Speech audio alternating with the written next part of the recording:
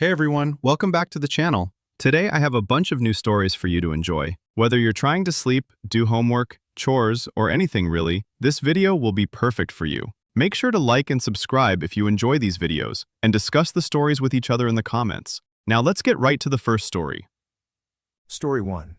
I walked into the briefing room and my wife's dad, the SEAL Admiral, smirked. "What's your call sign, Princess?" The men laughed. I said, "Reaper Zero." His face went white. He knew exactly who I was. "Look, I've been in some pretty uncomfortable situations in my life. I've flown blind through sandstorms where the visibility was measured and good luck seeing your own hand. I've had my helicopter shot at by people who really didn't want me there. And I once had to sit through a 4-hour presentation about military budgeting that made waterboarding sound like a spa treatment. But walking into that Navy briefing room in San Diego on a Tuesday morning that smelled like burned coffee and decades-old testosterone, that was a special kind of hell that no amount of combat training could have prepared me for. The room was packed, 40 officers, give or take, all wearing their dress whites like they were auditioning for a recruitment poster. The air conditioning was broken naturally because the Navy apparently believes that sweating builds character. Every single one of these guys had that look. You know, the one they have seen some stuff mixed with "I'm about to mansplain tactical operations to anyone who will listen" expression. And standing at the head of the table looking like he owned not just the room but possibly the entire Pacific Fleet was Admiral Conrad Rains. My father-in-law, the man who signed my wedding photos with the enthusiasm of someone endorsing their own death certificate. Now, here's the thing about Conrad. He's what you'd call old military. Not the good kind that respects tradition and honor, but the kind that thinks anyone who didn't serve in Vietnam is basically a Boy Scout playing dress up. He's the type who measures a man's worth by how many push-ups he can do and how loud he can yell Hoya without his voice cracking. And me? Well, I'm the civilian who married his daughter, which in his mind makes me roughly as useful as a screen door on a submarine. I've been invited to this briefing. And yes, I'm using air quotes so aggressive they could punch through drywall because apparently someone in the chain of command thought it would be a great idea for civilian aviation consultants to observe naval operations. Translation: they needed to fill a diversity quota and I happened to be breathing in nearby. The invitation email had been so passive-aggressive. It practically came with a side of eye roll. "Your presence is requested but not required. As we understand, civilian schedules can be flexible." Yeah, real subtle there, Lieutenant. Whoever wrote that. When I walked in, exactly 3 people looked up. 2 of them immediately looked back down at their phones. And the third, some fresh-faced lieutenant who probably still got carded at bars, gave me the kind of once-over that said, "Who's this guy? And did he wander in from the Starbucks next door?" I was wearing khakis and a polo shirt because, newsflash, I'm not active duty anymore, and I'll be damned if I'm going to dress like I'm attending a funeral for fun. Conrad naturally clocked me immediately. His eyes tracked me across the room like a predator watching a particularly unimpressive gazelle stumble into his territory. I found a seat in the back because I'm not an idiot and I know how this works, and tried to make myself as invisible as possible, which lasted about 4 minutes.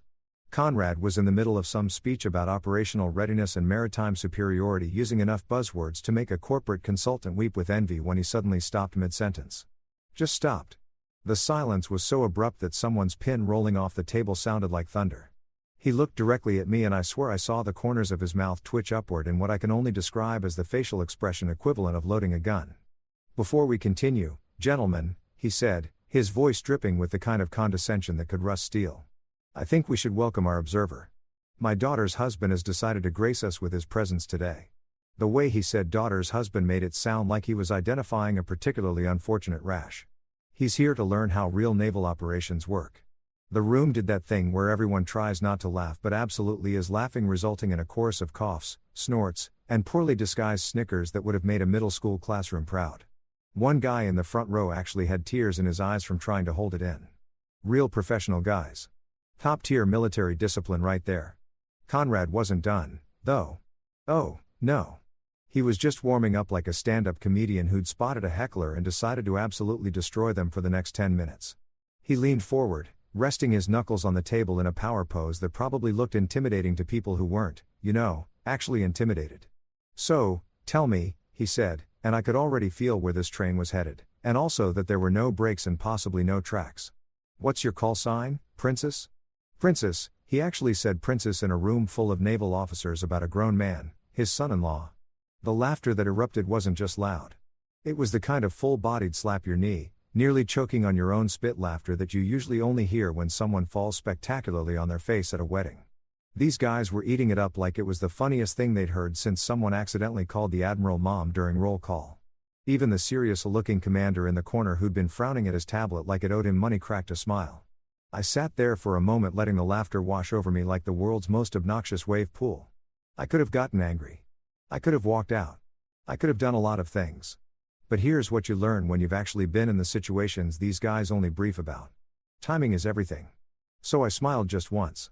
A small knowing smile that probably looked friendly enough but carried the emotional weight of a freight train about to derail directly through someone's ego. Then I stood up slowly, making sure every single person in that room was looking at me. The laughter started to die down, not because they were done finding it funny, but because something about the way I moved made their monkey brains go, "Wait, hold up. Is this about to get interesting?" I looked Conrad Raines dead in his steel gray eyes.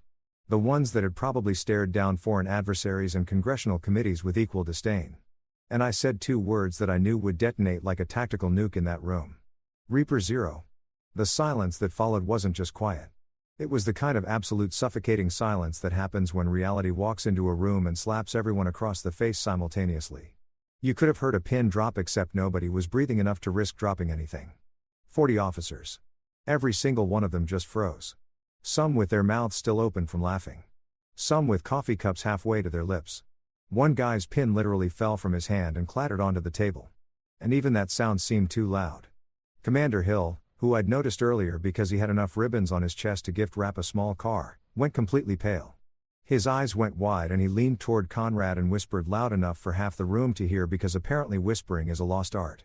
"Sir, the Reaper, the one from Ice Vale." Conrad's face did something I'd never seen before and honestly hope to never see again. It went from smug satisfaction to complete shock to something that looked suspiciously like horror. All in about 2 seconds. The blood literally drained from his face like someone had pulled a plug. His mouth opened, closed, opened again. He looked like a fish that had just realized it was actually on a boat and not in the ocean like it had previously assumed. I stayed standing, keeping my expression neutral and friendly. Because the beautiful thing about dropping a verbal bomb is you don't have to follow it up with anything. The bomb does all the work. The room stayed frozen for what felt like an hour, but was probably closer to 10 seconds. Long enough for every single officer present to mentally rifle through their service knowledge and connect the dots between Reaper Zero and that absolutely insane mission everyone heard about but nobody talks about because it's classified 6 ways to Sunday. One lieutenant in the back, couldn't have been older than 25, made a choking sound like he just swallowed his own tongue. Another officer dropped his folder and the papers scattered across the floor with all the dramatic flair of a movie scene. Nobody moved to pick them up. They were all too busy staring at me like I just announced I was secretly an alien or possibly Batman. Conrad finally found his voice, though it came out about an octave higher than his usual authoritative boom. "You are that's?" He cleared his throat, tried again. "That was you." I nodded once, still smiling, that small, pleasant smile that was absolutely murdering him from the inside out. "Yes, sir. That was me. Ice Vale, February 2019. You might remember it. You ordered the mission despite the abort recommendation. Your SEAL team needed extraction. I was the one who brought them home." I paused. Let that sink in for just a heartbeat. All of them. Through a Category 5 Arctic storm in the dark with a helicopter that had no business flying in those conditions. The room remained dead silent. Someone's phone buzzed, probably a text message, and the sound made 3 people actually jump. Conrad just stared at me, and I watched in real time as his brain recalculated everything he thought he knew about me, the useless civilian, the guy who married his daughter, the man he just called Princess, in front of 40 subordinates. And in that moment, watching his face cycle through every stage of regret, realization, and raw embarrassment, I had one crystal clear thought that made this entire awkward, sweaty briefing room experience completely worth it. This was going to be fun. Let me tell you about my wife, Talia Raines, because understanding her is basically required reading for understanding why her father is the way he is and why I've spent the last 3 years of my life feeling like I'm in some kind of extended job interview that I can't actually fail out of, but also can't pass. Talia is what you'd call intimidating in the best possible way. She's 5 feet 7 inches of pure confidence wrapped in designer clothes and a smile that could either make you feel like the most important person in the world or make you question every life decision that led you to this exact moment. I've seen her walk into a bar packed wall to wall with Marines. And I'm talking about the kind of jarheads who bench press small vehicles for fun and silence the entire room just by raising one perfectly sculpted eyebrow. Not saying a word, just the eyebrow. It was like watching a superpower activate in real time.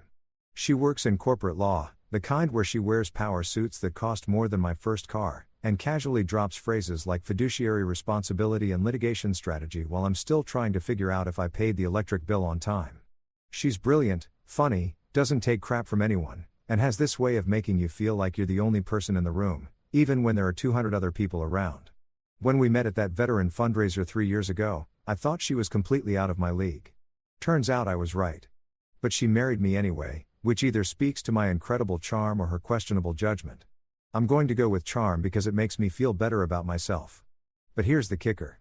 Despite being this absolute force of nature who could probably negotiate world peace before lunch and still have time to destroy someone in a courtroom by dinner, she has not been able to convince her father that I'm not completely useless. And believe me, she's tried. I've heard the conversations. I've been in the room during family dinners where she's literally listed my accomplishments like she's presenting evidence to a jury. And Conrad just sits there nodding politely while internally categorizing me somewhere between house plant and unfortunate furniture. To Admiral Conrad Rains, I am and have always been that civilian guy who married my daughter. That's it. That's the entire sum of my existence in his universe. Never mind that I have a master's degree in aeronautical engineering. Never mind that I spent 12 years in active service. Never mind that I have more flight hours than most commercial pilots will see in their entire careers. Nope. I'm just the guy who showed up one day, somehow tricked his daughter into marrying me, probably through witchcraft or blackmail. He's still investigating. And now I exist in his peripheral vision like an annoying pop-up ad. He can't quite close. Here's a fun example. Remember Operation Ice Fail? The mission I dropped on him like a conversational grenade in that briefing room. Yeah. Well, here's the part one. Didn't mention the SEAL team I extracted during that nightmare mission. Conrad's team. He was the commanding officer who ordered that operation. I flew through what meteorologists were calling unsurvivable conditions to pull out 15 of his men, including his second in command, who was currently experiencing what medical professionals call actively dying from hypothermia. I brought every single one of them home. Not a scratch. Well, except for Jenkins, my co-pilot, who bit through his lower lip from clenching his jaw so hard during the approach that he needed stitches. But that's beside the point. Conrad sent me a commendation letter, a really nice one, actually. It called me a credit to naval aviation and praised my extraordinary courage under impossible circumstances. I still have it somewhere in a box in the garage, probably underneath some old tax returns and a broken blender I keep meaning to fix. But here's the thing. He sent that letter to Major Lucas Vaughn called Sign Reaper Zero. He had no idea that 5 years later, Major Lucas Vaughn would be sitting across from him at Thanksgiving dinner, married to his daughter, being asked if I wanted white meat or dark meat, while he made pointed comments about civilians who don't understand sacrifice. The disconnect is so absurd it would be funny if it wasn't my actual life. This man pinned a medal on my chest. Well, not literally. It was mailed for saving his team's lives, and now he can't remember my first name half the time. At our wedding reception, he introduced me to someone as Tyler. My name is Lucas. I've been married to his daughter for 3 years. We have Sunday dinner together twice a month. Tyler, I didn't even correct him because at that point, what's the point? Let him think I'm Tyler. Maybe Tyler gets more respect. At home, Talia tries to smooth things over because she's an eternal optimist who apparently believes that enough time and exposure will eventually warm her father up to me, like I'm some kind of emotional leftovers that just need a few minutes in the microwave. She'll curl up next to me on the couch, usually after another dinner where Conrad spent 45 minutes talking about naval operations while pointedly not asking me about my day, and she'll say something like, "Babe, Dad just has old school humor. He doesn't mean anything by it." And I'll look at her. This woman I love more than anything. And reply, "Yeah, 1800 school humor. Like pre-elect electricity, old school, pre-indoor plumbing, old school." She'll laugh, do that thing where she scrunches her nose that makes my heart do stupid gymnastics. And then she'll kiss my cheek and tell me not to cause a scene, which is rich because I don't cause scenes. Scenes cause themselves around me. I'm just standing there existing and suddenly everything's on fire and I'm holding the matches without knowing how they got in my hand. But here's where it gets really good or really bad. Depending on your perspective and how much you enjoy watching human relationships implode in slow motion. Conrad doesn't just think I'm useless. He actively tells people I'm useless. At a 4th of July barbecue last summer, I overheard him talking to some captain buddy of his by the grill. They were doing that thing men do where they drink beer and pretend they're not gossiping, but they're absolutely gossiping. Conrad was flipping burgers with the confidence of a man who's never had one turn out dry. And he said, and I quote, "Because this is burned into my brain like a brand, my daughter married a nice enough guy, but he's never really done anything, civilian work, consulting, whatever that means. Whatever that means." I was standing about 15 feet away, holding a bowl of potato salad that Talia had asked me to bring outside, just frozen in place like a deer in headlights. The captain, to his credit, looked uncomfortable and mumbled something non-committal before quickly excusing himself to go check on his kids in the pool. Kids who were very clearly fine and needed zero checking on, but I appreciated the exit strategy. I didn't say anything, didn't confront him, just put the potato salad on the table, smiled when Talia asked if everything was okay, and spent the rest of the afternoon mentally composing resignation letters to this family that I would never actually send because I love my wife too much to let her dad's opinion ruin what we have. But man, it stung. Still stinks, if I'm being honest. The worst part is that Conrad isn't even trying to be malicious. That's what kills me. He's not sitting around twirling a mustache and plotting ways to make me feel small. He genuinely believes that civilian life is less than. That anyone who isn't currently serving or didn't serve for 30+ years is basically playing at life while the real adults handle the important stuff.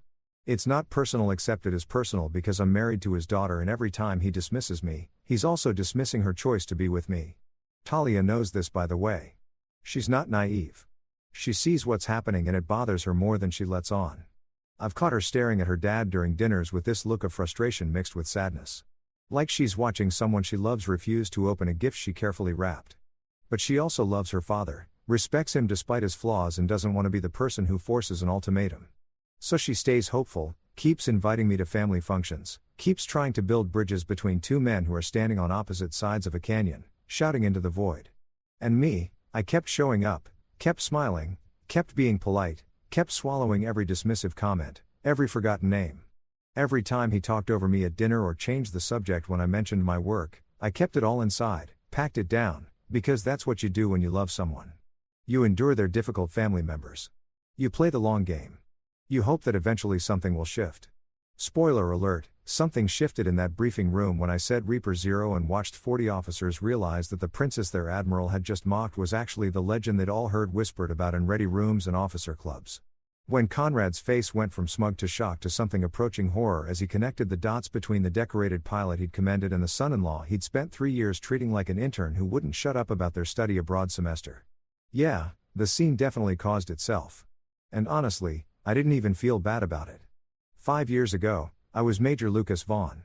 And if that name meant anything to you, it meant you either worked in tactical aviation or you'd heard the stories that get passed around at bars when the beer's been flowing and someone inevitably says, "You think that's crazy?"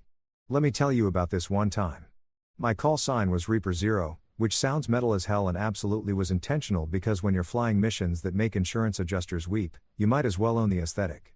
I was a combat pilot specializing in tactical extractions, which is military speak for we need you to fly into places that God himself has marked as return to cinder and pull our people out before they become international incidents. I wasn't special forces, wasn't a SEAL, wasn't one of those guys who kicks down doors with night vision goggles and enough weaponry to arm a small nation.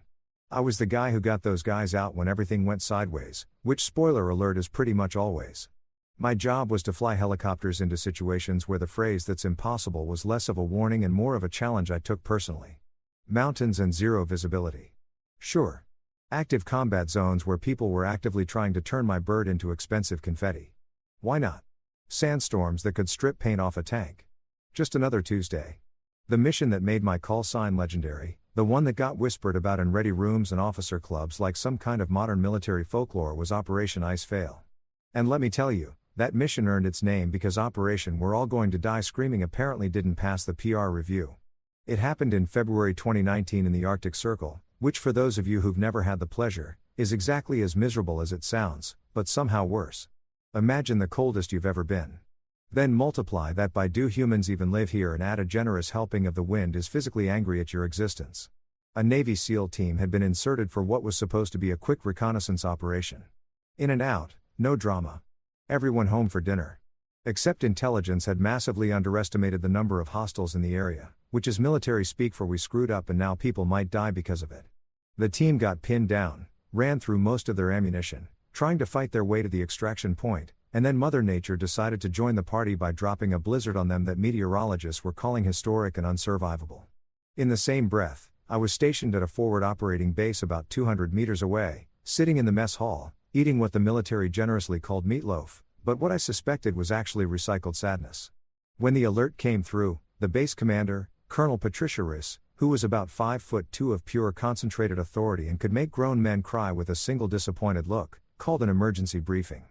The room filled up fast. Every pilot on base crowding in because when the colonel calls an emergency meeting, you show up and you show up fast. She didn't waste time with pleasantries. Wind speeds are hitting 120 miles per hour. Visibility is 0. Temperature is -40 and dropping. They have maybe 6 hours of shelter left before hypothermia starts taking them out one by one. The room went quiet. Not the good kind of quiet where people are thinking hard about solutions, but the bad kind where everyone's doing mental math and arriving at the same conclusion. This is a suicide mission. Someone in the back, I think it was Captain Morrison, guy who flew supply runs and had never seen combat, actually laughed nervously and said, "You're joking, right? We can't fly in that." Colonel Ricks just stared at him until he physically shrank in his seat. "I'm not asking for volunteers," she said flatly. "I'm asking for pilots who can do the impossible." Her eyes scanned the room and landed on me. "Vaughn, you've flown in worse." Had I flown in worse? Debatable. Had I flown in anything remotely close to this level of meteorological insanity? Also debatable. But here's the thing about being the guy with a reputation. You can't suddenly develop common sense when people are counting on you. It's bad for morale and worse for your ego. So I stood up, stretched like I was about to go for a casual Sunday drive instead of potentially dying in a frozen Hell's Cape and said, "Good news, Colonel.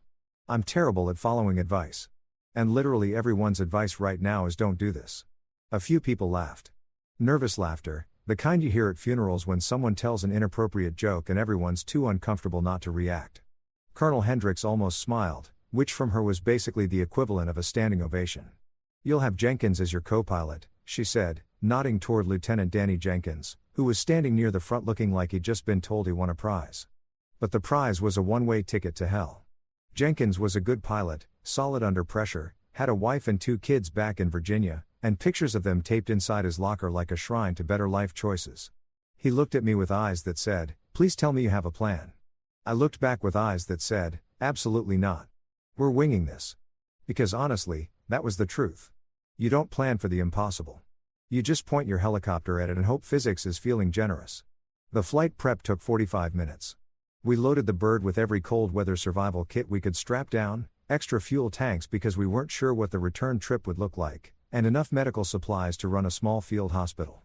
The crew chief, a grizzled master sergeant named Ramirez, who'd seen more combat than most people see in video games, pulled me aside as we were doing final checks. "Sir," he said, and I could tell from his tone, this wasn't going to be a pep talk. "You don't have to do this. Nobody would blame you for walking away." I tightened the last strap on my harness and looked at him. 15 guys are about to freeze to death because someone's intelligence report was wrong. If I don't go, they die knowing we didn't even try. I can live with a lot of things, Ramirez. But I can't live with that. He nodded slowly, clapped me on the shoulder hard enough to bruise, and said, "Bring him home, Reaper." The flight out started rough and got exponentially worse with every mile. Jenkins spent the first 30 minutes running through system checks and weather updates. His voice steady and professional, even though I could see his hands shaking slightly on the controls. By the time we hit the storm front, visibility dropped to literally nothing. Just white, endless white, like flying through the inside of a ping pong ball. The wind hit us like getting sucker punched by a giant, and the helicopter started shaking so hard I was genuinely concerned parts were going to start falling off. "This is insane," Jenkins said, not panicking, just stating a fact like he was commenting on the weather, which technically he was. "We can't see anything. Instruments are going crazy. We're flying blind." "Then it's a good thing I have trust issues with instruments." I shot back, fighting the controls as another gust tried to flip us sideways. "We're navigating by faith, spite, and whatever divine entity finds this entertaining." Jenkins actually laughed at that, a slightly hysterical edge to it. "I'm praying so hard right now," he said. "Like, so hard that God's probably telling me to quiet down because I'm being annoying." "Keep praying," I told him. "But also, keep your hands on those controls because if I pass out from stress, you're flying this thing home." We flew for 90 minutes through conditions that would have made professional stunt pilots quit and become accountants. The helicopter handled like a shopping cart with 3 broken wheels. The instruments were throwing errors like it was their job, And I was navigating based on gut feeling and the occasional glimpse of terrain features when the wind would part the snow for half a second. Jenkins stopped talking after the first hour, which was fine because I needed all my concentration anyway. I could hear him breathing though, fast and shallow, and I knew he was running through all the ways this could go wrong in his head. When we finally found them, it was less tactical precision and more, thank God, we didn't fly into a mountain. The SEAL team had taken shelter in a shallow ravine, and I could barely make out their heat signatures through the storm. Landing was out of the question. The ground was uneven, and visibility was basically a suggestion. So, I had to hover, which in these conditions was like trying to balance a pencil on its point during an earthquake while someone throws rocks at you. The team leader came through on the radio, voice crackling with static and what I'm pretty sure was shocked that anyone had actually shown up. Reaper Zero, is that you?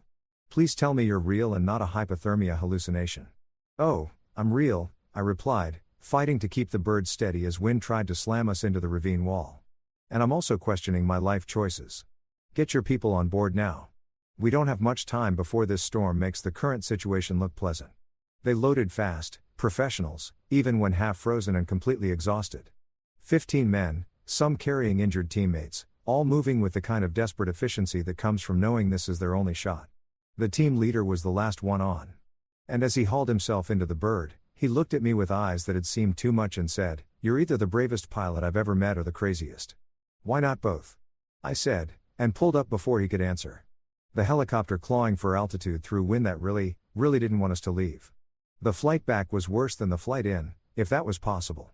We were heavier, the storm was getting stronger, and my arms felt like I'd been bench pressing the sun for 3 hours straight. Jenkins had progressed from praying quietly to praying out loud. A constant stream of please God, please. That honestly was kind of comforting because it meant he was still conscious. One of the SEALs in the back was in bad shape. Medic working on him with the kind of controlled urgency that meant time was running out. We made it back barely. I set that helicopter down so hard the landing gear complained, but we were down and everyone was alive and that was literally all that mattered. The base erupted in cheers, people running toward us from everywhere, and I just sat in the pilot's seat for a minute, hands still gripping the controls, trying to remember how to breathe normally. The SEAL team leader found me later in the debriefing room. Lieutenant Mason Rains, though I didn't know his last name was significant then. He shook my hand so hard I thought he might dislocate my shoulder and said, "You saved our lives. All of us, I don't know how to thank you." I just shrugged. Too tired for eloquence. Thank me by staying alive and doing something worth the risk. He died 6 months later. Different mission, different storm, same commander making the calls. Admiral Conrad Rains, his brother. The universe has a cruel sense of irony sometimes. I met Talia at a veteran fundraiser in downtown San Diego, which is exactly the kind of place you'd expect to meet your future wife if you're the romantic type who believes in fate and destiny and all that Hallmark movie nonsense. I'm not that type. For the record, I'm the type who showed up because my buddy Dave, who I flew with back in the day and who's now working some cushy defense contractor job, guilt me into buying a ticket by saying, "Come on, man. It's for a good cause. Plus, there's an open bar and you literally have nothing better to do on a Saturday night." He wasn't wrong about that last part, which stung a little, but the open bar sealed the deal. The event was at this fancy hotel ballroom with crystal chandeliers that probably cost more than my annual salary and waiters circulating with tiny appetizers that looked beautiful but left you hungry 5 minutes later. You know the type, a single shrimp on a cracker with some kind of foam that's supposed to be fancy but tastes like expensive air. I was standing near the bar nursing a whiskey and trying to look like I belonged in a room full of people wearing suits that fit properly. When she walked up next to me and ordered a martini with the kind of confidence that makes bartenders stand up straighter. She was wearing this dark blue dress that probably had a designer name I couldn't pronounce. Her dark hair pulled back in a way that showed off cheekbones that could cut glass. And when she glanced at me, I swear the room got quieter. Or maybe that was just my brain short-circuiting. Hard to say. "You look like you'd rather be anywhere else," she said, a slight smile playing at the corner of her mouth. I laughed, caught off guard by the directness. "That obvious? You've been standing in the same spot for 20 minutes. You haven't touched the appetizers, even though the crab cakes are actually decent, and you're drinking whiskey at a wine and champagne event," she said, taking her martini from the bartender with a nod of thanks.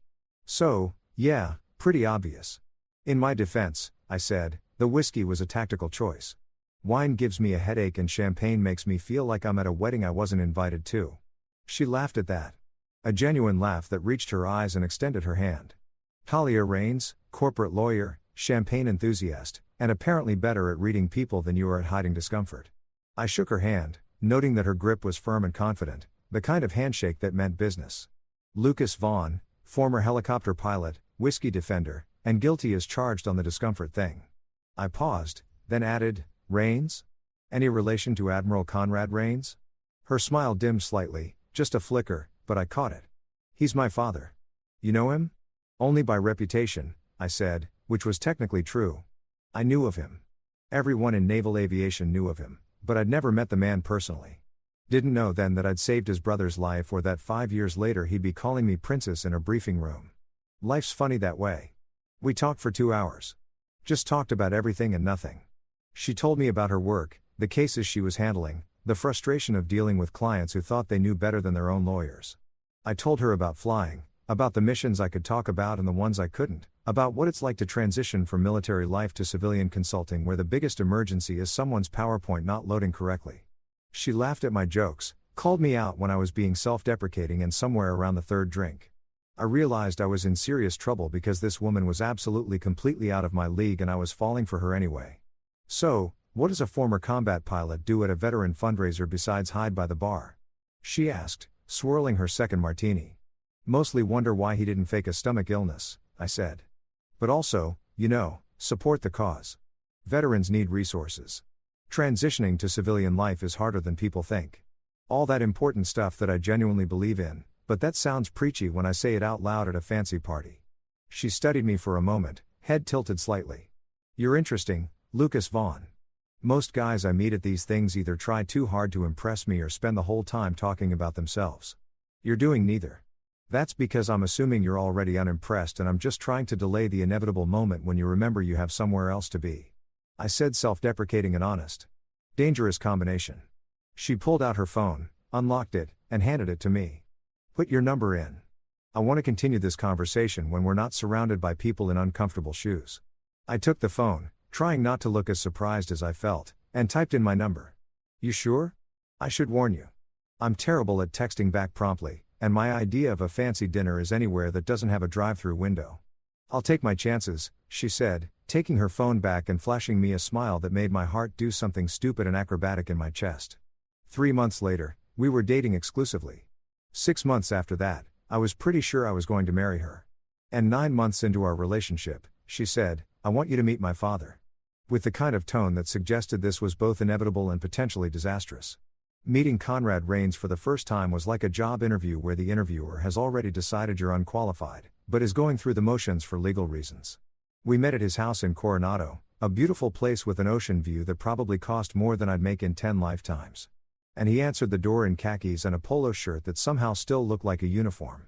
His handshake was a test, one of those grip-crushing displays of dominance that's supposed to intimidate you into submission.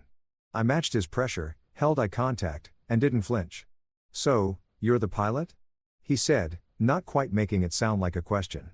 Lucas Vaughn, sir, good to meet you, I replied, keeping my tone respectful but not subservient because I learned a long time ago that men like Conrad respect confidence more than deference. Talia tells me you fly helicopters, he said, leading us into a living room that was decorated with naval memorabilia and family photos that all seemed to feature him receiving awards or shaking hands with important people. Yes, sir. 12 years active service, specialized in tactical extractions and combat support. He nodded, but I could see the dismissiveness in his eyes. National Guard. And there it was, the assumption, the casual downgrade. I felt Talia tense next to me, but I kept my expression neutral. No, sir. Active duty. Flew combat missions in 6 different theaters, mostly the kind that don't make the news because they're classified. Interesting, he said in a tone that suggested it was anything but. And now consulting, aviation safety, tactical operations planning, training programs for private sector helicopter services. Ah, civilian work. He said it the way someone might say mall kiosk salesman or professional mime. Well, it's good you're staying employed. The dinner was painful. Conrad dominated the conversation, telling stories about his naval career that all somehow circled back to his accomplishments while making subtle digs about civilian life and how real service meant 30 years in uniform. Talia tried to steer the conversation to neutral topics, but her father had the conversational agility of a freight train on a single track. I smiled, nodded, answered questions when asked, and mentally calculated how many drinks I'd need after this to forget the experience. At one point, Talia's mother, Elizabeth, a kind woman who seemed perpetually exhausted by her husband's personality, asked me about my most memorable flight. I started to mention Operation Ice Veil, then stopped because I realized Conrad was in the room and the whole thing would get complicated fast. Instead, I told a sanitized version of a supply run gone wrong in Afghanistan. Keeping it light and slightly funny.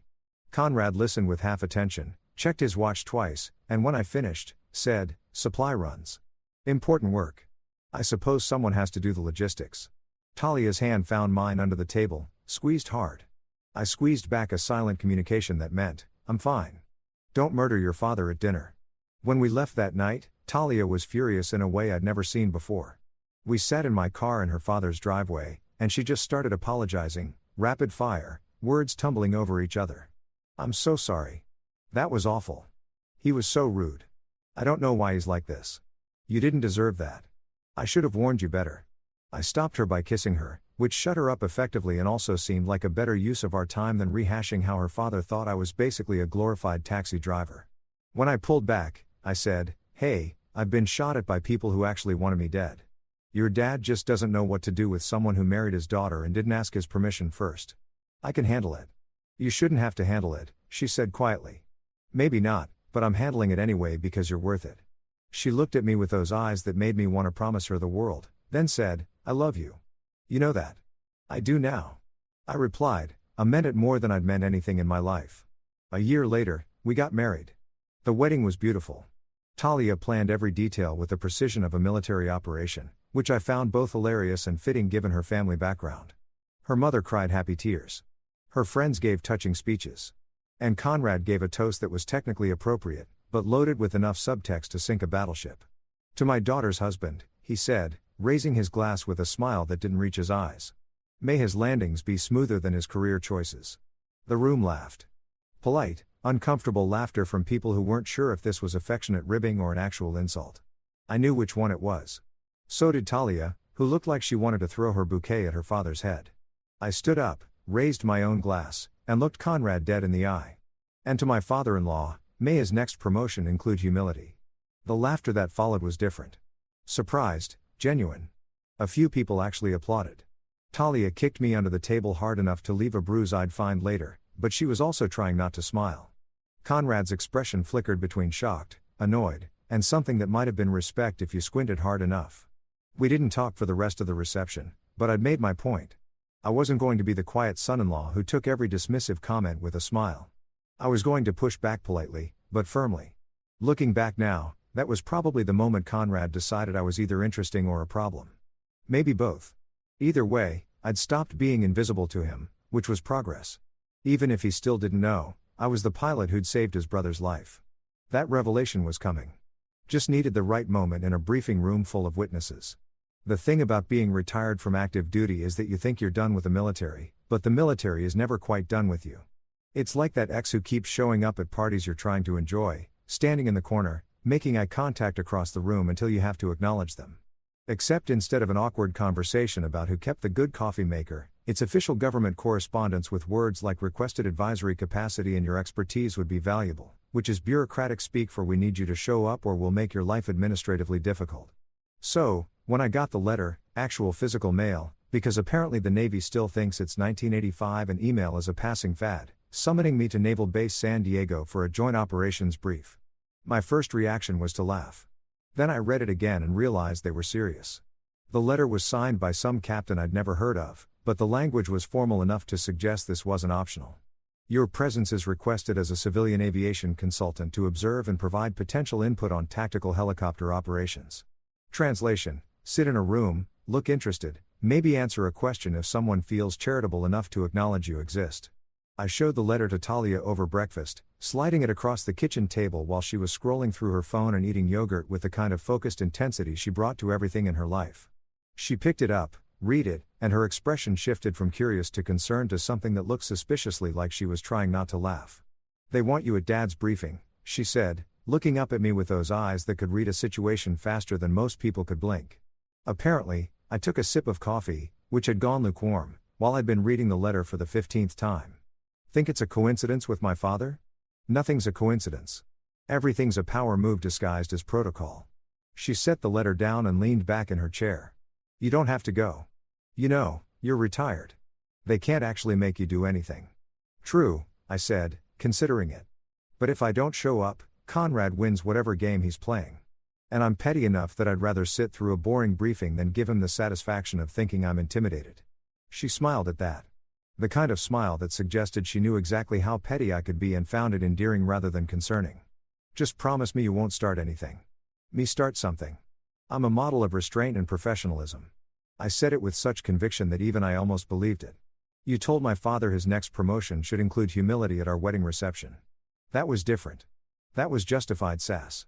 This is just sitting quietly in a room full of naval officers while they talk about things I probably already know. How much trouble could I possibly get into? Famous last words. Truly, if there's ever a documentary about my life, that clip will play right before the dramatic music starts and everything goes sideways. The drive to San Diego took about 40 minutes through traffic that made me appreciate why people pay extra to live near their jobs. I'd been to the naval base before. Consulting work, a few training sessions, the occasional meeting that could have been an email, but someone decided needed to be in person because military culture loves meetings the way toddlers love pudding. The base looked the same as always. Imposing gates, serious face guards who checked my ID like I might be a foreign spy disguised as a slightly tired civilian in khakis, and enough concrete and chain link fence to make you forget that the ocean was literally right there being beautiful and free. I parked in the visitor lot, grabbed my laptop bag, even though I knew I wouldn't need it. Old habits from years of service, and made my way to the administrative building where the briefing was being held. The air conditioning hit me like a blessing as soon as I walked inside. A stark contrast to the San Diego heat that was doing its best impression of the surface of the sun. A young petty officer at the front desk checked my name against a list, gave me a visitor badge that said civilian consultant in letters large enough to be read from space, and directed me to the third floor, Conference Room B. Conference Room B turned out to be one of those large briefing rooms with tiered seating, a massive screen at the front, and enough American flags to stock a 4th of July parade. I arrived about 10 minutes early. Punctuality was beaten into me during basic training and apparently never left, which meant the room was already half full with officers milling around chatting in that permeating way where everyone's pretending to be casual but is actually sizing each other up and calculating who's going to sit where based on rank and social dynamics. I grabbed a seat in the back row, the universal language for I'm here but I'd rather not be, and pulled out my phone to check messages. Talia had texted, "Remember, you promised not to start anything." I sent back a thumbs up emoji, which was non-committal enough to be technically honest. While leaving myself room for interpretation later, the room continued to fill up. I recognized a few faces from my active duty days.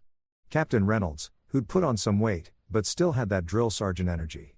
Commander Martinez, who I'd flown with on a training exercise once, and who'd spent the entire flight talking about his boat. A handful of lieutenants who all looked impossibly young and eager in a way that made me feel ancient despite being only 38. None of them recognized me, which was fine. I'd been out for 3 years, and unless you made an impression, good or bad, people moved on fast in the military. Then Admiral Conrad Rains walked in and the room did that thing where everyone suddenly became 20% more alert and 40% more uncomfortable. He was wearing his service dress blues, ribbons and medals arranged with geometric precision. His posture so perfect it probably had its own training manual. He scanned the room with those sharp gray eyes that missed nothing. Acknowledged a few senior officers with curt nods. And then his gaze landed on me for a second. Just a second. I saw a surprise flicker across his face. Not huge, just a slight widening of the eyes, a microscon pause in his usual commanding presence. He hadn't expected me to actually show up. Probably thought I'd ignore the summons like a civilian with no respect for military procedure. The surprise disappeared as fast as it appeared, replaced by his usual expression of controlled authority mixed with mild disapproval. He didn't acknowledge me, didn't nod, didn't even let his gaze linger, just moved on to the podium at the front of the room like I was part of the furniture, which in his worldview, I probably was. The briefing started exactly on time because Conrad Rains didn't believe in being late or letting anyone else be late either.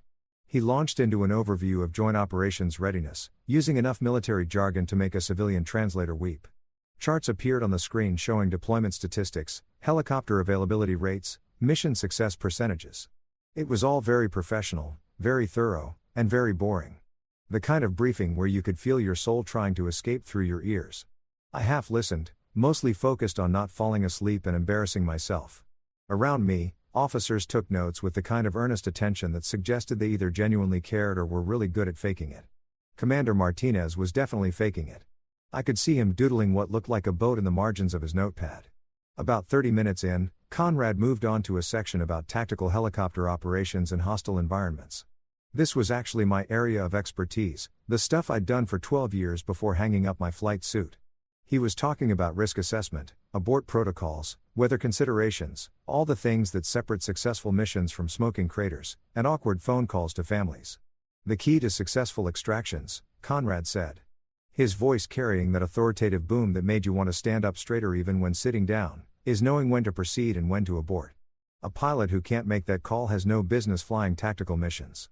I felt my jaw tighten slightly because I knew and he didn't know that I knew that he'd overruled an abort call on SIL FIL. His own brother had been on that mission and Conrad had decided that proceeding was more important than safety. Mason Rains had survived, but the mission had cost them. And 6 months later, Mason died on another operation under similar circumstances. An officer in the front row, young lieutenant, couldn't have been more than 25, raised his hand tentatively. "Sir, what about situations where command overrules a pilot's abort recommendation? How do we balance operational necessity with safety?" The room got quieter.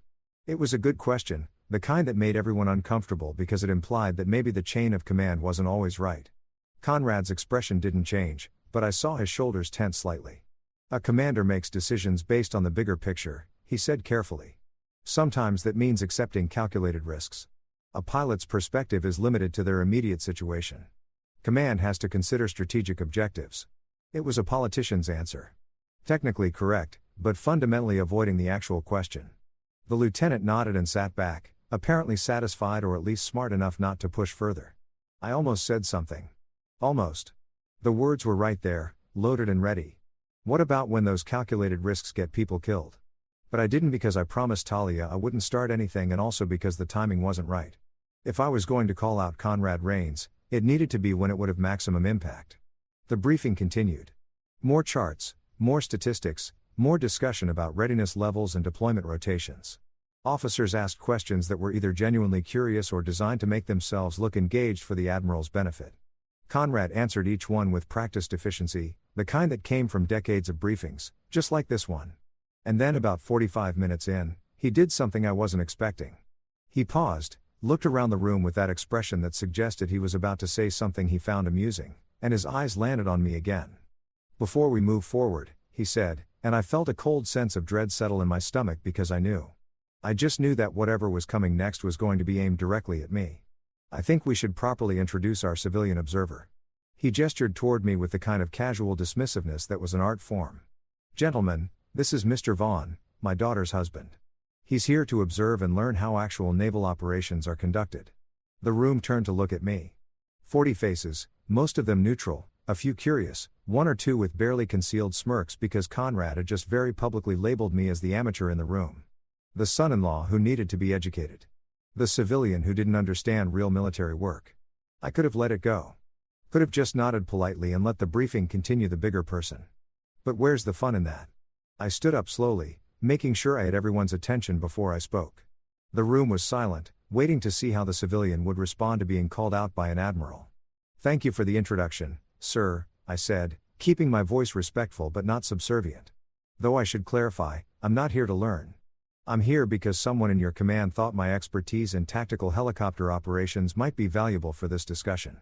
I paused, let that sink in, but I appreciate the warm welcome. A few officers shifted uncomfortably. Conrad's expression hardened slightly, his eyes narrowing just a fraction. I could see him recalculating, trying to figure out if I just challenged him or if I was being genuine. Before he could respond, I sat back down. Mission accomplished. The tension in the room was palpable. Commander Martinez had stopped doodling his boat. Captain Reynolds was staring at me with an expression somewhere between impressed and horrified. The young lieutenant who'd asked about abort protocols looked like he'd just witnessed something he wasn't sure he should have seen. Conrad cleared his throat, regaining control of the room. "Well then," he said, his voice carrying an edge that could cut steel. "Perhaps Mr. Vaughn can enlighten us with his civilian consulting perspective." It wasn't a request. It was a challenge, and I just walked right into it. This was it. The moment I could back down, demur politely, say something safe and professional that wouldn't ruffle any feathers. Or I could commit to the chaos and see where it led. Spoiler, I committed to the chaos. Obviously, You know that feeling when you're standing on the edge of a diving board looking down at water that's either going to be refreshing or painfully cold, and there's a crowd of people watching to see if you're actually going to jump. That was me standing in that briefing room with 40 pairs of eyes locked on me and Conrad Rains looking at me like I was a bug. He was deciding whether to swat or ignore. The air conditioning seemed louder suddenly. Or maybe that was just my brain trying to find something to focus on besides the fact that I was about to either cement my reputation or destroy it in front of an audience that included some of the Navy's finest. I stayed standing because sitting felt like retreating. And I'd learned a long time ago that body language is half the battle when you're dealing with alpha personalities who measure dominance in posture and eye contact. Conrad was still at the podium, one hand resting casually on the edge like he owned not just the room, but the entire concept of authority. His expression was neutral, but I could see the challenge in his eyes. The same look a poker player gets when they're holding a decent hand and want to see if you'll fold.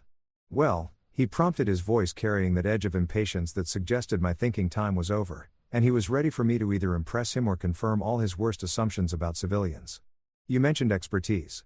Perhaps you'd like to share some insights on tactical helicopter operations, specifically how you'd handle a high-risk extraction in adverse weather conditions. Oh, he was good.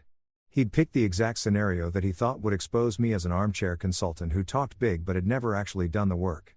The room was watching with the kind of attention people give to car accidents. Horrible to witness but impossible to look away from. Commander Martinez had his pen poised over his notepad like he was about to take notes or draw a cartoon of my humiliation. Unclear which I could have given him a textbook answer. Could have spouted off some generic tactical principles that would have been technically correct but boring enough to make everyone's eyes glaze over. Could have played it safe. Instead, I decided to tell a story.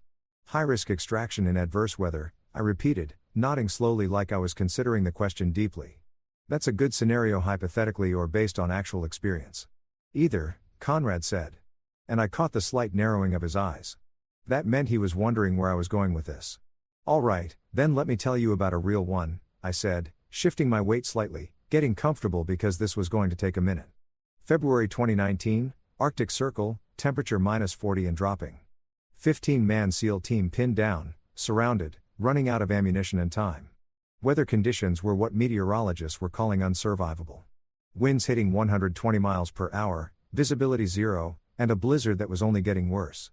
I saw a few officers sit up straighter. This wasn't textbook theory anymore.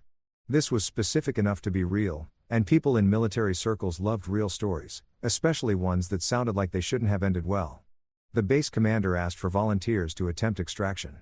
I continued watching Conrad's face carefully now because I could see recognition starting to dawn in his eyes. A slow building realization that was absolutely beautiful to witness.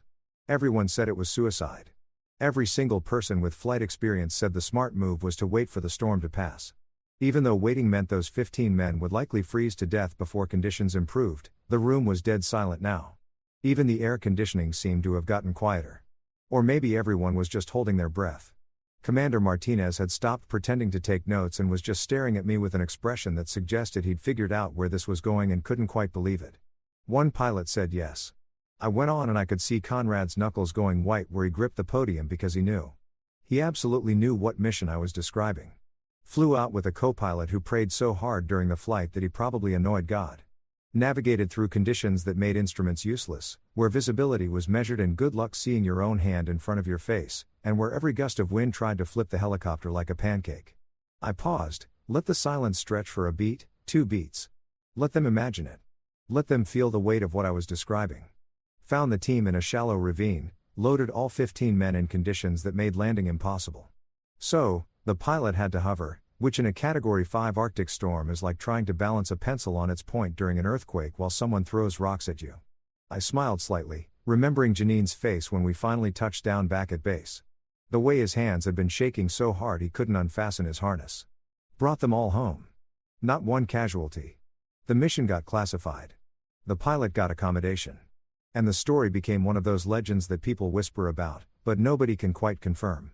The room erupted in whispers. Officers leaning toward each other, talking in hushed, urgent tones. I heard fragments. Ice veil. That was real. I thought that was exaggerated. No way that actually happened like that. Captain Reynolds was staring at me with his mouth slightly open like I just performed a magic trick he couldn't figure out. Conrad's face had gone through several colors. Red, white, now settling on a pale gray that suggested his blood pressure was doing interesting things. His jaw was clenched so tight I thought he might crack a tooth. "That's a nice story," he said, and his voice had lost some of its authority, replaced by something that sounded suspiciously like barely contained panic. "But it doesn't answer my question about how you'd personally handle." "I just did," I interrupted. "And you could have heard a pin drop in that room." Interrupting an admiral was career suicide if you were active duty. But I was a civilian and technically couldn't be court-martialed for being rude. That was me. I was the pilot on Operation Ice Fail. The one who flew through the unsurvivable conditions. The one who brought your SEAL team home when everyone else said it couldn't be done. The whispers stopped. Just stopped like someone had hit a mute button on the entire room. 40 officers frozen in place, processing what I just said. Commander Martinez dropped his pen and it clattered onto the table. The sound impossibly loud in the silence. Conrad opened his mouth, closed it, opened it again. He looked like he was trying to speak, but his brain had forgotten how language worked. A commander in the third row, Hill, I think his name was, Distinguished Service Cross on his uniform, gray hair that suggested he'd been around long enough to know the legends. Spoke up in a voice that was equal parts awe and disbelief. "Sir, you're saying you're the Reaper? The pilot from Icevale?" I turned to look at him, nodded once. "That's what they called me." "Still do?" "Technically, though, I don't use it much in civilian life because it tends to make people ask questions I can't always answer." But that's Hill trailed off looking between me and Conrad like he was watching a tennis match played with hand grenades. "That's impossible. The Reaper is a legend. Half the people in this room think that mission is exaggerated or didn't happen the way the stories say it did." "It happened exactly the way the stories say," I replied, keeping my voice level and factual. "Probably worse. Honestly, the stories don't usually mention that the co-pilot bit through his own lip from stress or that we were flying on fumes by the time we made it back or that I couldn't move my arms properly for 2 days afterward because of how hard I'd been fighting the controls." Another officer, younger lieutenant in the front row, raised his hand tentatively like he was in school and afraid of getting the answer wrong. "What was your call sign?" "Your actual call sign." This was it. The moment, the perfect setup that I couldn't have planned better if I tried. I looked directly at Conrad, who was still gripping the podium like it was the only thing keeping him upright, and I smiled. The kind of smile that was friendly on the surface but carried the emotional equivalent of a tactical nuke underneath. "Reaper 0, I said clearly, letting each syllable land with weight and precision. The silence that followed wasn't just quiet. It was the kind of absolute vacuum of sound that happens when reality walks into a room and kicks everyone's assumptions in the teeth. 40 officers, every single one of them, just froze. Mouths open, pins suspended mid-air, coffee cups halfway to lips. It was like someone had hit pause on the entire world and forgotten to hit play again. Conrad's face went from pale gray to completely white. The kind of white you see on people who've just realized they've made a catastrophic mistake, and there's no way to undo it. His mouth worked silently, trying to form words that wouldn't come. His eyes were wide, pupils dilated with what I can only describe as pure horror mixed with dawning comprehension because he knew. Oh, he knew exactly who Reaper 0 was. He'd signed the combination letter himself. He'd read the mission reports, knew the details, knew that the pilot who'd saved his brother's life and 14 other men in those impossible conditions was considered one of the best tactical pilots in modern naval aviation history. And he just spent 3 years treating that pilot like furniture. Had called him princess in front of 40 subordinates not 20 minutes ago. Had mocked his civilian career, dismissed his expertise, and generally acted like I was about as useful as a screen door on a submarine. The realization was spreading through the room like wildfire. I could see it on faces, the way eyes widened and jaws dropped as officers connected the dots between Reaper 0 and the guy the Admiral just insulted. "Commander," he looked like he might pass out. Captain Reynolds had gone completely still, his coffee cup frozen in midair like a statue. The young lieutenant who'd asked about abort protocols had his hand over his mouth like he was physically trying to prevent himself from saying something that would get him in trouble. Someone's phone buzzed. A text message probably. And the sound made at least 3 people actually jump. A folder fell off someone's lap and hit the floor with a slap that echoed through the silent room. Still, nobody spoke. Nobody moved. They were all waiting to see what would happen next. Like spectators at the world's most awkward sporting event. Conrad finally found his voice, though it came out rough and strained like he was speaking through broken glass. "You were that was you? Icevale was you?" "Yes, sir," I said, maintaining perfect military courtesy because now that I dropped the bomb, I could afford to be respectful. "That was me. February 2019. You ordered the mission despite the abort recommendation from Weather Command. Your SEAL team needed extraction. I brought them home. All 15 of them, including Lieutenant Mason Rains. I saw Conrad flinch at his brother's name, a visible full-body flinch that made him take a half step back from the podium. His knuckles were white, his jaw clenched so hard I thought he might shatter his own teeth. Mason was. He started, then stopped, then tried again. My brother was on that mission. I know, sir. He was second in command. Good man. Kept his team calm during extraction, even though he was hypothermic and probably in shock. He shook my hand afterward, told me I'd saved all their lives. I paused, let that hang in the air. He died 6 months later. Different mission. I'm sorry for your loss. The room was still silent, but it was a different kind of silence now. Not shock, but something heavier. Grief, maybe. Recognition of sacrifice. The kind of moment that happens when you're reminded that behind all the ranks and protocols and military efficiency, there are actual human beings with families and histories and losses they carry. Conrad swayed slightly, like someone had physically pushed him. His eyes were unfocused, staring past me at something only he could see. When he spoke again, his voice was barely above a whisper, and everyone had to strain to hear it. You saved my brother's life. Yes, sir. And 14 other men. It's what I was trained to do. He looked at me, really looked at me for the first time, maybe ever.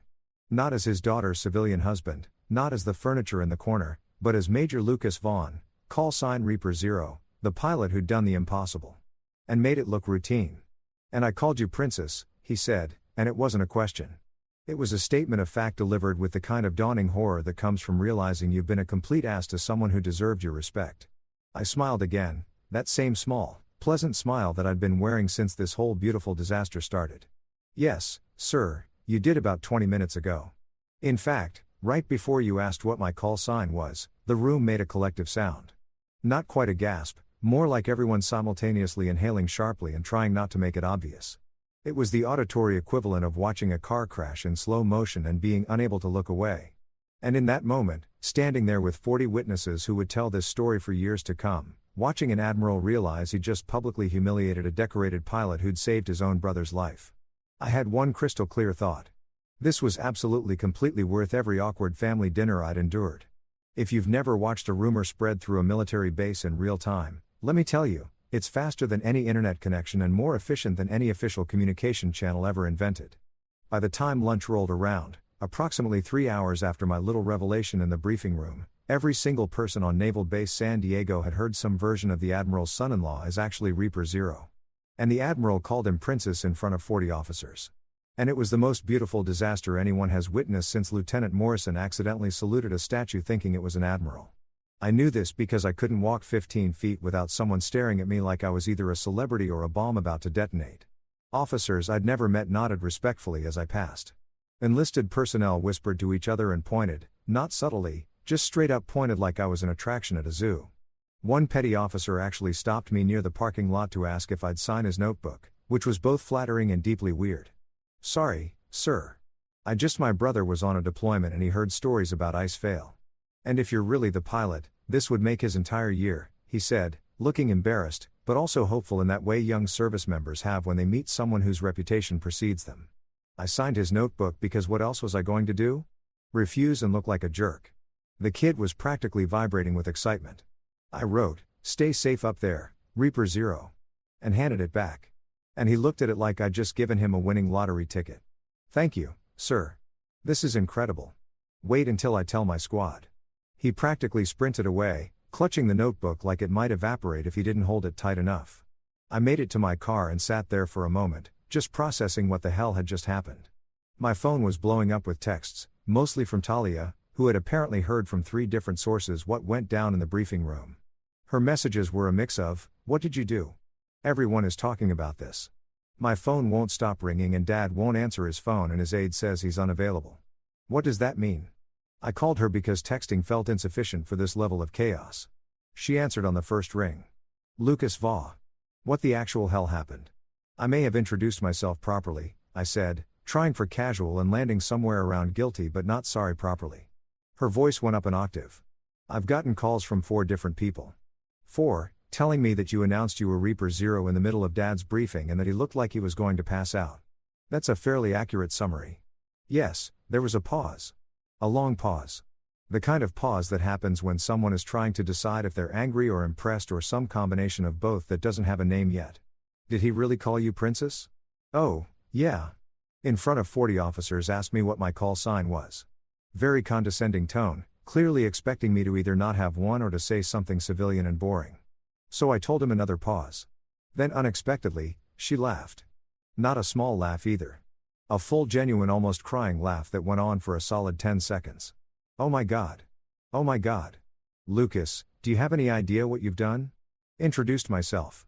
You've humiliated a 3-star admiral in front of his entire staff. He humiliated himself. I corrected. I just provided context. She was still laughing. That kind of laughter that borders on hysteria. My dad is never going to recover from this. This is going to follow him for the rest of his career.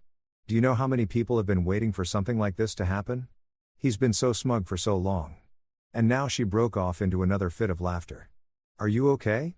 I asked, genuinely concerned now. I'm great. This is the best thing that's happened in years. I love you so much right now. She was definitely crying with laughter at this point. I wish I could have seen his face. It was pretty spectacular. I admitted he went through about 6 different colors. I'm pretty sure his blood pressure hit numbers that medical science didn't think were possible. I can't believe you actually did it. I told you not to start anything. I didn't start anything. Your dad asked me a direct question. I answered it very politely, I might add.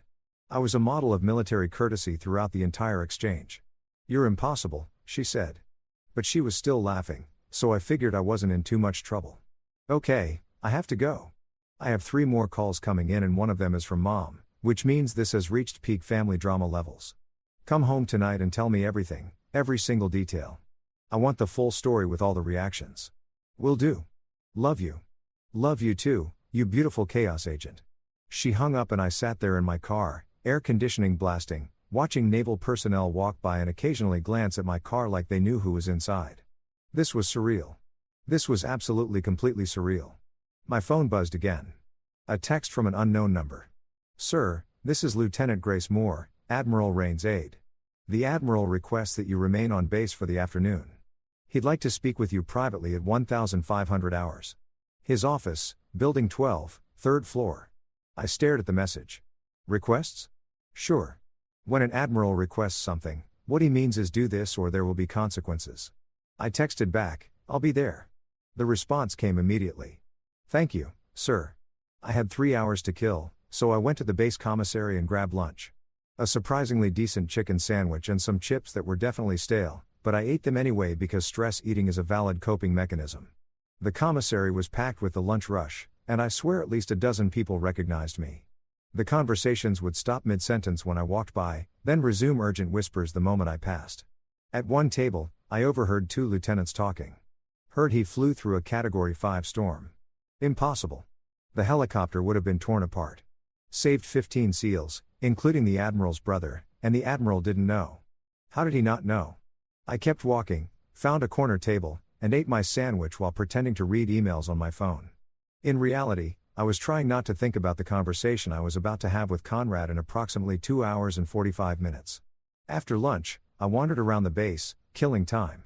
Stopped by the aviation hangar because old habits die hard and I can't resist looking at helicopters even when I'm not flying them anymore. The hangar was massive, housing about a dozen birds in various states of maintenance. The smell hit me immediately. Jet fuel, hydraulic fluid, metal, and something else that's hard to describe, but that every pilot knows instinctively. It's the smell of readiness, of potential, of machines that can kill you or save you depending on how you treat them. A crew chief was working on one of the birds. A young woman with her sleeves rolled up and grease on her hands. She glanced up when I approached, did a double take, and her eyes went wide. You're him, she said. Not a question. I'm someone, I replied diplomatically. Reaper Zero. Everyone's talking about it. You really flew Ice Veil. She stood up, wiping her hands on a rag that looked like it had never been clean in its entire existence. I did. She looked at the helicopter she'd been working on, then back at me. What's it like flying in conditions like that? I mean, I've flown through some bad weather, but nothing like what the stories say about Ice Veil. I considered the question honestly terrifying. Every instinct you have is screaming at you to turn around, to land, to do anything except keep flying forward. Your instruments are lying to you. Your body is lying to you. And the helicopter is fighting you every second. You're not flying so much as negotiating with physics and hoping it doesn't decide to kill you. She nodded slowly, absorbing that, but you kept going. People were depending on me. That's the job. You don't get to quit just because it's hard.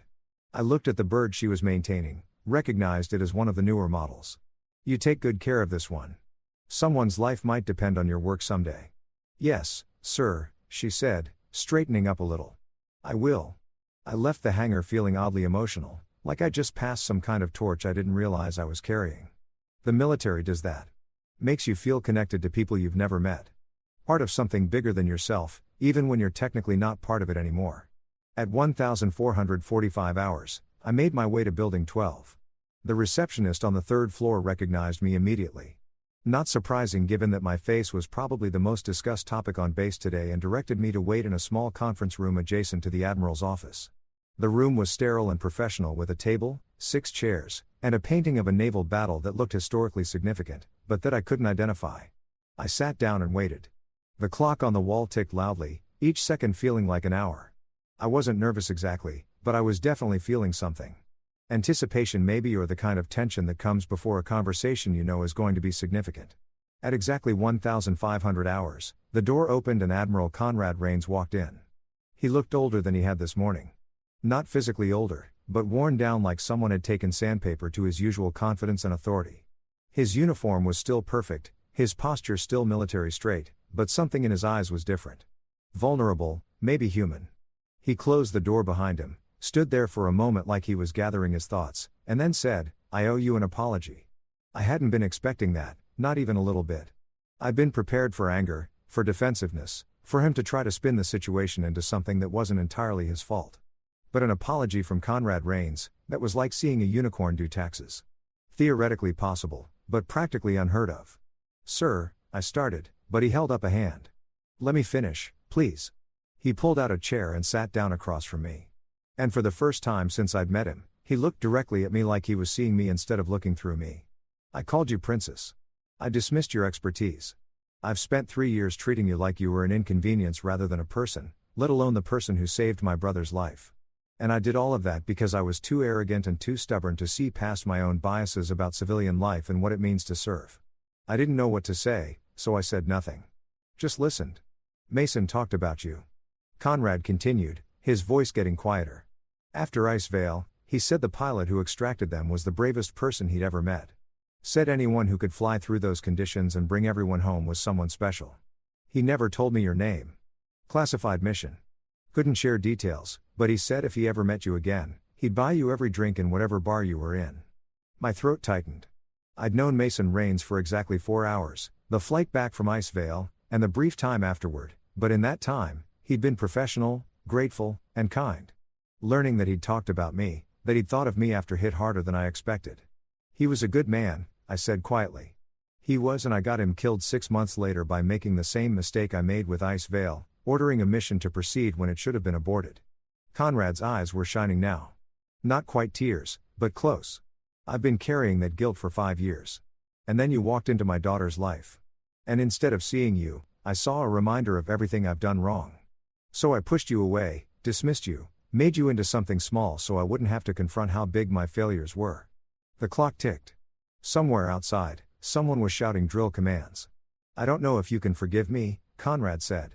"I don't know if I deserve it, but I want you to know that I see you now. Major Lucas Vaughn, Reaper Zero, the man who saved my brother and 14 other men, and the man my daughter chose to marry, which means she saw something in you that I was too blind to see." I took a breath, let it out slowly. "Sir, I'm not going to pretend the last 3 years haven't been frustrating. They have been. But I also understand that grief makes people do things that don't make sense. You lost your brother. That's not something you just get over." "No," he agreed. "But it's also not an excuse to treat people badly." "No, it's not," I said, because honesty seemed important here. "But it's a reason, and reasons matter," he nodded. "Seemed to consider that. Can we start over? Not forget the past, but maybe build something better going forward." I thought about it. Thought about Talia, about family dinners, about the possibility of not feeling like an outsider every time I walked into a room with Conrad Rains in it. "Yeah," I said, "finally, we can do that." He extended his hand across the table. I took it. His grip was firm, respectful, Nothing like the dominance testing handshake from our first meeting. "Thank you," he said. "You're welcome, sir." We sat there for another minute, neither of us quite ready to leave, both of us processing what had just happened. Finally, Conrad stood up, straightened his uniform in that automatic way military people do, and gave me a small smile. For what it's worth, Princess might be the worst call sign guess in naval history. I laughed, surprised. Yeah, it really was. Reaper Zero, though, that's one hell of a name. Earned it the hard way. The best ones always are. He left and I sat there alone in the conference room feeling like something significant had shifted. Not fixed. You don't fix 3 years of tension in one conversation but shifted. Like maybe possibly there was a path forward that didn't involve constant low-level warfare at family dinners. My phone buzzed. "Talia. Well, did he kill you? Are you alive? Should I start planning a funeral?" I texted back. "Still alive? Actually had a good conversation.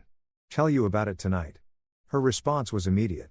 "A good conversation with my father. Are you sure you're talking to the right person? Pretty sure he apologized and everything. I don't believe you. This is a prank. You're pranking me, not a prank. Real life. Apparently, I broke something loose. You broke my father loose. I don't know whether to be impressed or terrified. Go with impressed. I'm going with impressed." I drove home feeling lighter than I had in years. The San Diego sun setting behind me in shades of orange and pink that looked almost unreal. The base gates receded in my rear view mirror and with them some weight I hadn't realized I'd been carrying. Turned out sometimes the best thing you can do is tell the truth and let the chips fall where they may. Even if those chips are an admiral's ego that night, curiosity got the better of me. I couldn't shake the feeling that there was more to Ice Vale than what I remembered, more to Mason's death than bad luck and timing. So, I did something probably illegal. I accessed the classified mission archives using credentials that technically hadn't expired yet, even though I definitely shouldn't have been using them anymore. The file room was digital now, thankfully, because breaking into an actual physical archive would have required skills I didn't have and a willingness to commit felonies I wasn't quite ready for. I logged in, pulled up Operation Ice Vale, and started reading through reports I'd never seen before. Command logs, weather data, communication transcripts, and there it was, buried in a communication log timestamp 20 minutes before we launched. Pilot Vaughn requests mission abort due to unsurvivable weather conditions. Request denied by Commander Rains. Proceed with extraction as ordered. Conrad had overruled my abort call. I'd forgotten that detail, buried it under the adrenaline and chaos of the actual mission. But there it was in official records, proof that I tried to stop the mission and he'd forced it forward anyway. 3 weeks later, we both got summoned to a review board. Someone had noticed my file access. Of course, they had. And now the Navy wanted answers. The hearing room was cold, filled with senior officers who looked like they'd rather be anywhere else. Reviewing anything else besides a 5-year-old mission that was supposed to stay buried. They asked me directly, "What did you find in those files, Major Vaughn?" I could have lied. Could have said I was just reminiscing. Instead, I told the truth. Radar data was altered post-mission. My abort request was denied and then scrubbed from preliminary reports. 2 men died on subsequent missions using the same flawed decision-making process. One by storm, one by ego. The room went silent. Then Conrad stood up, looking 10 years older than he had 3 weeks ago. "He's right," Conrad said, voice steady despite everything. "I overruled that abort call. My brother Mason survived Ice Vale, but I got him killed 6 months later making the same mistake. I thought leadership meant never backing down. I was wrong. I looked at him, then at the board. Don't strip his rank. Make him teach what he learned. Let him show others what arrogance costs before it costs them everything." They agreed. Progress over punishment. For once, the Navy chose growth. A year later, I attended a training program graduation at the same base where everything started. The banner read, "Leadership Under Fire, Learning from Failure." Conrad stood at the podium, grayer but somehow lighter, and addressed a room full of young officers. "I once mocked a man who taught me the hardest lesson of my career," he said. His call sign was Reaper Zero. His lesson, real command starts when you admit you're wrong. The applause was genuine. Real. I actually clapped this time. No pettiness required. Afterward, he handed me an envelope. Inside was a note from Mason written after Ice Vale to the pilot who brought me home. "Tell my brother I saw heaven once. It was made of ice and rotor blades. Thank him for sending you. He forgave you first," I said quietly. Conrad nodded, tears in his eyes. "And you already did. Just wanted to see you work for it a little." We both laughed. Awkward. Real human. Later, the Navy unveiled a new helicopter model, RZ-01, named after me. When they asked for a speech, I simply said, "You call me Princess. Now your fleet's named after me." I'd call that character development. The crowd roared. Above us, the Reaper gleamed gold in the sunset. Finally, the sky felt like home. Story 2. My son pushed me at the Christmas table. "This seat belongs to my father-in-law, get out." I fell to the ground in front of the whole family, but what he didn't know is that very night I would change his life forever. When he woke up the next morning, 47 missed calls. I never imagined my own son would shove me so violently at the Christmas dinner table that I would fall to the floor in front of the whole family just so his father-in-law could take my place. What he didn't know was that on that very night, I would change his life forever. When he woke up the next day, 47 missed calls would be waiting for him because sometimes consequences arrive when you least expect them. My name is Michael Miller. I'm 68 years old and I spent my entire life building a business empire from scratch. I lost my beloved wife Rose 5 years ago, and since then my son David became the most important thing in my world. Well, that's what I thought until the night of December 24, 2024. That afternoon, I arrived at David's house with a heart full of joy. I had bought special gifts for my grandchildren, Jacob and Isabel, and I brought a $300 bottle of wine I had been saving for a special occasion. The house was decorated with golden lights, and the aroma of roast lamb filled the air. Everything seemed perfect for a family night. "Grandpa Michael!" The children shouted as they ran towards me. Jacob at 15 was already taller than me, while Isabel, 12, still clung to my neck like she did when she was little. Their sincere hugs were the only moment of genuine happiness I would experience that night. Teresa, my daughter-in-law, greeted me with a forced smile. There was always something in her eyes that made me uncomfortable, as if she measured every word I said. "Hi, Michael. So glad you got here early." David appeared from the kitchen, but his greeting was distant, almost mechanical. "Hey, Dad. Just leave your coat there." I noticed something strange in the atmosphere. There was a tension I couldn't quite identify. The table was set for 8 people, but there were only 6 of us. David, Teresa, the kids, me, and we were waiting for someone else. "Is someone else coming?" I asked, looking at the extra place setting. "Yes, my father will be here in a moment," Teresa answered with a smile that didn't reach her eyes. She was referring to Anthony Moore, a 72-year-old businessman who had always been my silent competitor in the business world. When Anthony arrived, everything changed. David completely transformed, becoming helpful and attentive in a way I had never seen with me. "Mr. Moore, what a pleasure to have you here. Come in. Come in." I thought it was strange, but I decided to ignore it. After all, it was Christmas, and I wanted to enjoy it with my family. We sat down at the table, and I took my usual spot, the one that had always been mine, at family celebrations, at the head of the table next to David. I had sat in that seat for years, ever since Rose passed away and family dinners moved to my son's house. But as Anthony approached, David looked at me with an expression I will never forget. Cold, calculating, ruthless. "Dad, I need you to get up from there." "What?" I asked, confused. "Why? That seat is for Mr. Moore. He's the guest of honor." I felt like I had been slapped across the face. "David's son, I've always sat here. It's my place in this family." The tension was so thick you could cut it with a knife. Teresa was looking down, uncomfortable. The kids had stopped talking. Anthony stood there watching the scene with a mix of awkwardness and satisfaction. "Dad, don't make this difficult. Move." "I don't understand, David. What's going on here?" That's when it happened. David walked over to me, put his hands on my shoulders, and pushed me with such force that I lost my balance. My 68-year-old body couldn't handle the force and I crashed heavily to the floor in front of the entire family. The silence that followed was deafening. The children screamed my name. Teresa brought her hands to her mouth. Anthony remained motionless, but I saw something in his eyes that chilled me to the bone. Satisfaction. From the floor, hurt and humiliated, I heard the words that would change everything forever. "This seat belongs to my father-in-law. Get out." In that moment, as I lay on the cold tile floor, something inside me broke. Not just my dignity, but something much deeper. The image I had of my son, the unconditional love I felt for him, crumbled like a house of cards. The kids helped me up, their faces filled with confusion and pain. "Are you okay, Grandpa?" Isabel whispered with tears in her eyes.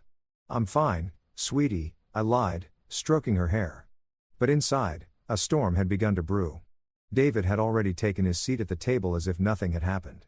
Anthony occupied my chair without a word. Teresa served dinner with nervous movements, avoiding my gaze. I sat in a side chair like a second-class guest in what used to be my own family. During the entire dinner, I watched how David spoke to Anthony with a respect he had never shown me. I watched how Teresa hung on every word of the man who now sat in my place. I watched how my grandchildren looked at me with sadness, unable to understand why their father had humiliated their grandfather. And as I watched, I made a decision that would change our lives forever. The dinner proceeded in a tense atmosphere that felt as thick as smoke. Every bite tasted like betrayal. Every laugh shared between David and Anthony pierced my soul like sharp daggers.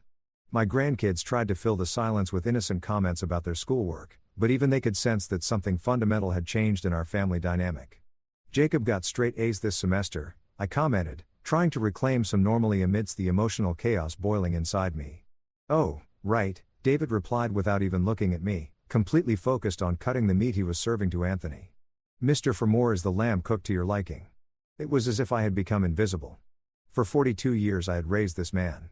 I had taught him values, principles, given him everything I had and more. And now he was treating me like an annoying stranger at his own table. When we finished dinner, I excused myself discreetly. "I'm just going to the restroom for a moment." No one replied. They didn't even look up from their glasses of brandy and their business conversations in which I, the man who had built the family company from nothing, was not included.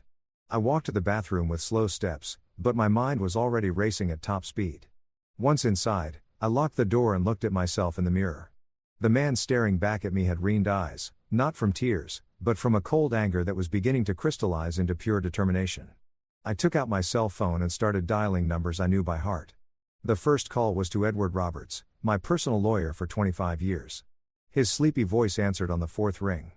"Michael, it's Christmas Eve. What's the emergency?" "Edward, I need you to prepare documents first thing tomorrow morning to revoke all the powers of attorney David has in the company. All of them without exception." There was a long pause. Edward knew my business structure perfectly. "Michael, are you sure that would mean?" "I know exactly what it means. I also want you to cancel every financial guarantee I've co-signed for him. The house, the car, the corporate credit cards, everything." "What happened?" "My son just showed me who he really is, and I'm about to show him who I am." The second call was to Linda Vance, my accountant and CFO. She also knew every financial move the family made. "Linda, I'm sorry to bother you on a holiday. I need you to freeze all joint accounts with David first thing in the morning. Also, suspend his salary and executive benefits." "Is there a legal problem, Mr. Miller?" "No, Linda. I'm just taking back control of what belongs to me." The third call was the most important. I dialed the number of Robert Pfizer, my second in command, at the company, a loyal man who had been with me since the beginning. "Robert, forgive the hour. Could you go to the office early tomorrow morning? I need you to remove all of David's personal belongings from his office." "Are you firing him, boss?" "He is no longer the CEO. You will take his position starting tomorrow. Prepare an immediate termination letter. Justifiable cause. Loss of confidence." "Understood, Mr. Miller. Anything else?" "Yes. Place a note on his desk that says, 'This office is not for you.'" I want him to understand the message perfectly. After the calls, I stayed in the bathroom for a few more minutes, mentally organizing every move I would make. I wasn't seeking revenge. I was seeking justice. For decades, I had built a business empire. I had sacrificed personal time. I had worked 18-hour days to give my family a comfortable life, and my own son had just shown me that all that effort wasn't even worth his basic respect. I returned to the dining room with a calm smile that hid the storm raging inside me. The conversation continued without me, as if I had never existed. "The European markets are very volatile," Anthony commented, gesturing with his cognac glass. "Exactly," David agreed enthusiastically. "That's why we believe a merger between our companies could be very beneficial." Those words hit me like a lightning bolt. A merger. They were planning to merge my company, my life's work with Anani's, without even consulting me. "A merger?" I asked in a controlled voice. David looked at me as if he'd forgotten I was still there. "Oh yeah, Dad. Mr. Moore and I have been discussing expansion possibilities for my company." "Well, technically I'm the CEO," he replied with an arrogant smirk I had never seen on his face. "Technically," I repeated slowly, savoring each syllable. "I see." Anthony intervened with his slow, calculating voice. "Michael, you understand that modern business requires fresh approaches. David has innovative ideas." "I'm sure he does," I replied, maintaining my composure while mentally noting every word for the coming reckoning.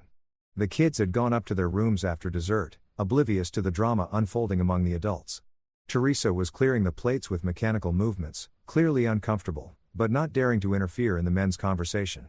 "I think it's time for me to leave," I finally announced, getting up from the side chair where I had been exiled. "Sure, Dad, get some rest," David replied without looking up from his cigar. He didn't even bother to walk me to the door. It was Jacob who came running down the stairs when he heard I was leaving. "Are you leaving already, Grandpa? I thought you were staying later like you always do." "No, kiddo. I have important things to do tonight." "Are you upset about what happened at dinner?" My grandson's question pierced my heart. Even a teenager had sensed the injustice of the situation. "I'm not upset, Jacob. I'm disappointed. But sometimes disappointments teach us important truths." "I don't understand." "You will soon, son. I love you very much. Always remember that." I left that house feeling strangely liberated. The cold December air filled my lungs as I walked to my car. In the driver's seat before starting the engine, I took out my phone again. I had one last call to make. Law Offices of Lopez. "This is Michael Miller. Forgive me for bothering you on Christmas Eve, but I need to change my will first thing tomorrow." "Yes, it's urgent. Very urgent." As I drove home, a smile formed on my face for the first time all night. David had played his hand, believing he was in control. But he had forgotten one fundamental detail. I was the one who built the game board, and tomorrow he would discover the real rules. I arrived home around midnight, but sleep was the last thing on my mind. While the rest of Chicago celebrated Christmas, I was preparing for the most important battle of my life. I turned on all the lights in my study and spread out every legal document I had accumulated over 4 decades of work on my oak desk. The first task was to meticulously review the company's bylaws. I needed to confirm something I suspected. David never had any actual stock ownership in the company. He was CEO by my appointment, not by right. All his authority depended on my will, and that will had just changed radically.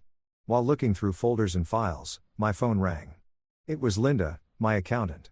"Mr. Miller, I've been reviewing the account since we spoke. There's something you need to know urgently." "Tell me, Linda." "David has been using the company's financial guarantees for personal expenses far greater than we imagined. The apartment where he lives has a $600,000 mortgage co-signed by you. His sports car $120,000. The corporate credit cards, Mr. Miller. He owes over $200,000 in personal purchases." The information hit me like an anvil. "Is he behind on any payments?" "Several. Without your guarantees, he will be in immediate default. The banks will begin foreclosure and repossession procedures tomorrow morning. If the guarantees are gone." "Perfect. Cancel all the guarantees at dawn." "Are you absolutely sure this will ruin his financial situation?" "Linda, my son, just ruined something much more valuable. Our relationship. Now he will learn about consequences." After hanging up, I continued reviewing documents until I found what I was looking for. David's employment contracts. My company, Miller Construction Incorporated, paid him a salary of $8,000 a month, plus benefits that included a company car, private health insurance, an expense account, and annual profit sharing. All of that would disappear in a few hours. At 3 o'clock in the morning, I called Robert. "Boss, I haven't been able to sleep thinking about what you asked me. Do you really want me to do this?" "Robert, do you trust my judgment after all these years?" "Of course, Mr. Miller. You pulled me out of poverty and gave me opportunities I never dreamed of. Then trust me now. David has crossed a line of no return. Go to the office early, remove his personal belongings, and place that note exactly as I told you." "Understood. What if he arrives while I'm doing it?" "Even better. I want him to see how it feels when someone takes his place." At 4 in the morning, I reviewed the financial statements from the last 5 years. What I discovered filled me with a mixture of anger and disappointment. David had been diverting small amounts of money to personal accounts for years. Nothing illegal, but ethically reprehensible. He had used company contacts to secure private contracts.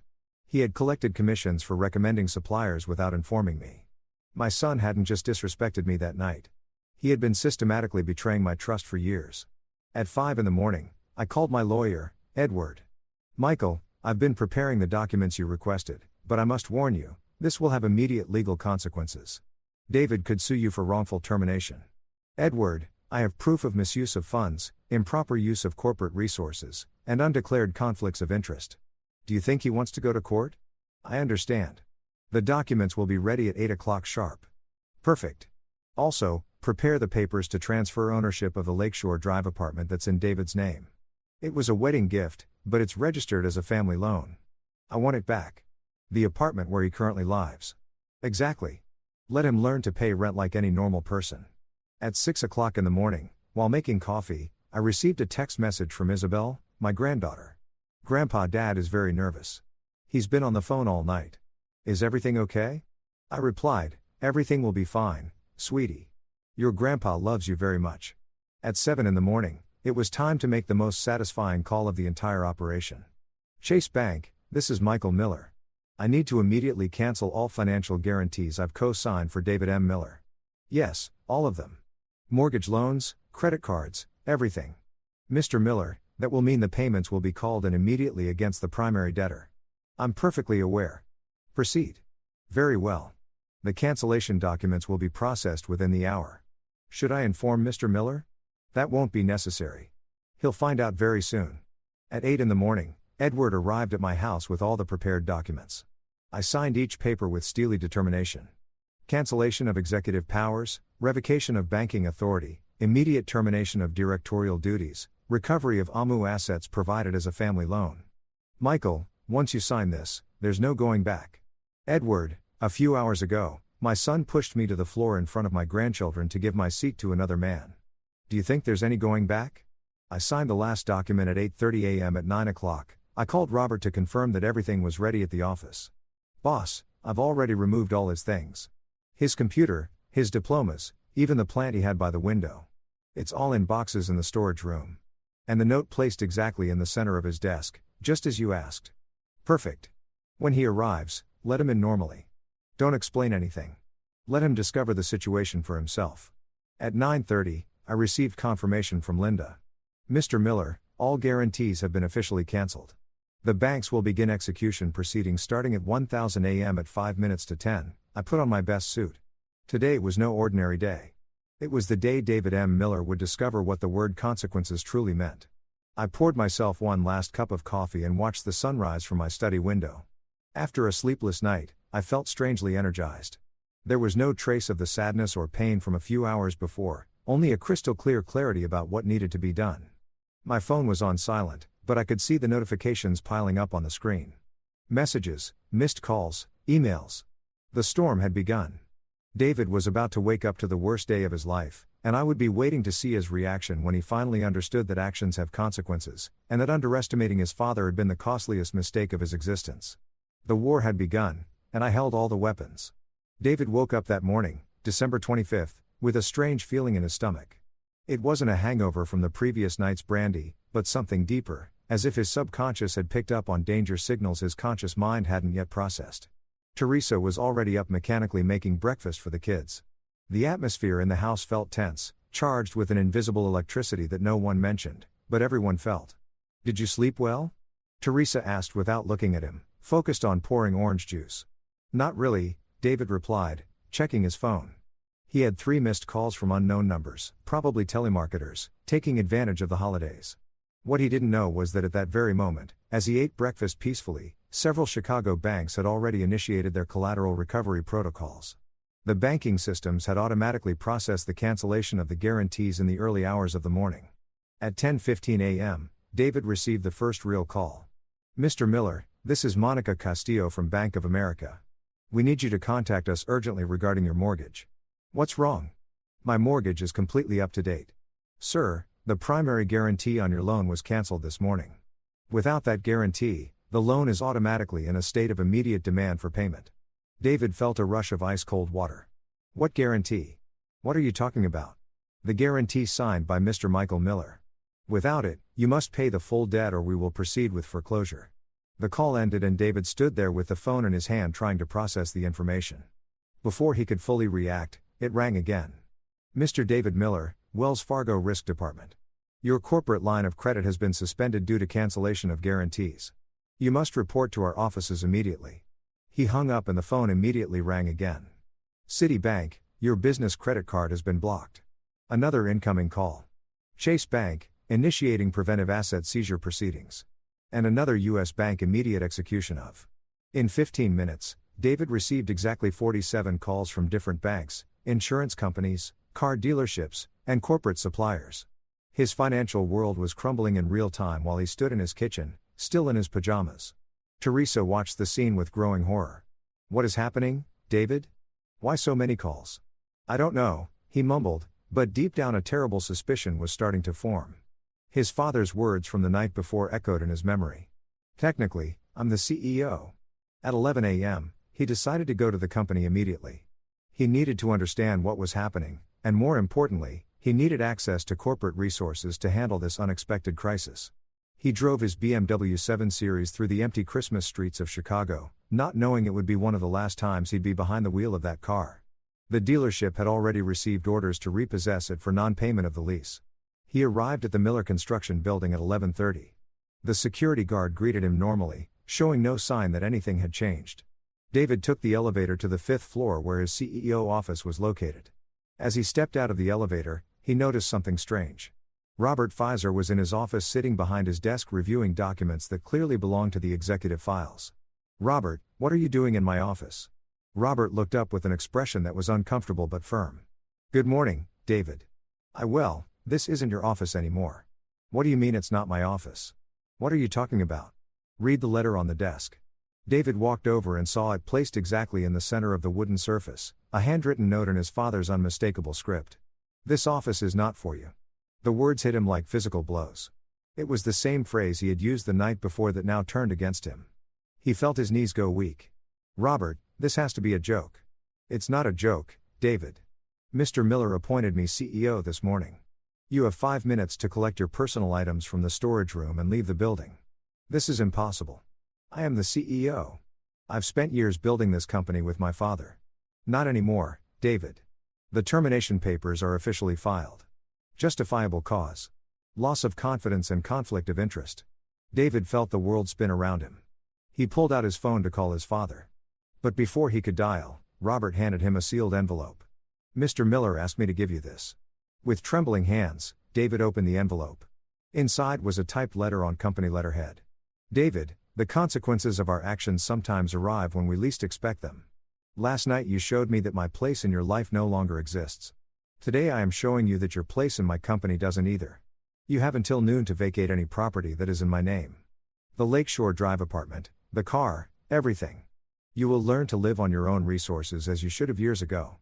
Do not look for me. Do not call me. Do not try to use intermediaries. This decision is final and irrevocable. Your father, who no longer recognizes you, Michael Miller."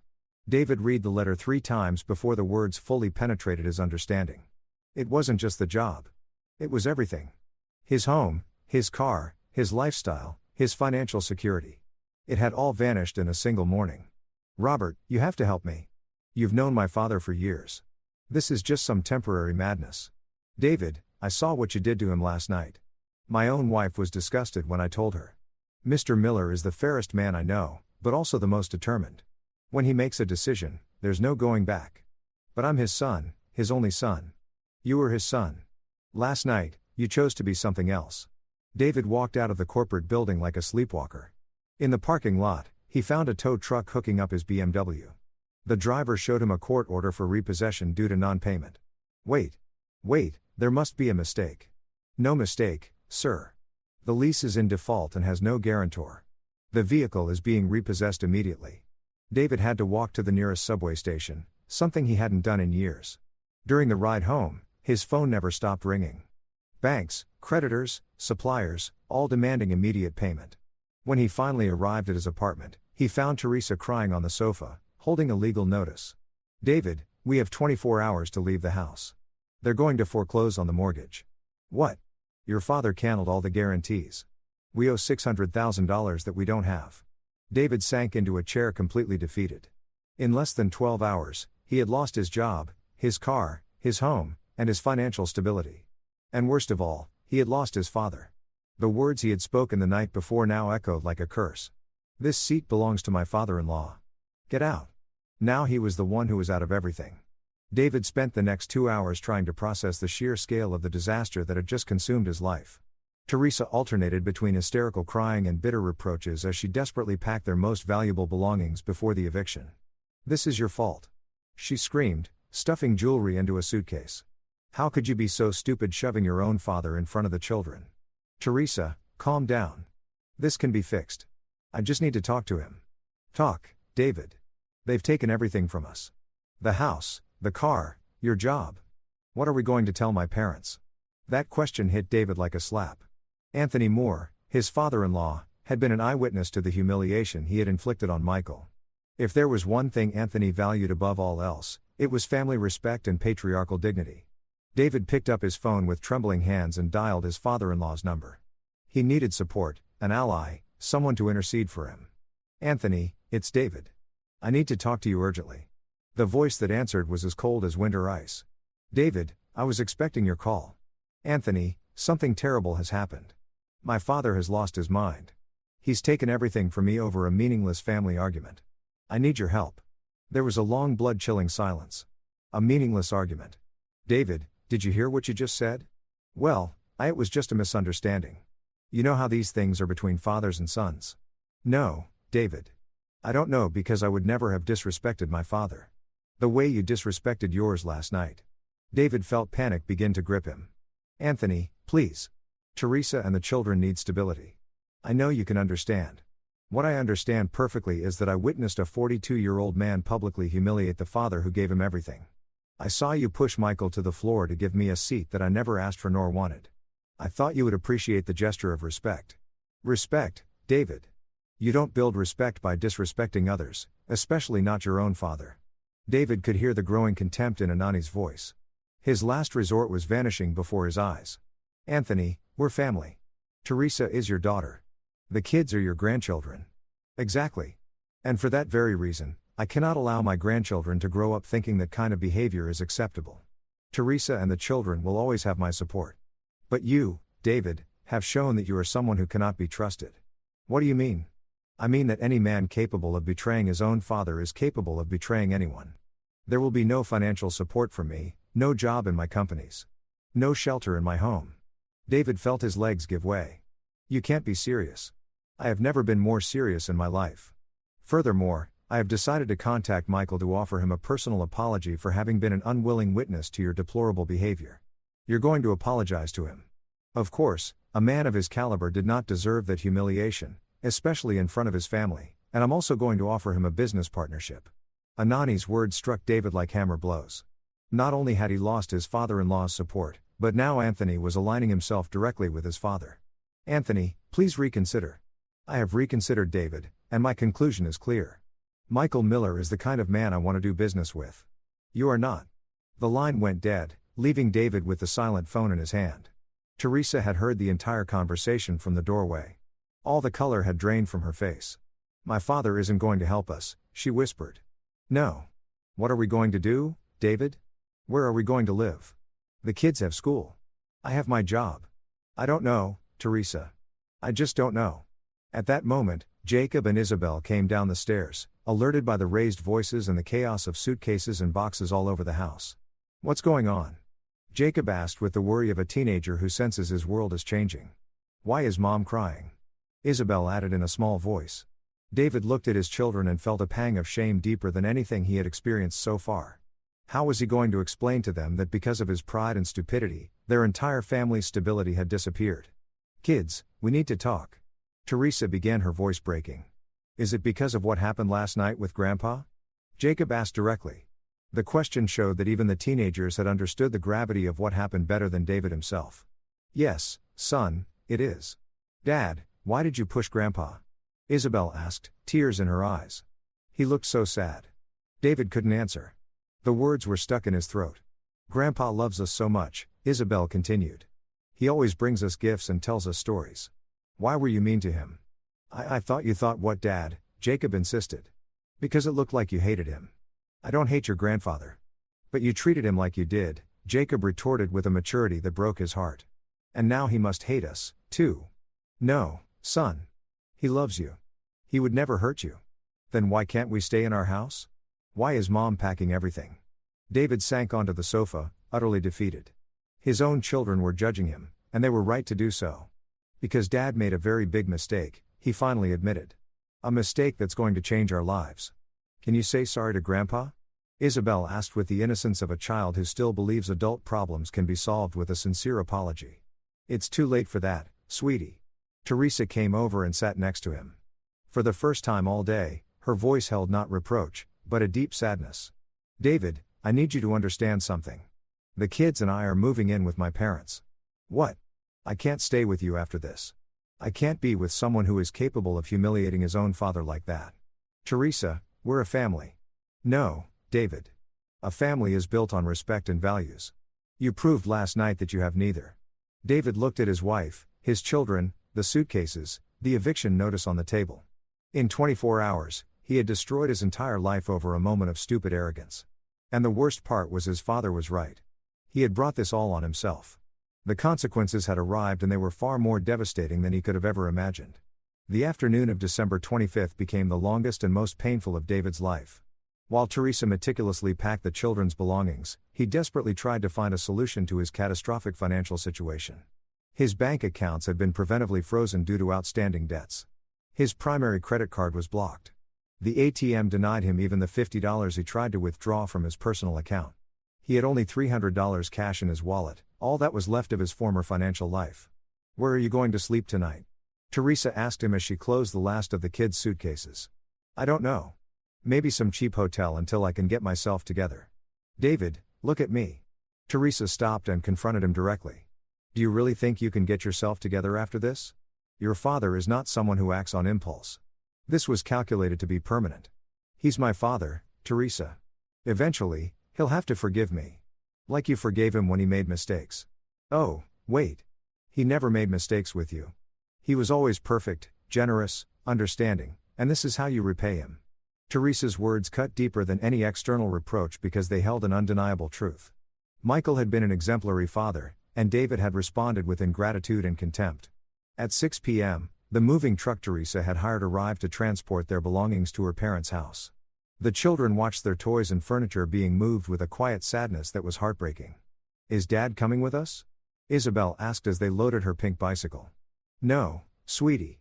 Dad has to fix some problems first. When is he going to fix them?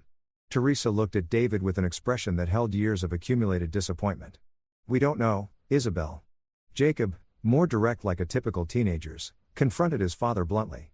Dad, are you going to be homeless because of what you did to Grandpa? It's more complicated than that, son. Doesn't seem complicated to me. You were mean to him and now he's being mean to you. It's like at school, if you hit someone, you get punished. The brutal simplicity of Jacob's observation showed that even a teenager understood the logic of cause and effect better than David had understood the consequences of his actions. At 7:00 p.m., Teresa finished loading all of her and the children's things. The house, which just hours before had been their family home, now seemed like an empty shell with only the basic furniture that belonged to the property. David, I need you to sign these papers. Teresa handed him a folder with legal documents she had prepared while he was chasing impossible financial solutions. What are they? Temporary separation of vast assets and provisional custody of the children. My lawyer drew them up this afternoon. David felt a dagger twist in his stomach. You already went to a lawyer. Of course. Did you think I was going to wait around and see how far you'd fall? I have to protect the children. Teresa, this is extreme. I just need time to do what? David, find another rich father you can betray. Find another father-in-law whose favor you can win by humiliating your family. That's not fair. You know what's not fair? That my children had to watch their father behave like a savage towards their grandfather. You know what's not fair? That after 15 years of marriage, I had discovered my husband is capable of such cruelty. David signed the papers with trembling hands. He had no choice. Without financial resources, a job, or a home, he couldn't offer stability to anyone. The children can visit you on weekends when you have a suitable place to host them, Teresa informed him as she put the signed documents away. When will that be? When you prove you're a trustworthy person again, if you ever manage that. At 8 p.m., David found himself alone in an empty house that was no longer his with $300 in cash and a suitcase of basic clothes. The rest of his belongings were in boxes in the company's storage room under Robert's custody. He walked out onto the street and wandered aimlessly through the Christmas-lit avenues of Chicago. Families strolled happily. Children ran with new toys. Couples hugged against the winter cold. Everyone seemed to have a home to return to except him. He found a cheap hotel near Union Station where he could pay for a room for 3 nights for $200. He had $100 left for food and transport. The room was small with a single bed, a tiny bathroom, and a window overlooking a dark alley. He sat on the bed and contemplated the magnitude of his personal destruction. His phone rang. It was an unknown number. David Miller. Yes. This is Mark Delgado from the law firm Delgado & Associates. Your father has retained me to officially notify you that any attempt at direct or indirect contact with him will be considered harassment. What? Mr. Miller has been very clear. He does not wish to receive calls, messages, visits, or intermediaries from you. Any violation of this instruction will result in a court-ordered restraining order. He's my father. Mr. Miller, legally, Mr. Michael Miller has the right to decide who he maintains a relationship with.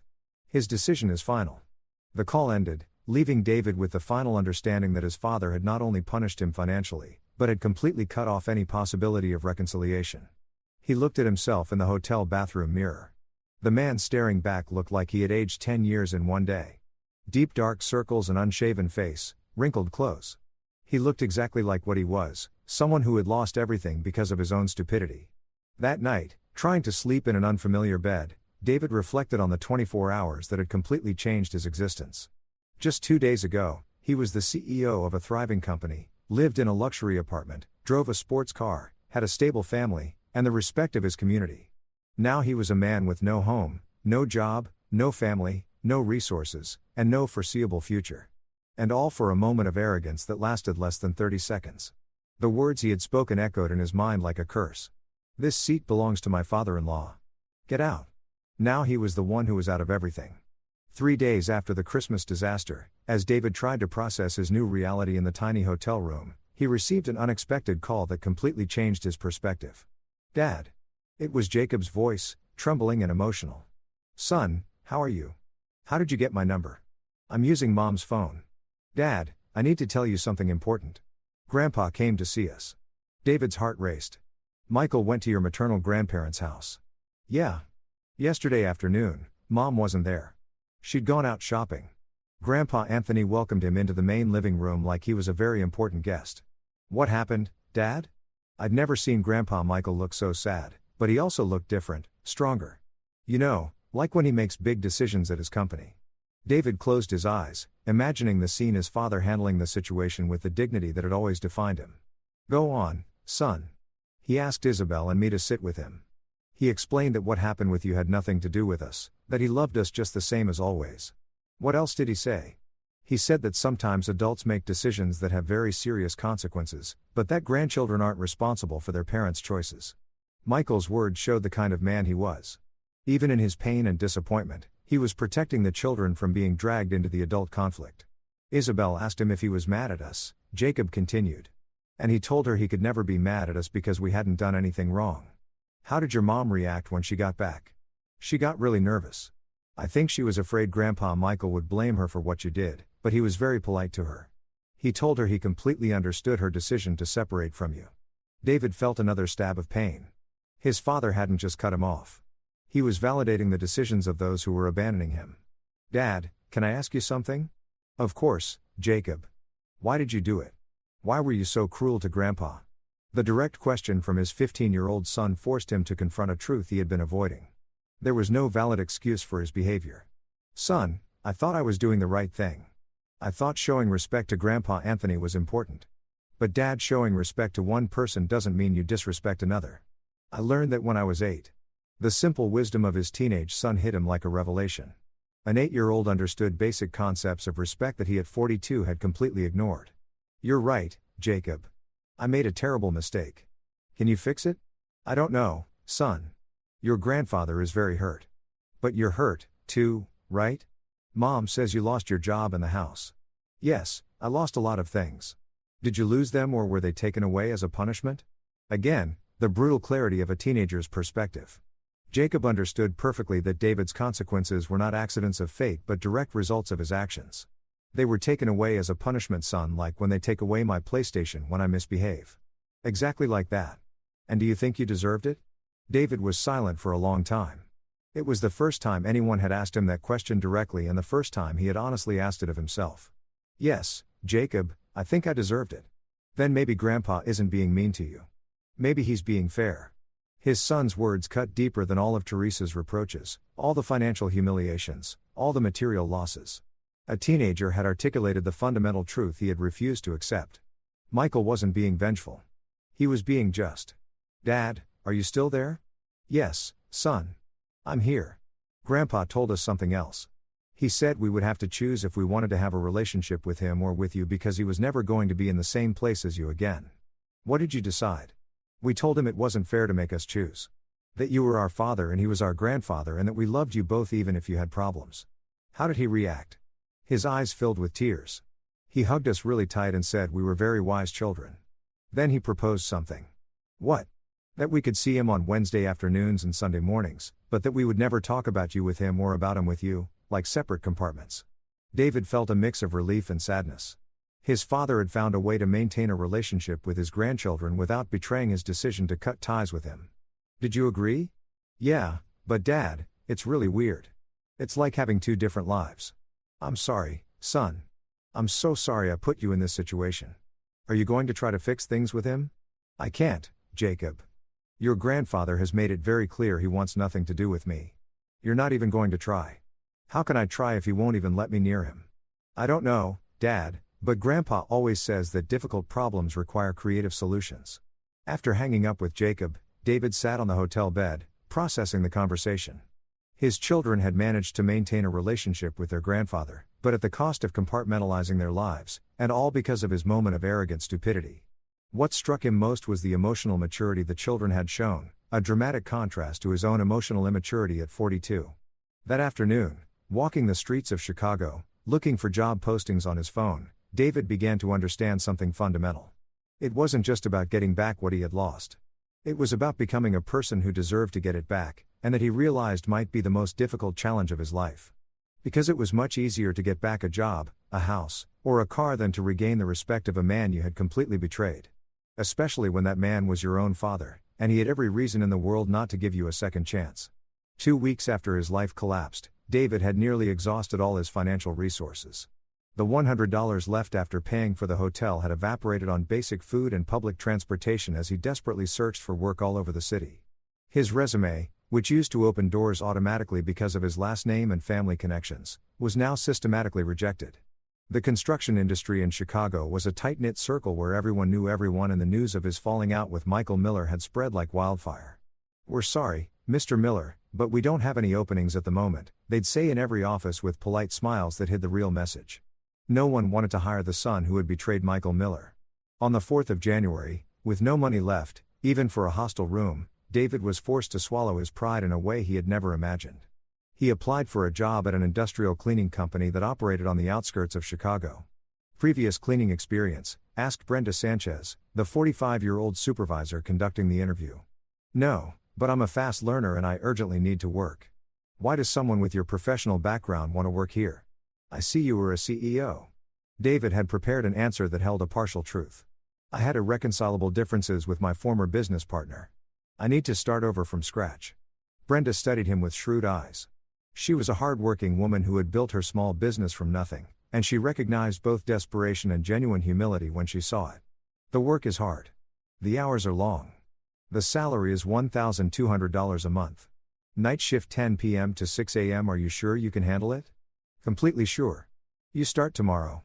Don't be late. Not once. Because there are 50 other people waiting for this job. That night, David worked until dawn cleaning corporate offices. His hands, accustomed to signing multi-million-dollar contracts, now handled mops and chemical cleaning products. His designer suits were replaced by blue uniforms with the Brenda's Cleaners Incorporated logo. During those first weeks of night work, David experienced an unexpected psychological transformation. The forced humility of cleaning toilets and emptying trash cans made him reflect on concepts he had taken for granted his whole life. Dignity, honest work, the value of effort.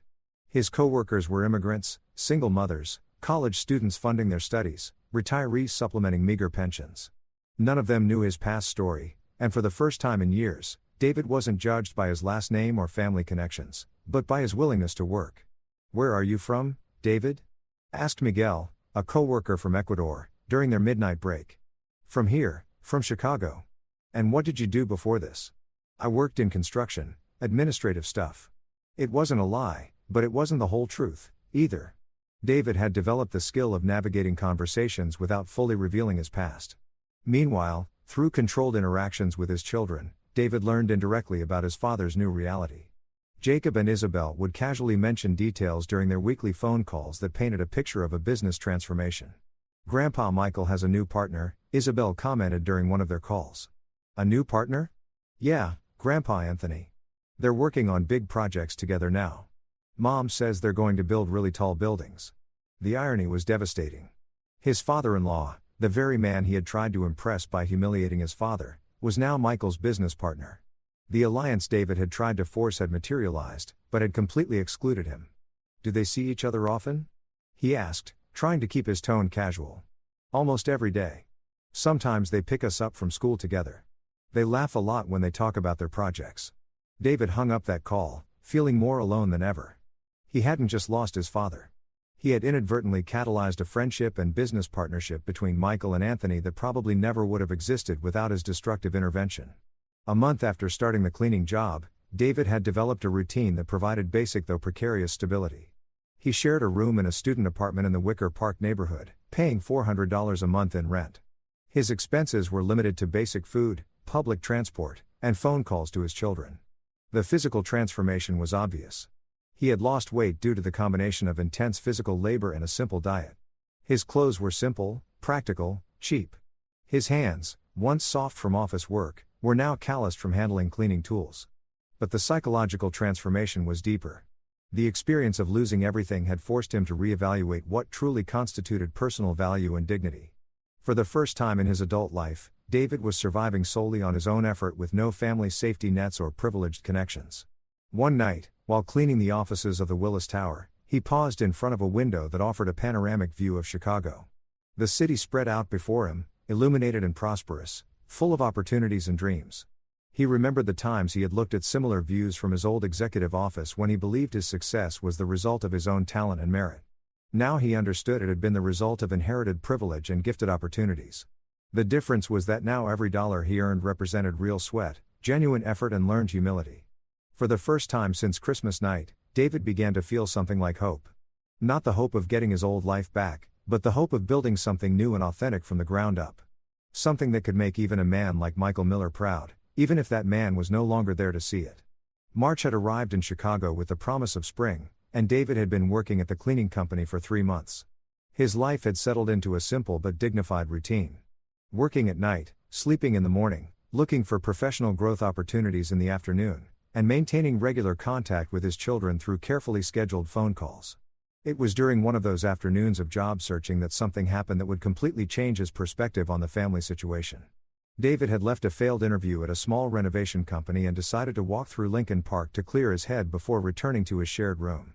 The fresh air and the first green buds on the trees provided a moment of peace amidst his difficult circumstances.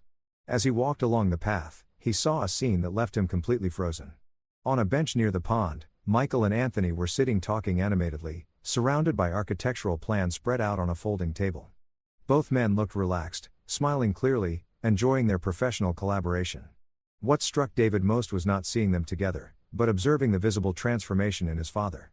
Michael looked rejuvenated, energetic, with a vitality David didn't remember seeing in years.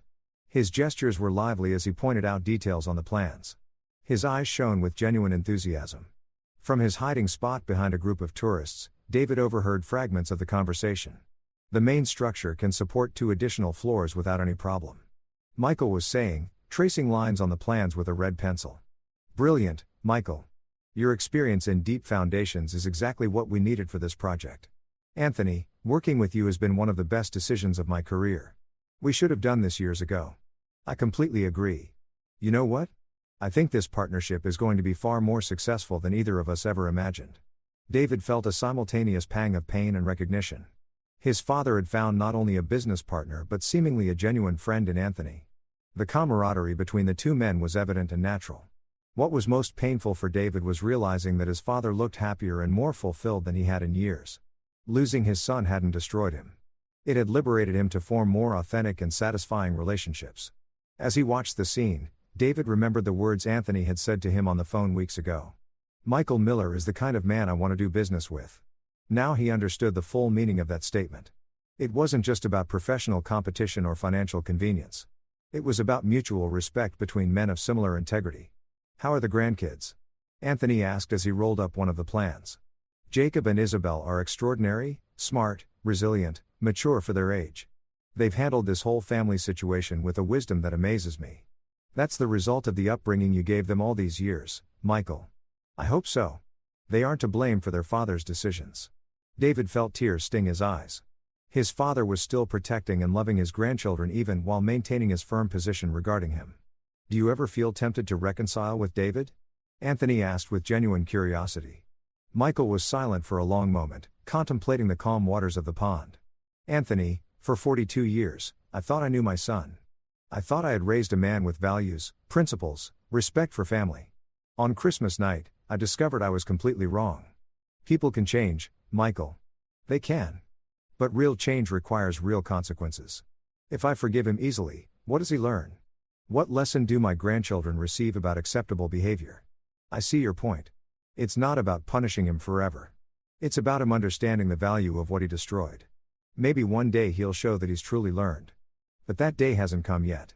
David walked away from the park undetected, but his father's words echoed in his mind for days. Michael wasn't being inflexible out of cruelty, but out of deep-seated educational principles. That night, as he cleaned offices in the financial district, David reflected on the conversation he had overheard. His father was waiting for evidence of genuine growth, not just desperate apologies or emotional pleas. The question he asked himself was, had he really grown, or was he just surviving until he could get his old status back? Over the next few weeks, David began to honestly assess his transformation process. Was he learning authentic humility or just patiently waiting for the storm to pass? The answer made him uncomfortable. Part of him was still secretly hoping his father would eventually give in and forgive him, allowing him to return to some version of his former life. But the conversation in the park had shown him something crucial. Michael had moved on. He wasn't waiting for David to come back. He had built a new prosperous and satisfying reality without him. If David wanted any kind of future reconciliation, he would have to demonstrate genuine transformation, not just suffer temporary consequences, and that he realized would require much more time, effort, and personal growth than he had imagined. The real question was no longer when his father would forgive him, but when he would become someone worthy of forgiveness. That realization marked the beginning of a completely different phase in his personal recovery process. December had returned to Chicago with its characteristic cold and Christmas lights marking exactly 1 year since the night that had destroyed David's life. As he walked through the illuminated streets after finishing his night cleaning shift, he stopped in front of decorated storefronts with happy family scenes that painfully reminded him of what he had lost. His transformation over these 12 months had been radical. He was no longer the arrogant, privileged man who had pushed his father to the ground. The physical labor, financial hardship, and forced solitude had sculpted a completely different version of himself. His callous hands, simple clothes, and face weathered by nights of hard work, told the story of a humility learned through suffering. Brenda, his supervisor at the cleaning company, had noticed his evolution and offered him additional responsibilities. David, I want you to coordinate the night team for the new contract at the Keough Towers. She had announced the week before, your work has been impeccable all year, and the client specifically requested you be assigned to their facilities. The pay raise to $1,800 a month had allowed him to move into a small but private apartment in a working-class neighborhood. It wasn't luxury, but it was dignity. He had bought second-hand furniture, modestly decorated the walls with photos of his children, and created a humble but authentic home. His weekly calls with Jacob and Isabel had become the brightest spot in his existence. The children had grown during that year, and their conversations reflected an emotional maturity that constantly amazed him. Dad, are you really okay? Isabel had asked during their last phone call. Your voice sounds different. Calmer. Calmer? Yeah. Before you always sounded like you were rushing to some important place. Now you sound like you're exactly where you want to be. His 13-year-old daughter's observation had struck him deeply. She was right. For the first time in decades, David wasn't constantly chasing the next achievement, the next promotion, the next material acquisition. You know what, sweetie? I think you're right. Are you going to try to talk to Grandpa Michael someday? I don't know, Isabel. That decision isn't just up to me. But would you like to? David had reflected carefully before answering. I'd like for him to see that I've changed. Not to get back what I lost, but so he would know that his son finally learned the lessons he tried to teach me my whole life. On Christmas Eve, David worked his usual shift in the corporate offices of the financial district. As he cleaned the executive floor of one of Chicago's most prestigious skyscrapers, he paused in front of the windows that offered a panoramic view of the city lit up for the holidays. A year ago, he had been at a luxury dinner surrounded by family with every imaginable material comfort. And he had been profoundly unhappy without knowing it. Empty of authentic purpose, dependent on external validation to feel his own worth. Now he was alone in an empty office at 3 a.m. working for a modest salary, living in a small apartment. But he was experiencing an inner peace he had never known during his years of privilege. His phone vibrated with a text message from Jacob. "Dad, Grandpa Michael asked about you today." David felt his heart race. It was the first time in 12 months he had received any indication that his father had mentioned his existence. He replied immediately. "What did he ask?" "He asked if we knew how you were doing. If you had a job, if you had a place to live." Isabel and I told him, "You seem to be doing okay, but we didn't know details because you didn't want to worry us." How did he react? He was quiet for a long time. Then he said, "I hope he's learning what he needs to learn." David read the message 3 times. It wasn't forgiveness. It wasn't an invitation to return, but it wasn't total indifference either. It was cautious hope. That night, after finishing his work, David walked to the Fourth Presbyterian Church, which remained open for late-night Christmas services. He hadn't been particularly religious in his former life, but the solitude and reflection of the past year had brought him closer to spirituality. He sat in one of the back pews and contemplated the illuminated altar. For the first time since that fateful Christmas night, David felt he had something genuine to be thankful for. He hadn't recovered his fortune, his social status, his marriage, or his family relationship. But he had found something he hadn't known he'd lost. Authentic self-respect. The man who had pushed his father to the floor had been rich in material goods but poor in character. The man who now cleaned offices at night had lost the possessions but gained personal dignity. As he left the church at dawn, David made a decision he had been considering for weeks. He would not try to contact his father directly, respecting the established legal boundaries, but he would write a letter. Not a letter asking for forgiveness or pleading for reconciliation, but a letter of gratitude, thanking him for the lessons learned, acknowledging the justice of the consequences he received and informing him of the personal growth he had achieved. A letter that Michael could read or ignore, but that David needed to write to complete his process of inner transformation. Because he had learned that true maturity wasn't about getting what you want, but about becoming who you are meant to be. And for the first time in his adult life, David was proud of who he was becoming. The letter David wrote during the early hours of Christmas Day became the most important document of his life. It wasn't written impulsively, but after days of careful reflection, multiple drafts, and a brutal honesty with himself that he had never experienced before, he sat at the small table in his apartment, surrounded by the Christmas silence of a working-class neighborhood with a cup of cheap coffee and simple paper bought from the corner store. "Dear Dad," he began, and then crossed out the words. After 12 months, he no longer had an automatic right to that familiarity. "Dear Michael," he finally wrote, "I know I have no right to address you, and I completely respect your decision not to have contact with me. This letter does not seek a response or reconciliation. I simply need to tell you a few things I've learned during this year that changed my life forever." And David wrote for 4 hours, detailing not his suffering or losses but his process of inner growth. He described his night job not as a humiliation but as an education in the dignity of labor. He explained his modest apartment not as a punishment but as learning self-sufficiency. "For 42 years I believed I deserved everything I had because I was your son. Now I understand that I deserve nothing simply for being born with privilege. Respect is earned through actions, not last names. Dignity is built with character, not bank accounts." He described how he had observed his business partnership with Anthony from a distance, and how he had understood that his father had found the authentic collaboration that he had never known how to offer. "Seeing you work with Anthony taught me something fundamental. You didn't need a CEO son. You needed a partner who respected you. And I was never able to be that because I was too busy feeling entitled to everything without having truly contributed anything." The hardest part to write was the full acknowledgement of his behavior that Christmas night. "There is no excuse for what I did. Pushing you to the floor in front of your grandchildren was the most cowardly and cruel act of my life. It wasn't a mistake. It was a conscious choice to prioritize my social image over your dignity. It was pure betrayal, and it deserved exactly the consequences I received." David wrote about his children, about how he had learned to value their weekly phone calls more than any previous professional achievement. "Jacob and Isabel have taught me more about emotional maturity in these 12 months than I taught them in their entire childhood. Their ability to maintain love for both of us despite my destructive behavior demonstrates the upbringing you gave them for years when I was too busy with my own ego to appreciate it." Towards the end of the letter, David addressed the future without pleas or expectations. "I am not writing to you expecting forgiveness. Forgiveness is something that must be earned through years of consistent behavior, not pretty words on paper. Nor am I writing hoping you will change your decision about our relationship. I completely respect your choice and understand that it is just unnecessary. I am writing so you know that your son is finally learning to be a real man. At 43, for the first time in my life, I am proud of who I am, not what I have. I work honestly. I live modestly. I authentically love my children and I deeply respect the people around me.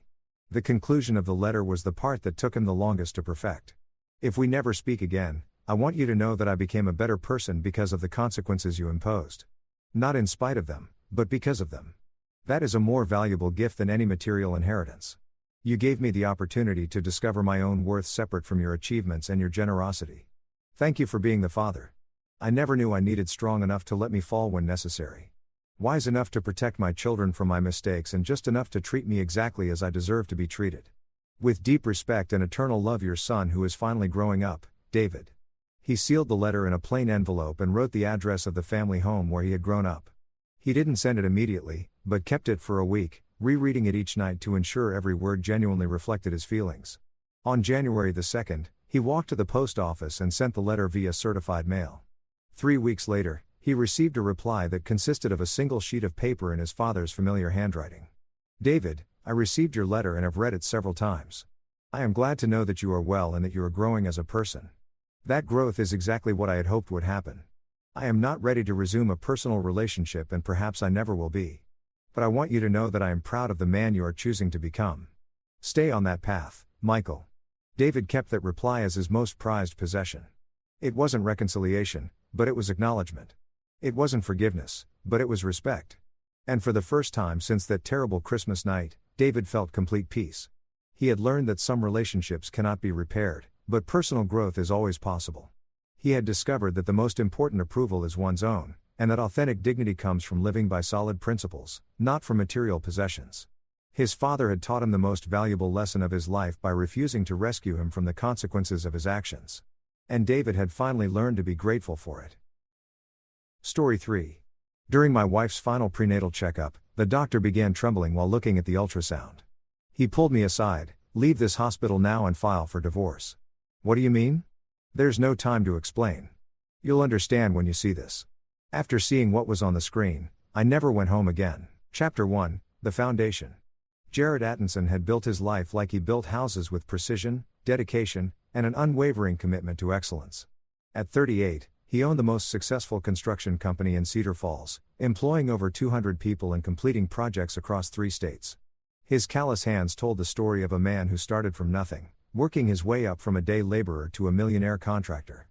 15 years ago, he married Angela Moody, the beautiful daughter of the town's former mayor. Angela, now 35, had been the catch of Cedar Falls, blonde, ambitious, and from a family with old money that had long since dried up.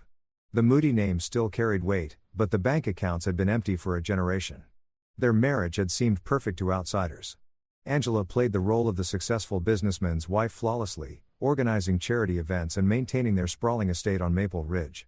But Jared noticed the changes over the years, the coldness that crept into her touch, the way she'd disappear for hours without explanation, the expensive purchases that didn't match any occasion.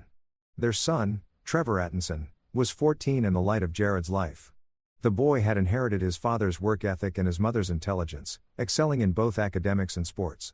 Jared coached Trevor's baseball team, and they spent every weekend working on projects in the garage, a tradition that Angela had long since stopped participating in. The pregnancy had been a surprise.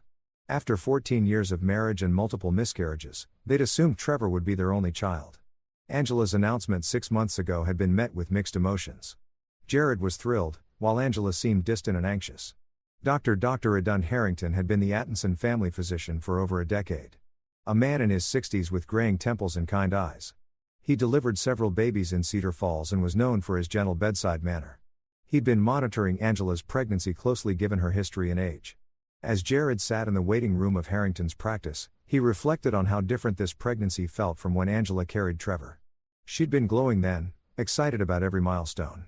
This time, she seemed burdened, often staring off in a space with a worried expression she claimed was just hormonal anxiety.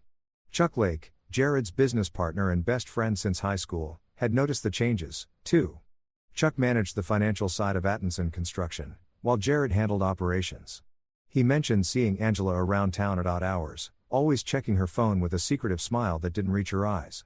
Something's not right with her, man, Chuck had said just last week over their usual Friday beer. Sarah saw her at the coffee shop on Main Street, deep in conversation with some guy she didn't recognize. When Sarah waved, Angela practically jumped out of her skin. Jared had dismissed it then, but the seed of doubt had been planted. Angela's behavior had become increasingly erratic. Coming home late from shopping trips with no bags, taking phone calls in private and showing little interest in preparing for the baby's arrival. The morning of the appointment, Angela had been unusually quiet. She'd barely touched her breakfast and seemed nervous, constantly checking her reflection in every mirror they passed. When Jared suggested they grab lunch after the appointment to celebrate their healthy baby, she'd simply nodded without enthusiasm. Now, as he waited for her to emerge from the examination room, Jared tried to push away the nagging feeling that something was terribly wrong. He built his success on trusting his instincts, and every instinct was screaming that his perfectly constructed life was about to crumble. Chapter 2. The Web of Deception. Dr. Harrington's examination room felt smaller than usual as Angela lay on the table. Her shirt pulled up to expose her rounded belly. The gel felt cold against her skin, but not as cold as the fear running through her veins. She'd been dreading this appointment for weeks, knowing that modern ultrasound technology would reveal what she'd been desperately trying to hide. The affair had started innocently enough 8 months ago.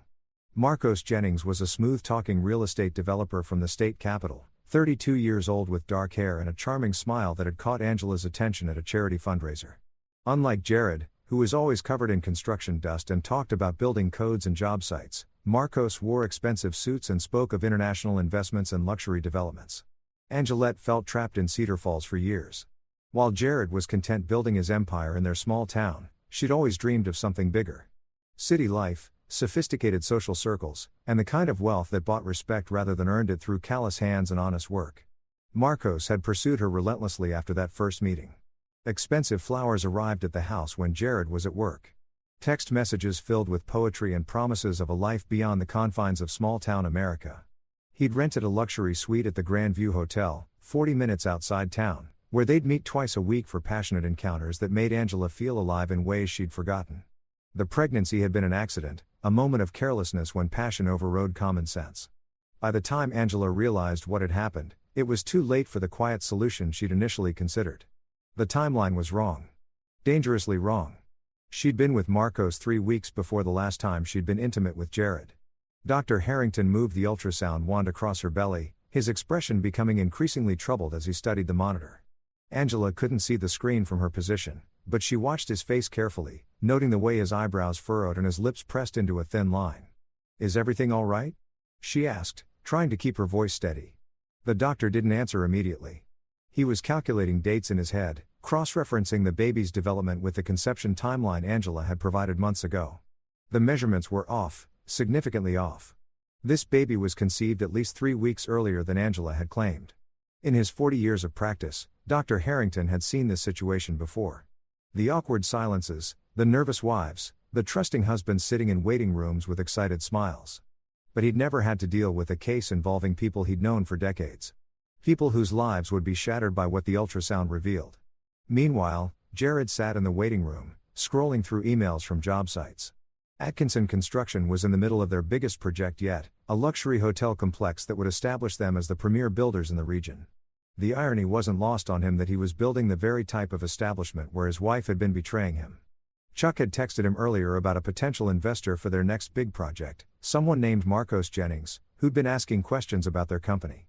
Jared made a mental note to look into it later, always interested in expanding their business relationships.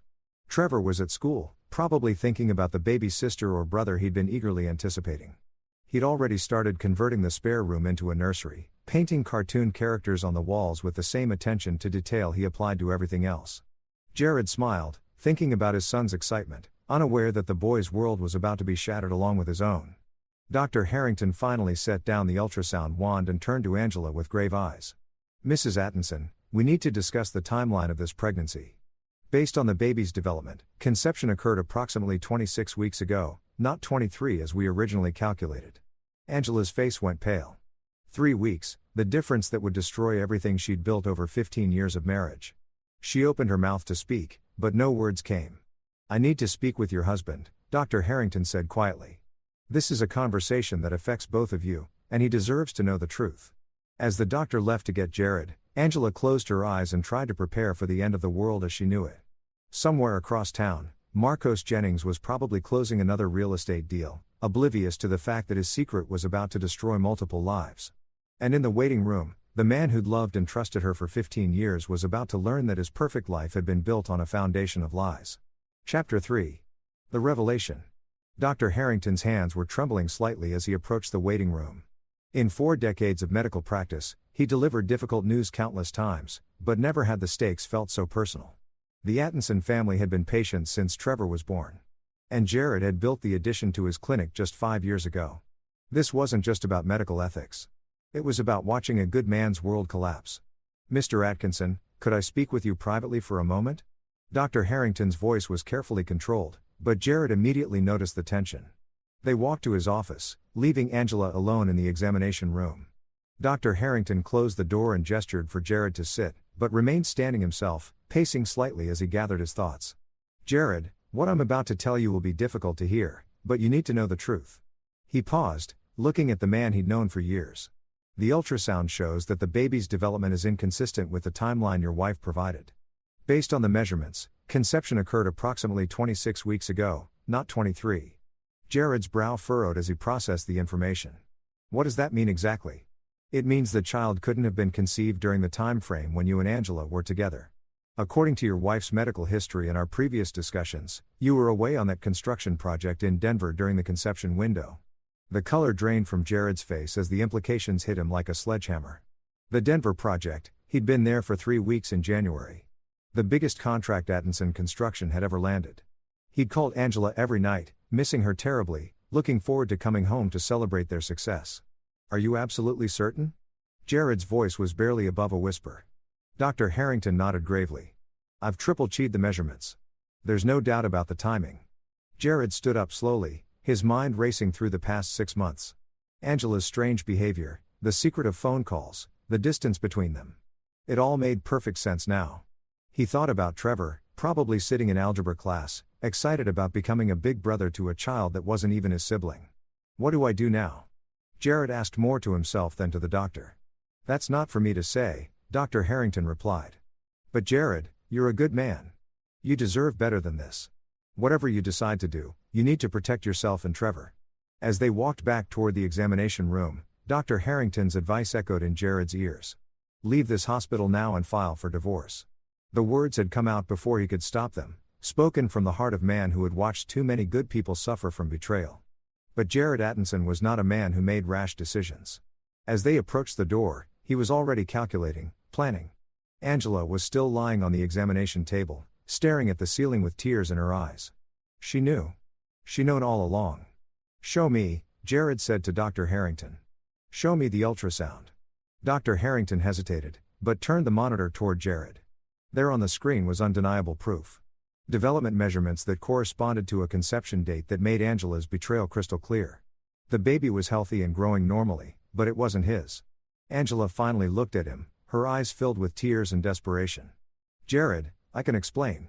"No," he said quietly, his voice carrying a coldness she'd never heard before. "You can't." He studied the ultrasound for another moment, memorizing every detail. Then he looked at his wife, the woman he'd loved and trusted for 15 years, the mother of his son, the person who just destroyed everything he believed about his life. "We're going home," Jared said. His voice eerily calm. "We're going to have a conversation, and then you're going to tell me exactly who he is." Angela's face went white. "Jared, please." "Dr. Harrington," Jared interrupted, turning to the older man. "Thank you for telling me the truth. Send me copies of everything. The ultrasound, the measurements, the timeline, everything." As they left the hospital, Angela tried repeatedly to speak, but Jared remained silent. His mind was no longer focused on the betrayal itself. He had already processed and accepted that reality.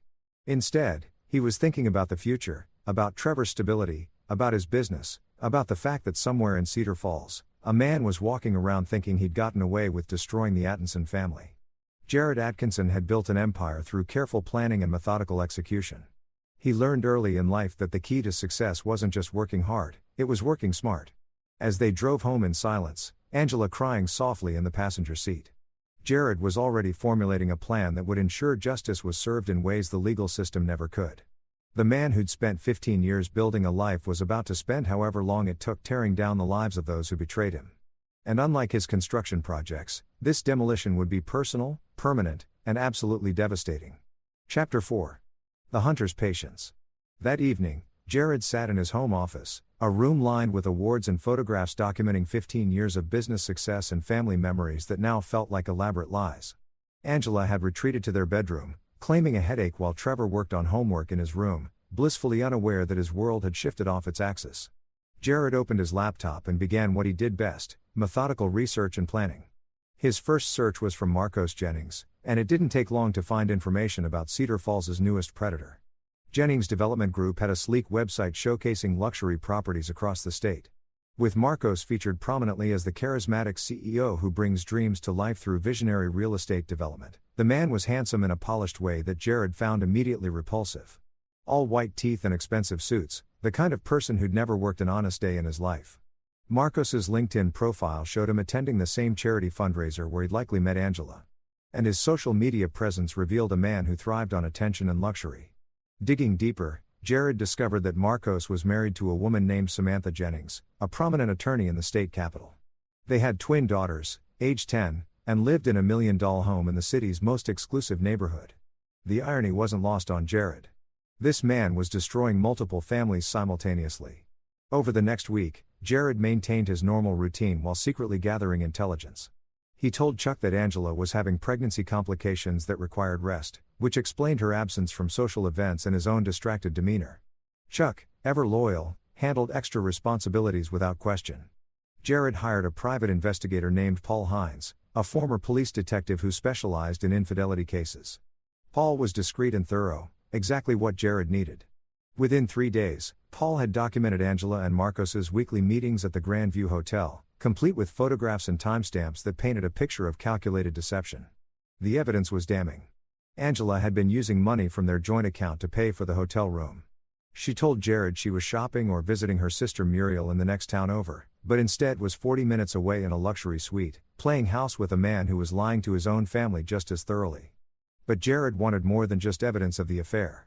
He wanted to understand the full scope of the betrayal and ensure his response would be comprehensive and permanent. Through Paul's investigation, he learned that Marcos had been planning to leave his wife and move Angela to the state capital, where they'd start fresh with her child and Angela's settlement from the divorce. The plan revealed Angela's complete betrayal. She hadn't just been unfaithful. She'd been planning to destroy their family and take half of everything Jared had built to fund her new life with another man's child. The depth of the deception was staggering. Trevor remained oblivious, excitedly planning for his new sibling and working on the nursery. Watching his son's innocent enthusiasm was torture for Jared, but it also strengthened his resolve. Trevor deserved better than a mother who could lie so thoroughly and a stepfather who was equally dishonest. During this week of investigation, Angela grew increasingly nervous. She could sense Jared's emotional distance, but seemed to believe she could maintain the charade. She even had the audacity to ask him about paint color for the nursery, playing the role of devoted wife while continuing to meet Marcos twice weekly. Jared's respect for his wife evaporated completely as he watched her perform this elaborate deception. The woman he loved was revealed to be a skilled manipulator who could look him in the eyes and lie without hesitation. It was a side of Angela he'd never seen, and it disgusted him more than the affair itself. On Friday evening, exactly 1 week after the ultrasound revelation, Jared made his decision. He would not confront Angela yet. That would only force her and Marcos to become more careful or flee. Instead, he would execute a plan that would expose their betrayal publicly while ensuring they face consequences far beyond a simple divorce settlement. As he sat in his office reviewing Paul's latest report, Jared felt something he hadn't experienced since building his first house. The satisfaction of a perfectly planned project about to come to fruition. Angela and Marcos had made the mistake of underestimating a man who built an empire through patience, intelligence, and unwavering determination. They were about to learn that Jared Attinson was not the simple small-town contractor they'd assumed he was. He was a man with resources, connections, and most importantly, the ruthless focus to ensure that those who betrayed him would regret it for the rest of their lives. The hunting season was about to begin, and Jared Attinson had never missed his target. Chapter 5, The Trap. 2 weeks after the ultrasound revelation, Jared was ready to spring his trap. He'd spent every moment planning meticulously, using the same attention to detail that had made Attinson Construction the most successful building company in the region. But this time, instead of creating something, he was preparing to systematically destroy the lives of those who betrayed him. The key to Jared's plan was information Paul Hines had uncovered about Marcos's business practices. Jennings' development group was heavily leveraged with several projects dependent on continued investor confidence. More importantly, Marcos had been cutting corners on environmental regulations and safety standards, violations that could result in criminal charges if properly documented and reported. Jared's first move was strategic and seemingly innocent. He arranged a business meeting with Marcos under the pretense of discussing a potential partnership. Atkinson Construction's reputation in the region made them an attractive partner for any developer, and Marcos eagerly agreed to meet. They met at the Cedar Falls Country Club, a place where Jared held considerable influence as a founding member. Marcos arrived in his BMW dressed in expensive suit that probably cost more than most people made in a month. The man exuded arrogance, clearly believing he was about to close a lucrative deal with a simple small-town contractor. "Jared, I've heard incredible things about your company," Marcos said, extending his hand with a practiced smile. "I think we could do great things together." Jared shook his hand, noting the soft palm that had never held a hammer or earned an honest callus. "I'm always interested in working with ambitious developers. Tell me about your current projects." Over lunch, Marcos enthusiastically described his various developments, inadvertently revealing details about cost-cutting measures and regulatory shortcuts that Jared mentally catalogued. The man was so confident in his own cleverness that he essentially confessed to numerous violations without realizing it. "I found that sometimes you have to be creative with regulations," Marcos said with a conspiratorial wink. "Environmental impact studies can be interpreted flexibly if you know the right people." Jared nodded thoughtfully, secretly recording the conversation on his phone. "That's very interesting. I'd love to see some of your sites firsthand." They arranged for Jared to visit 3 of Marcos's current projects over the following week.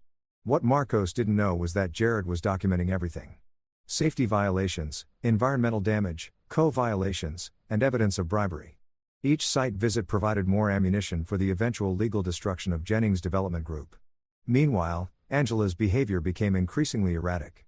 She'd missed her appointment with Dr. Harrington the previous week, claiming she wasn't feeling well. In reality, she was panicking about the timeline discrepancy and had been researching ways to explain it away.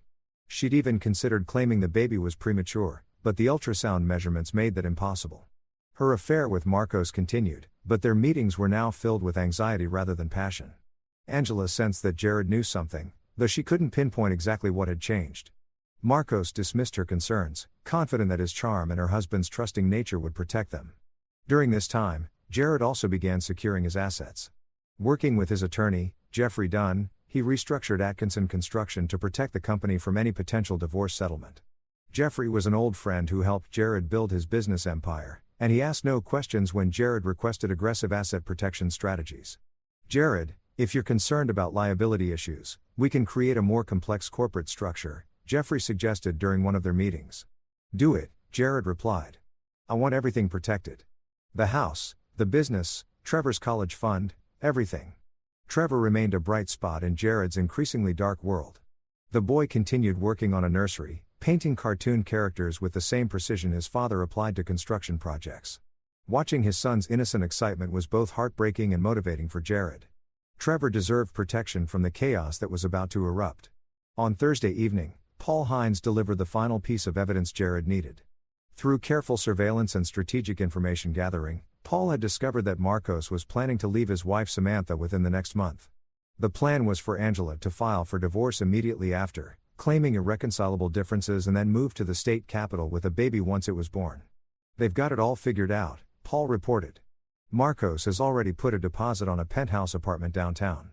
Angela's been researching divorce attorneys who specialize in high-asset cases. They think they're going to walk away with half of everything you've built."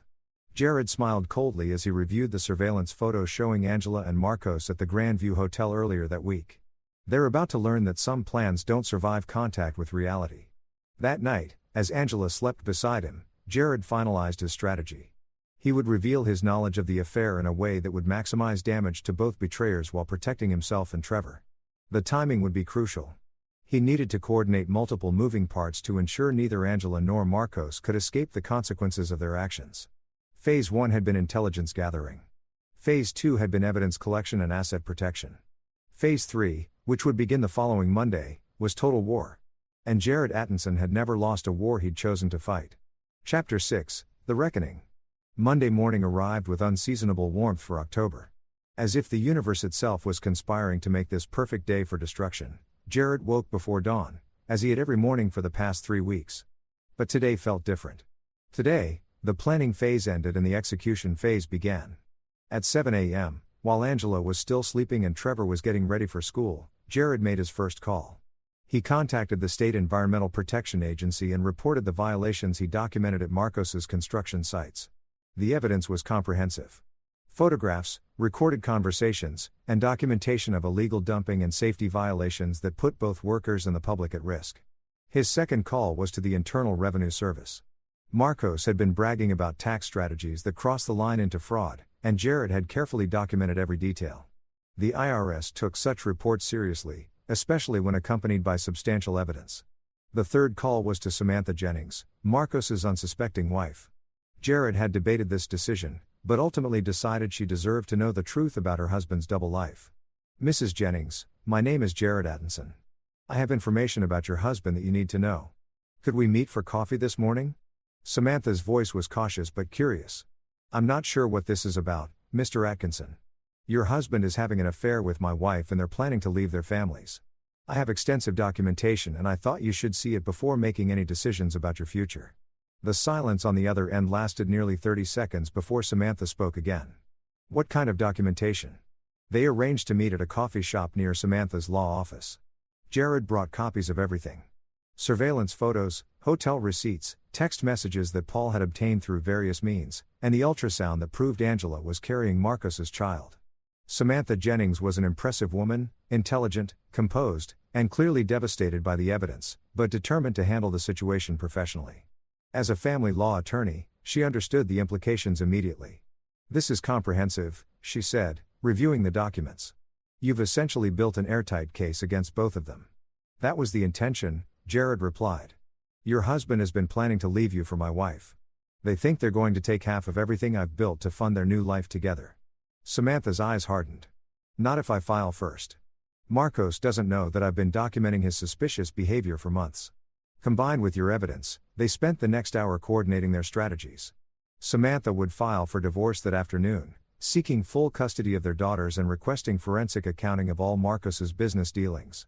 Her legal connections would ensure the process moved quickly and aggressively. Meanwhile, Angela was at Dr. Harrington's office for a rescheduled appointment she couldn't avoid any longer. The doctor had insisted on seeing her after she'd missed the previous week's visit. She sat nervously in the waiting room, unaware that her world was already beginning to collapse around her. At noon, Jared returned home to find Angela in the kitchen preparing lunch with nervous energy.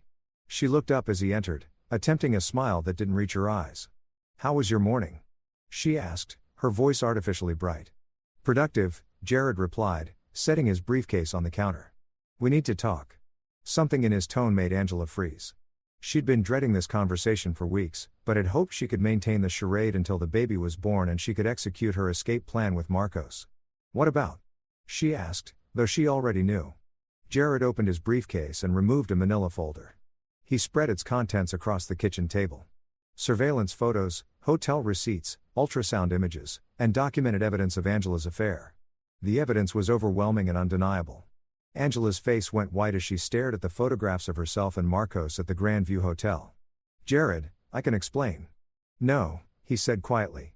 You can't because there is no explanation that justifies what you've done to our family. He sat down across from her, his voice remaining calm and controlled. I know about Marcos Jennings. I know about your weekly meetings at the Grandview Hotel. I know that the baby you're carrying is his, not mine. And I know about your plan to divorce me and move to the state capital with my money. Angela began crying, but Jared felt no sympathy. The woman sitting across from him was a stranger who'd systematically destroyed 15 years of marriage and trust. I also know, he continued, that you've been planning this for months. The hotel receipts go back to January when I was in Denver closing the biggest deal of my career. While I was working 18-hour days to secure our future, you were planning to destroy it. Jared, please, Angela sobbed. It's not what you think. It's exactly what I think, he replied. But here's what you don't know. As of this morning, Marcos Jennings is facing federal environmental violations charges, IRS fraud investigations and a divorce filing from his wife who now has all the evidence of his affair. His business will be destroyed, his assets frozen, and his reputation ruined. Angela's crying stopped as the implications hit her. What did you do? I protected my family and ensured that the people who betrayed us faced appropriate consequences, Jared said. Marcos won't be taking care of you or your baby. He'll be lucky if he's not in federal prison. As if on cue, Angela's phone buzzed with a text message from Marcos. Emergency. Need to talk immediately. Everything's falling apart. Jared watched his wife read the message, seeing the exact moment when she realized that her carefully planned escape route had been completely eliminated. The man she betrayed her family for was about to become a liability rather than a salvation. Pack your things, Jared said, standing up. You have until Trevor gets home from school to leave this house. After that, all communication goes through attorneys. Angela looked up at him with desperate eyes. What about the baby? What about our family? This isn't our family anymore, Jared replied. And that isn't my child. You made your choices, Angela. Now you get to live with the consequences. As he walked toward his office to make another round of calls, Jared felt something he hadn't experienced in months. Peace. The planning was over. The truth was revealed and justice was being served. Phase 3 had begun and it was proceeding exactly as designed. Chapter 7. The Domino Effect. Within 24 hours of Jared's revelation, the carefully constructed lies that had held Angela and Marcos's affair together crumbled like a house built on a foundation of sand. The speed and thoroughness of the collapse exceeded even Jared's expectations, proving that dishonest people rarely limit their deception to just one area of their lives. Marcos Jennings received the first blow Tuesday morning when federal agents arrived at his office with search warrants related to the environmental violations Jared had reported. The agents seized computers, files, and financial records dating back 3 years. By noon, the story had broken in the state capital's business journal with headlines reading, "Developer faces federal environmental charges." The second blow came that afternoon when Samantha Jennings filed for divorce, accompanied by a motion for emergency asset freezing based on evidence of marital infidelity and financial irregularities. Her filing included Jared's surveillance evidence and additional documentation she'd gathered independently, painting a picture of a man who'd systematically deceived both his family and his business partners. Angela, meanwhile, had spent Monday night at a hotel, calling Marcos repeatedly as she watched their perfect plan disintegrate. When she finally reached him Tuesday evening, the man who promised her a life of luxury and sophistication was barely holding himself together. Everything's ruined, Marcos said, his voice lacking its usual confidence. The Fed seized everything. Samantha's frozen all our accounts. My investors are backing out. I don't know how this happened so fast. Jared happened, Angela replied bitterly. He knew everything. He's been planning this for weeks. What do you mean he knew everything? Angela explained the ultrasound revelation and Jared's methodical investigation. As she spoke, Marcos realized the scope of the trap that had been set for them. The simple contractor he dismissed as an easy mark had orchestrated their destruction with precision that would have impressed a military strategist. We need to figure this out, Marcos said, but his voice lacked conviction.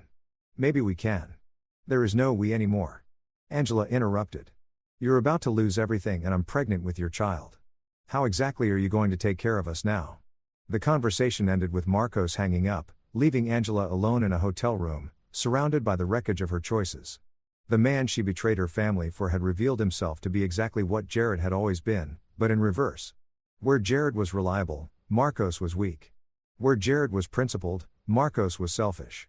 Where Jared fought for his family, Marcos abandoned his responsibilities at the first sign of trouble. Wednesday brought more devastating news for both betrayers. The IRS announced a full audit of Jennings Development Group with potential criminal charges pending. 3 major investors pulled out of Marcos's projects, citing reputational concerns. His business lawyer informed him that the company would likely be forced into bankruptcy within 60 days. For Angela, the reality of her situation became increasingly clear. Her sister Muriel refused to let her stay at her house, disgusted by Angela's betrayal of Jared and Trevor. Her parents, the once proud, moody family, were mortified by the scandal and offered only cold disapproval rather than support. Chuck Lake, meanwhile, proved his loyalty to Jared by ensuring that word of Angela's affair spread through Cedar Falls' tight-knit business community with surgical precision. By Wednesday evening, everyone who mattered knew exactly what had happened and where the blame lay. Public opinion was overwhelmingly supportive of Jared and contemptuous of Angela's betrayal.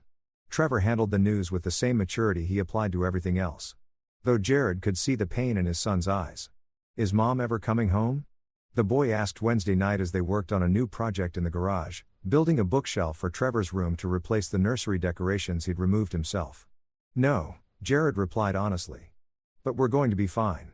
We've always been a good team, and that's not going to change. I'm sorry about the baby, Trevor said quietly. I was really excited about being a big brother. Jared put down his tools and looked at his son. The one part of his marriage that had been genuine and valuable. You're going to be a great big brother someday when the time is right. This isn't about you, Trevor. You did nothing wrong. Thursday brought the final domino in Jared's carefully orchestrated campaign. Paul Hines delivered evidence that Marcos had been embezzling from his own company to fund his affair with Angela. The expensive hotel suite, the gifts, even Angela's shopping sprees have been paid for with money stolen from investors and business partners. The embezzlement evidence was the final nail in Marcos's professional coffin. Within hours of its delivery to federal investigators, warrants were issued for his arrest. He was picked up Thursday evening at his office, led away in handcuffs as local news cameras captured every moment of his humiliation. Angela watched the arrest on the local news from her hotel room. Her hand resting on her growing belly as she realized the full scope of what her choices had cost. The man she betrayed her family for wasn't just unfaithful and weak. He was a criminal who'd used her as an unwitting accomplice in his schemes. Friday evening, exactly 1 week after Jared had confronted Angela with the evidence of her betrayal, he sat in his office reviewing the results of his campaign. Marcos Jennings was in federal custody, facing charges that would likely result in a decade in prison. His business was bankrupt, his assets seized, and his reputation destroyed beyond repair. Angela was alone, pregnant, and facing a divorce settlement that would leave her with minimal assets thanks to the prenuptial agreement she'd forgotten about and the adultery clause that voided most of her financial protections. Her family had disowned her. Her friends had abandoned her. And the man she betrayed her family for was headed to prison. As Jared closed the files on his desk, he felt the satisfaction of a job completed successfully. The planning had been meticulous, the execution flawless, and the results comprehensive. The people who had betrayed him were facing consequences proportionate to their actions. While he and Trevor were free to rebuild their lives on a foundation of truth rather than lies. Phase 3 was complete. It was time to begin Phase 4. Building something better from the ashes of what had been destroyed. Chapter 8, The New Foundation. 3 months had passed since the ultrasound revelation that changed everything, and Cedar Falls had settled into a new normal that reflected the consequences of choices made and justice served. Winter had arrived early, blanketing the town in snow that seemed to cleanse the air of the scandal that had dominated local conversations through the fall. Marcos Jennings was serving a 7-year federal sentence for embezzlement and environmental crimes. The prosecution had been swift and merciless with the evidence Jared provided forming the backbone of a case that left no room for plea bargaining. The man who'd once strutted around in expensive suits now wore prison orange and had aged 10 years and 3 months. His twin daughters lived with their mother who'd successfully claimed most of his remaining assets and moved them to a different state to escape the scandal. Angela had given birth to a daughter in December, a beautiful baby girl she named Kansas. The birth had been difficult both physically and emotionally as she faced motherhood alone in a small apartment across town, supported only by welfare and the minimal alimony the court had awarded given her adultery. The once proud mayor's daughter now worked part-time at a grocery store, struggling to make ends meet while caring for an infant whose father would be in prison until she was school-aged. The irony wasn't lost on anyone in Cedar Falls that Angela, who dreamed of escaping to a life of luxury and sophistication, had instead found herself trapped in the kind of poverty she'd always looked down upon. Her family had slowly begun speaking to her again. But the relationships remained strained and conditional. The Moody name, once prestigious in Cedar Falls, was now associated with scandal and poor judgment. Jared, meanwhile, had thrived in ways that surprised even him. The divorce had been finalized in January, with Angela receiving far less than she'd expected, thanks to the prenuptial agreement and the evidence of her infidelity. Atkinson Construction had landed 2 major contracts in the aftermath of the scandal. As clients appreciated Jared's integrity and the way he'd handled his personal crisis with dignity, Trevor had adjusted to their new life with remarkable resilience. The boy had initially struggled with anger toward his mother. But Jared had worked carefully to help his son process the betrayal without letting it poison his view of all relationships. They'd grown even closer, spending evenings working on projects and weekends exploring hiking trails around Cedar Falls. "Dad," Trevor said one Saturday morning as they worked on rebuilding the deck behind their house. "Do you think you'll ever get married again?" Jared paused his hammering and considered the question. At 40, he felt older and wiser, but not bitter. The betrayal had taught him the value of careful judgment, but it hadn't destroyed his capacity for trust. It had simply made him more selective about who earned it. "Maybe someday," he replied honestly. "But not until you and I have finished building our new life together. We're a pretty good team as we are." Chuck Lake had become an even closer friend through the crisis. His loyalty during the darkest period, cementing a bond that went beyond business partnership. His wife Sarah had taken on something of a protective role toward Trevor, ensuring the boy felt supported by their broader community, even as his nuclear family had been shattered. The reconstruction of Jared's personal life paralleled his approach to construction projects. Methodical, patient, and built to last, he joined the school board, becoming an advocate for programs that supported children from broken homes. He'd started a scholarship fund in Trevor's name, helping local students afford trade school or college. Dr. Harrington had retired in December, selling his practice to a younger physician, but remaining in Cedar Falls. He occasionally joined Jared for coffee, and their conversations often touched on the ethical challenges of truth-telling and the unexpected ways that honesty could lead to justice. "You did the right thing," the old doctor had said during one of their conversations. "It took courage to tell you the truth, but it would have been worse for everyone if I'd stayed silent." Including Angela, Jared had replied. Living a lie was destroying her, even if she couldn't see it. The truth gave her a chance to face reality and maybe become a better person. By spring, Angela had indeed begun showing signs of personal growth, though it came at a tremendous cost. The struggle of single motherhood and financial hardship had stripped away the entitlement and superficiality that had characterized her personality for years. She worked hard at her job, cared devotedly for Cora, and had begun attending counseling sessions to understand how she'd made such destructive choices. She occasionally saw Jared around town. Cedar Falls was too small to avoid each other completely, but their interactions were brief and polite. The anger had faded, replaced by something closer to pity on his part and regret on hers. They'd both moved beyond the hatred and hurt to a place where they could coexist peacefully while living entirely separate lives. Trevor had asked to meet his half-sister, and after careful consideration, Jared had arranged supervised visits. The boy was curious about Cora, but clear that Angela's choices had consequences that affected their relationship permanently. He was polite but distant during visits, protective of his loyalty to his father while maintaining basic human decency toward his mother. As spring turned to summer, Jared reflected on the year that had changed everything. The betrayal had initially felt like the end of the world, but it had actually been the end of a lie that had been slowly poisoning his life for years. The truth had been devastating, but ultimately liberating, allowing him to build something authentic and lasting. Standing on his rebuilt deck one evening, watching Trevor practice baseball in the backyard, Jared felt something he hadn't experienced in years. Complete contentment with his life as it actually was rather than as he'd imagined it to be. The foundation was solid now, built on truth, integrity, and the unbreakable bond between a father and son who'd survived the worst together and emerged stronger. Chapter 9. Justice Served. 2 years after the ultrasound that revealed the truth, Cedar Falls had fully absorbed the lessons of the Angela Atkinson scandal, and the town had moved on with the collective wisdom that comes from witnessing justice served comprehensively and fairly. The story had become something of a local legend, a cautionary tale about the consequences of betrayal and the rewards of integrity. Marcos Jennings remained in federal prison with 5 years left on his sentence. Reports from his ex-wife Samantha indicated that he'd become a model prisoner, finally facing the reality of his actions and their consequences. His daughters were thriving under their mother's care, having moved across the country where they could build new lives free from their father's legacy of dishonesty. Angela had continued her slow journey toward redemption.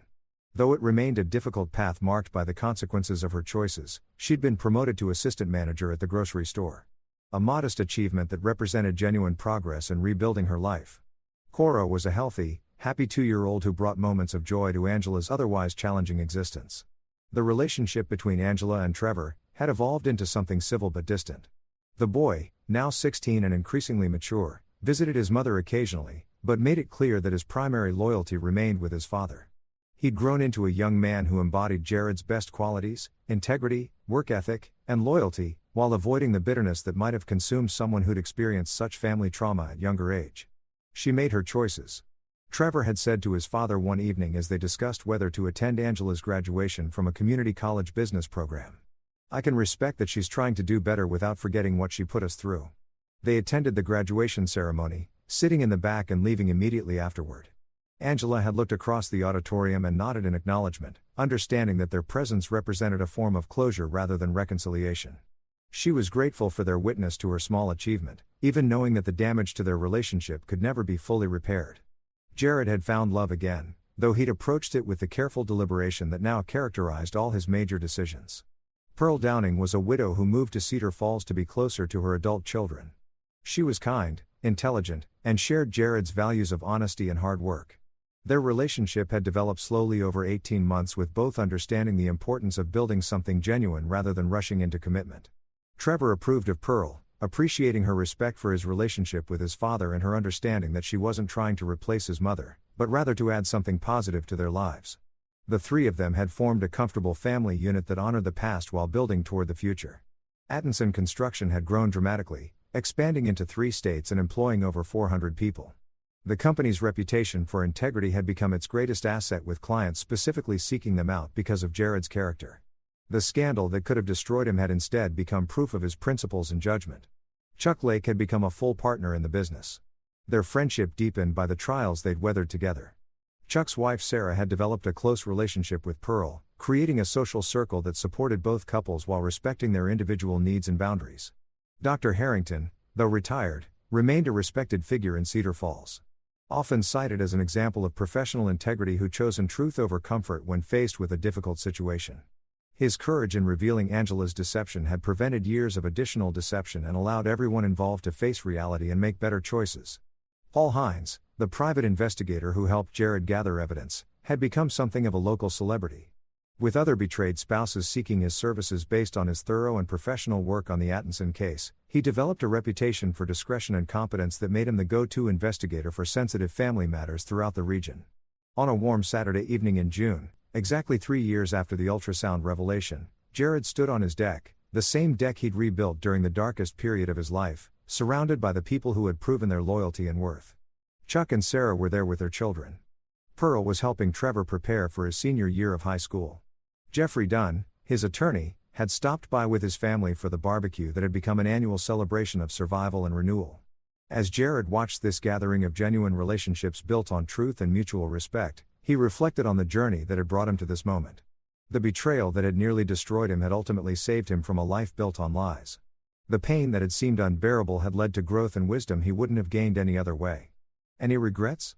Pearl asked, joining him to deck railing as the sun set over Cedar Falls. Jared considered the question seriously, as he did all questions about the past 3 years. About trusting too much initially? No. About how I handled the truth when I learned it? No. About the consequences that followed? No. He looked across the yard where Trevor was showing Chuck's youngest son how to properly swing a baseball bat. The same patient instruction Jared had received from his own father decades ago.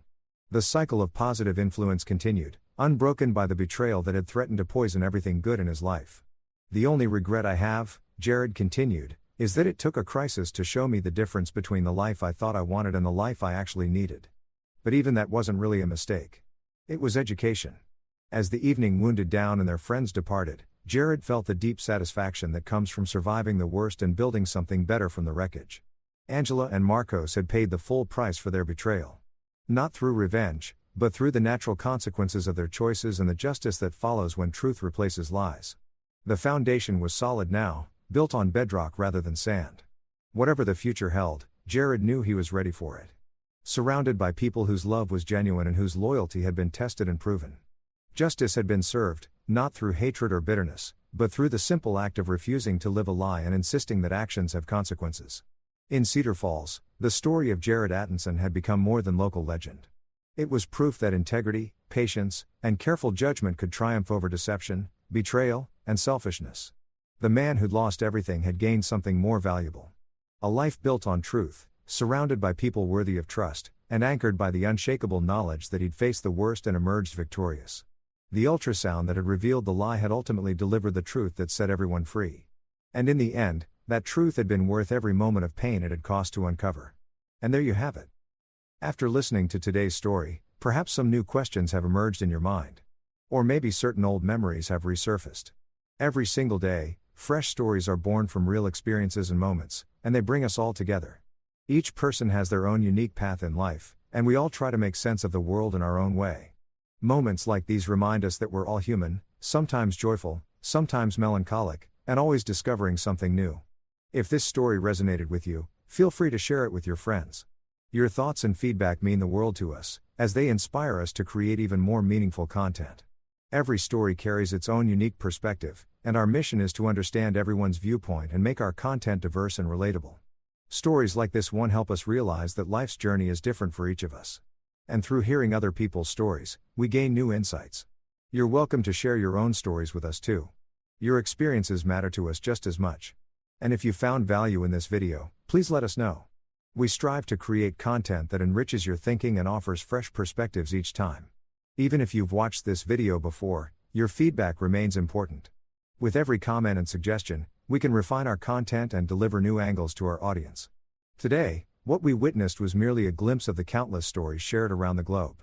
It's a testament to how we all seek to understand life by exchanging our experiences with one another. This video was simply one example of how we attempt to connect through storytelling, exploring the many facets of life. We hope to keep sharing stories that help us all learn and evolve together. Thank you for spending your time with us, and stay tuned for more stories coming your way. If you haven't done so already, please like and follow for more compelling content. Your support fuels our passion, and we'll continue working hard to bring you thought-provoking and heartwarming narratives. Until next time, take care and stay curious. Story 4. My wife Sarah ran off with my brother Keith, leaving me her dying son. 15 years later, they mocked me, asking about the boy they left to die until he walked in, a grown man. Their faces were priceless. You ever walk into your own house and instantly feel like the air's plotting against you? That was me. Me that Thursday night. I just survived an 11-hour workday full of fake smiles, unpaid overtime, and a boss who believed good management meant replying to emails with thumbs-up emojis. All I wanted was to loosen my tie, grab that leftover pepperoni pizza from the fridge, and let Netflix judge me for watching Storage Wars again. But instead, I opened the front door to what I can only describe as the kind of silence you hear in crime documentaries right before they find the body. The lights were dim, the TV off, and no sign of life, except for the faint smell of lavender candles and betrayal. Normally, Sarah would be humming some Taylor Swift song while pretending not to burn dinner, and my brother Keith would be in the garage cussing at the door he'd been fixing for 3 weeks straight. But not tonight. The place felt hollow, like someone pressed mute on my life. I remember calling out, "Sarah, nothing, Keith." Still nothing. That was my first red flag because Keith never turned down a free meal or a chance to tell me how I was using the wrong kind of wrench for everything. I tossed my keys on the counter, loosened my tie, and that's when I saw it. Mason, 5 years old, curly hair, Spider-Man pajamas, curled up on the recliner like a tiny hostage. The poor kid was clutching a crumpled piece of paper, eyes red from crying. He looked up at me with that lost puppy stare that could melt a glacier. "Uncle Luke." He sniffled. "Aunt Sarah and Uncle Keith said they're sorry." "Oh, hell no." I dropped my briefcase, walked over, and gently took the note from his little hands. My stomach did this weird thing. Like it knew it was about to read something that had ruined pizza for me forever. The handwriting was Sarah's, cursive, neat, dramatic, like she thought this was a breakup scene in a romantic movie instead of a felony-level betrayal. Luke, I'm sorry. This isn't how you deserve to find out. Keith and I are in love. We didn't mean for it to happen, but we can't fight it anymore. Please take care of Mason for now. He deserves stability. Don't try to find us. We need to start over together. I just stood there blinking, rereading, waiting for the hidden camera crew to jump out yelling, "Gotcha." But no one did. It was just me, Mason, and the sound of my world doing a nosedive. Keith, my brother. The same Keith who used to steal my Halloween candy, crash my dates, and still owed me $400 from 2017. I always thought his low point was the time he tried to sell NFTs of his beard hair on eBay. Turns out he had lower gears. Sarah and Keith together, the math wasn't mate. My wife and my brother, it was like betrayal decided to host a family reunion. I sat on the edge of the couch staring at the letter, my mind glitching like bad Wi-Fi. My chest felt tight, not heart attack tight, but wow, life just turned into a sitcom written by Satan tight. Mason sniffled again. "Are they coming back?" I looked at him and something in me snapped. Not in an angry way, in a no one else is going to fix this kind of way. I forced a smile, even though it probably looked like I was having a nervous breakdown in slow motion. "Nah, buddy," I said. "They went on a long trip." He frowned. "Without me?" I exhaled through my nose, rubbed the back of my neck, and muttered. "Yeah, apparently love makes people stupid." He tilted his head. "What's stupid?" "Your Aunt Sarah and Uncle Keith," I said automatically. Then I realized I shouldn't be teaching a 5-year-old new vocabulary words of trauma. I mean, people who forget what's important. He nodded solemnly like he understood the weight of betrayal and tax evasion. Then he whispered, "Can I have ice cream?" And just like that, my new job started. Full-time single dad, part-time emotional triage nurse. I walked into the kitchen, still holding that cursed note, and opened the freezer. No ice cream, of course. The woman who left me for my brother had also taken the damn Ben and Jerry's. I leaned on the counter trying to piece it all together. The affair, the timing, the lies, and the cherry on top. They'd left her nephew behind like he was an unwanted Amazon package. I looked back at Mason. He was watching cartoons now, probably trying to forget everything. His little feet swung off the recliner, too small to touch the floor. That image stuck with me. This tiny kid abandoned by adults who were supposed to love him. I'd been betrayed, sure, but he'd been discarded. There's a special place in hell for people like that. I poured us both bowls of cereal because that's the only dinner left in the emotional survival handbook. As we ate, I tried to think of what to do next. Call the cops? Nah, what would I even say? Hi, my brother ran off with my wife. Can you send a therapist and maybe a flamethrower? I thought about calling mom, but she'd just say, I always knew Sarah was too skinny to be trustworthy, and dad would probably mail me a pamphlet about forgiveness, which I'd promptly use as kindling, so I kept quiet. After Mason went to sleep, I sat there on the couch staring at our wedding photo. Sarah was smiling, her head tilted just so, like she'd practiced that look in a mirror. Keith had been my best man that day. He gave a speech about brotherhood and loyalty. If irony had a face, it'd be his. I remember thinking how he'd always envied me. My steady job, my house, my marriage. He'd once said, "You make it look easy, man." Guess he decided to try it himself. I poured myself a drink. Whiskey neat. The kind of drink that burns enough to remind you you're still alive. The clock ticked past midnight, and my house felt foreign, like I'd stepped into someone else's nightmare. My wedding ring suddenly weighed 10 pounds. I took it off, set it on the counter next to the note, and said out loud, "Well, Keith, you finally fixed something." My marriage. I don't know if it was the whiskey talking or the sheer absurdity, but I started laughing like ugly laughing. The kind that sounds half hysterical, half sane, because honestly, who gets replaced by their brother? Me. That's who. Luke the loyal. The guy who lent his brother money and his wife patience. Both never returned. Eventually, the laughter died down, and I just sat there listening to the hum of the fridge. Then, I noticed Mason's Spider-Man backpack by the door. Inside were crayons, a half-eaten sandwich, and a note from his mom. "Lisa, thanks for watching him again, sis. You're a lifesaver. He's been coughing a bit, but it's fine. I'll pick him up Sunday." Lisa, the sister-in-law who cried about her son's terminal illness 6 months ago. The same illness that apparently didn't stop her from posting vacation selfies with hashtags like #healing in Hawaii. I'd brushed it off back then because Sarah swore Lisa was telling the truth. But now I wondered if the entire family was allergic to honesty. I leaned back and muttered, "Guess lies run in the genes." The next morning hit me like a freight train of reality. Mason woke me up at 6 a.m. holding a frying pan. "Can you make pancakes?" I blinked at him, hair sticking up like I'd lost a fight with gravity. "Kid, I barely make coffee without violating fire codes." He giggled totally unfazed. "I can help." And somehow, between flour explosions and a burned spatula, we made something that vaguely resembled pancakes. He grinned. Syrup all over his face. And for a moment, the world didn't feel like it had ended. It just shifted. That's when it hit me. Sarah and Keith were gone, but Mason was still here. And despite the chaos, he trusted me. He looked at me like I was some kind of superhero, a broke, emotionally scarred superhero with no cape and a stack of unpaid bills. But still, after breakfast, I cleaned up the mess and grabbed my phone. Sarah hadn't texted. Keith hadn't called. They'd really done it. Vanished. Maybe that should have broken me. But instead, I felt something else. Clarity. If they thought I'd crumble, they didn't know me at all. They'd handed me a wrecked life and a scared kid. Fine. I'd rebuild it better, stronger, louder. And every laugh, every win, every damn pancake would be proof that their betrayal didn't kill me. It just gave me purpose. I walked outside, the morning air sharp and cool. The neighborhood was waking up, sprinklers hissing, dogs barking, the usual suburban symphony. I looked at the empty driveway where Keith's beat-up truck used to sit and smiled bitterly. "Guess it's just us now, kid," I said under my breath. From behind me, Mason yelled, "Can I have ice cream for lunch?" I turned around, grinning. "You know what? Sure, why not? It's a new world order." He cheered like I'd just declared a national holiday. And maybe, in a way, I had. That night, after Mason fell asleep, clutching his stuffed dinosaur, I stood by the window, staring out into the dark. I wasn't sure where Sarah and Keith had gone, or why betrayal always traveled in pairs. But one thing was clear. They didn't take my backbone with them. I picked up the note one last time, folded it neatly, and tucked it into a drawer. Not as a keepsake, as evidence.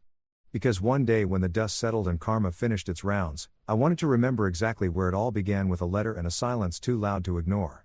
You ever look back on a memory and realize you were the biggest idiot in the room? Yeah, that was me 6 months before my wife and my brother pulled their little Houdini act. Back then, life still looked normal, boring, predictable. We fight over takeout, kind of normal. I had no clue the universe was just stretching before the sprint.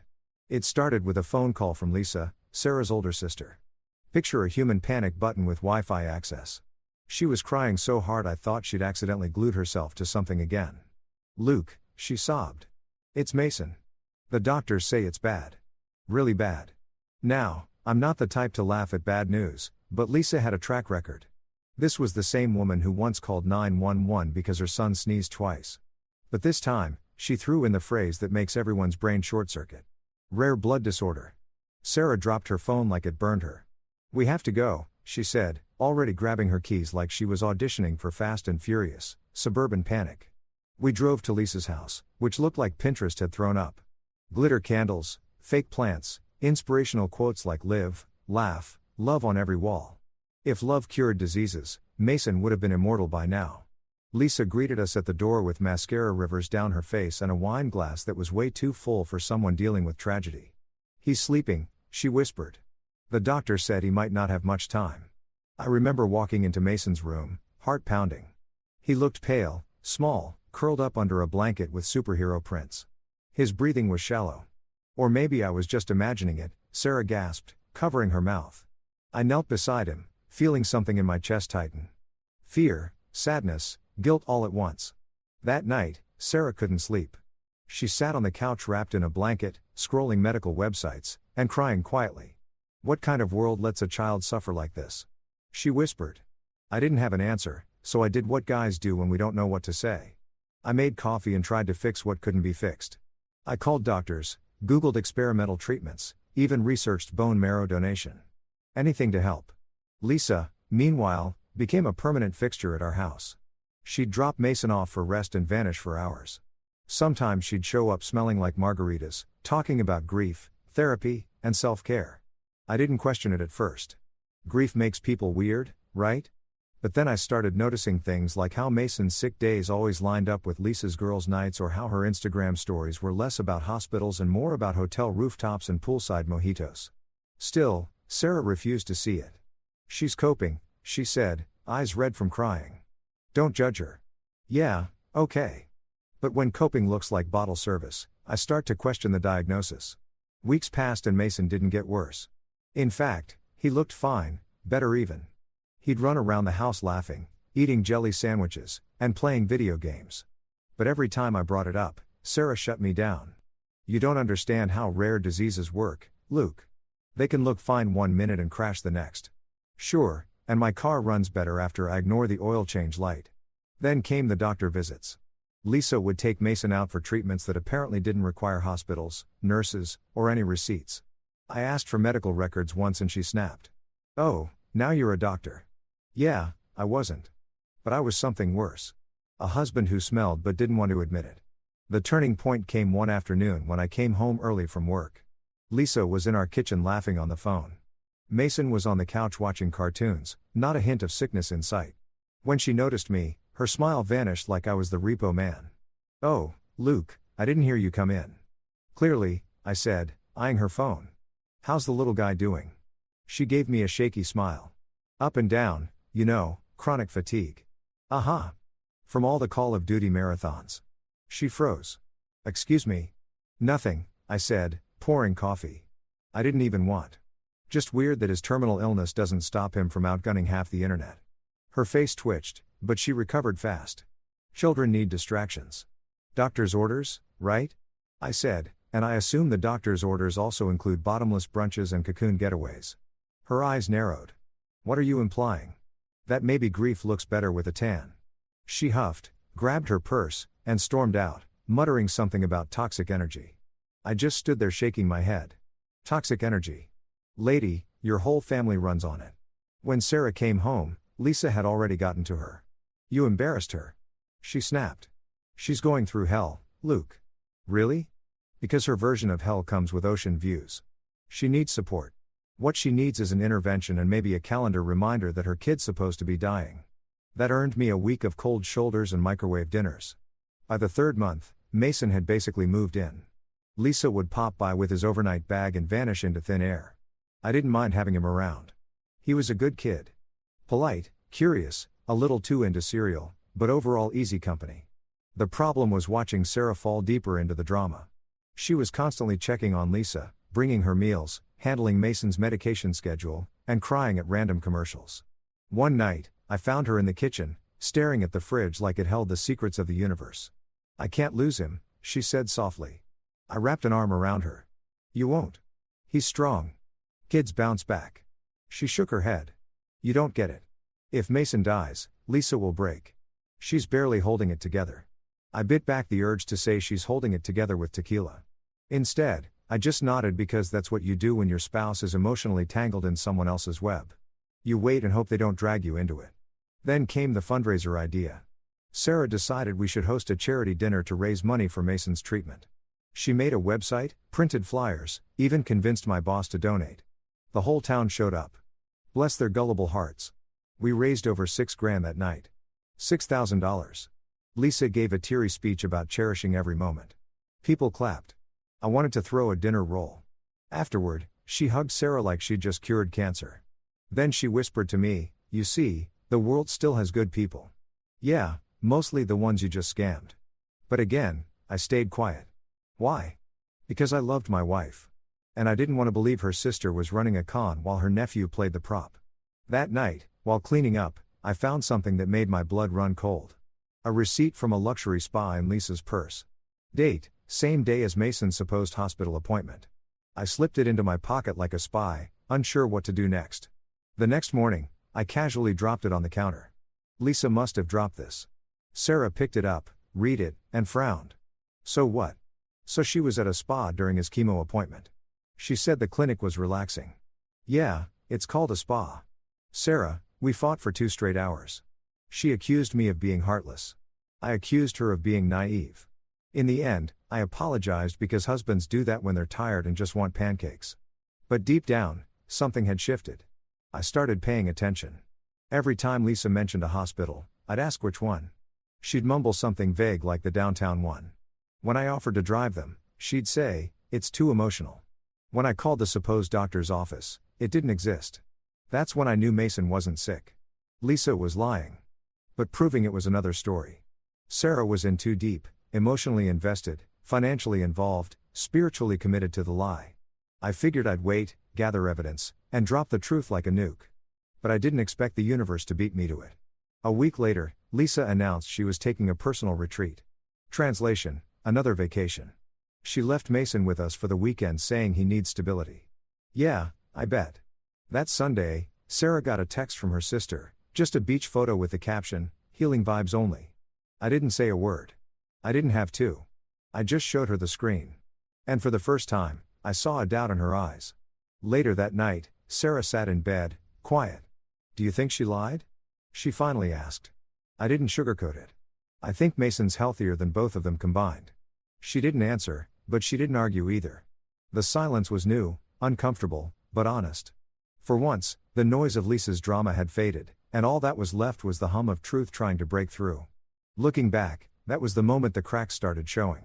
Sarah had built her loyalty on sand, and Lisa was the tide. Every lie washed a little more of her away. By the time the big betrayal rolled around months later, I realized the fake illness was just rehearsal. Lisa taught Sarah how to lie, and Sarah, bless her heart, became a star pupil. If I'd known then what was coming, I would have skipped the charity dinner and invested in security cameras instead. But hindsight's undefeated. At least now when I look at Mason, healthy and loud and full of life, I know the truth. He was never dying. The only thing terminal in that family was honesty. And trust me, some diseases don't need a cure. They need a mirror. There's no manual for suddenly becoming a single dad to a 5-year-old who thinks vegetables are a government conspiracy. One day, I had a wife who handled the grocery list and argued about throw pillows. The next, I had Mason, a pint-sized tornado with sticky fingers and the energy level of a nuclear reactor. If life had a plot twist button, someone had hit it hard. The first morning after Sarah and Keith's little Bonnie and Clyde escape, I woke up to a crash in the kitchen. I stumbled in wearing sweatpants and a t-shirt that said sarcasm loading, only to find Mason standing on the counter trying to pour himself cereal. The bowl was upside down, milk everywhere. And the kid looked at me like, "Yeah, this is fine, buddy," I said, rubbing my eyes. "We do gravity the other way around here." He blinked at me, holding the carton like it was evidence. "I wanted breakfast." "Well, congratulations. You've created abstract art." I grabbed a towel and started mopping up. "Next time, let's keep both feet on the ground and see what happens, huh?" He nodded, solemn as a judge. "Okay, but can we get pancakes tomorrow?" "Sure," I said, because lying to children is how adults survive. That was day one of my new job, fatherhood. No experience required. The title came with zero training, no HR department, and definitely no sick days. The hardest part wasn't the cooking, cleaning, or explaining why you can't feed goldfish cereal.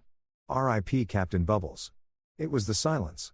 Every night after Mason went to bed, the house felt too big, too empty. There were still pictures of Sarah on the wall, her smile frozen mid-lie. I thought about taking them down, but Mason liked them.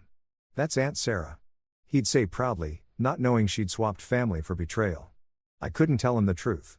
How do you tell a 5-year-old that the people who were supposed to love him just used him like a prop in their soap opera? So, I played along. I said she was traveling. I said Keith was helping her. Lies necessary once. In between balancing work, laundry, and emotional try-off, I tried to figure out how to raise a kid. I googled how to parent a child not technically yours and got results that ranged from call a lawyer to start a blog. Neither helped. The first weekend I took Mason grocery shopping. You know how single dads in commercials look calm, smiling while their kid helps pick apples? Lies. Pure propaganda. Mason treated the grocery store like a NASCAR track. He grabbed everything within arm's reach. Cereal, candy, dog toys. We didn't even have a dog. When I told him no, he crossed his arms and said, "But mommy said yes." Yeah. Well, mommy also said forever. Look how that turned out. We got to the checkout line, my cart overflowing with chaos, and the cashier smiled at me like I was a rookie firefighter holding a flamethrower. First time shopping with a little one. "Is it that obvious?" I asked. She smirked. "You look like you fought a grocery war and lost." "Feels accurate," I said. When we got home, Mason asked if we could build a fort in the living room. I said, sure, figuring it would distract him. 3 hours later, my couch cushions had become Fort Freedom, and I was trapped inside with a 5-year-old general armed with juice boxes. Somewhere between his giggles and my fake surrender, something strange happened. I laughed. Really laughed. The kind of laugh that had been missing for months, buried under lies and work emails. That night, as I tucked him into bed, he said, "You're funny, Uncle Luke." "Don't tell anyone," I whispered. "It'll ruin my reputation." He giggled and fell asleep mid-laugh. I sat there a while just watching him breathe. Maybe this wasn't the life I planned, but damn it, it was real. The next few weeks were trial by fire. I learned the delicate art of getting a kid to eat something green without bribery. I discovered that nap time is more of a suggestion than a rule. And I realized bedtime stories are just adult therapy with plot twists. But for every meltdown, there was a moment that made it worth it. Like when Mason drew a picture of us, me, him, and a weird L-looking dog he apparently wanted and wrote my family in crayon at the top. I stared at that picture for a long time. It hit me right in the chest. I wasn't just a babysitter. I was at his person. One night after a particularly chaotic bedtime involving toothpaste wars and missing pajamas, I sat down with a beer and my thoughts. I hadn't heard from Sarah or Keith. No calls, no texts, no "we made a mistake" messages. I figured they were off living their new fantasy. Probably in some cheap motel arguing over who forgot to pack deodorant. Part of me wanted revenge. The other part, the exhausted pizza for dinner part, just wanted peace. But every time I looked at Mason, I realized something. The best revenge was being the one who stayed. It's funny how fast you adapt. Within a month, I had a system. Wake up, breakfast, drop Mason at preschool, work, come home, dinner, bedtime story, collapse. I started getting good at stuff I'd never done before. I could pack a lunch that didn't look like a food crime. I could braid hair. Okay, maybe not well, but close enough that Mason's teacher didn't call CPS. He started calling me Dad by accident one morning. He said it softly like he was testing the word. I froze mid-sip of coffee. "What did you say, bud?" He blushed. "I meant Uncle Luke." I smiled, pretending it didn't feel like my heart just melted into a puddle. "That's okay," I said. You can call me whatever you want. He nodded. Okay, Dad. And just like that, something in me clicked. I wasn't his uncle anymore. I was his home. Of course, not everyone saw it that way. My mom called one evening after hearing the gossip. Luke, you're not responsible for that child. His mother should. His mother's too busy sipping tequila. I interrupted. Still, this isn't your burden to bear. Mom, I said, glancing at Mason building Lego towers in the corner. He's not a burden. He's the only part of this mess that's innocent, she sighed. You've always been too soft. Yeah, I said, smiling. Guess it runs in the family. Parenting alone wasn't just hard, it was humbling. I used to think patience was something you had or didn't. Turns out patience is something you grow right next to the gray hair. Every tantrum taught me that love isn't just hugs and smiles. Sometimes it's sitting on the floor with a crying kid and saying, yeah, life sucks, but we'll get through it. There were nights when I'd crash on the couch after he was asleep, staring at the ceiling, wondering what kind of man I'd become. I wasn't a husband anymore. I wasn't just a brother or an employee. I was a dad to a kid who wasn't even mine by blood, but felt like he was carved straight out of my heart. One Friday night, I found Mason sitting by the window looking out at the stars. What are you doing, bud? I asked. Waiting, he said. For what? For Mommy and Aunt Sarah. They said they'd come back.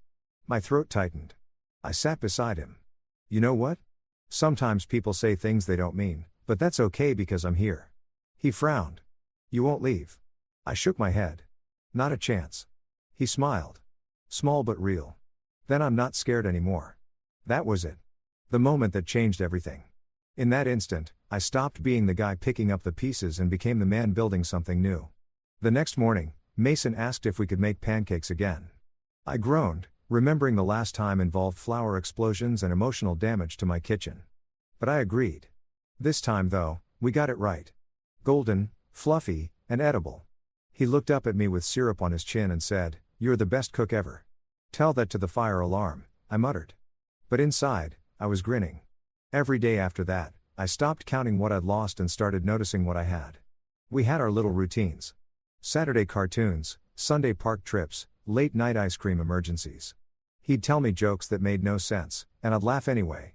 And somewhere in that chaos, I found something I hadn't felt in a long time. Peace.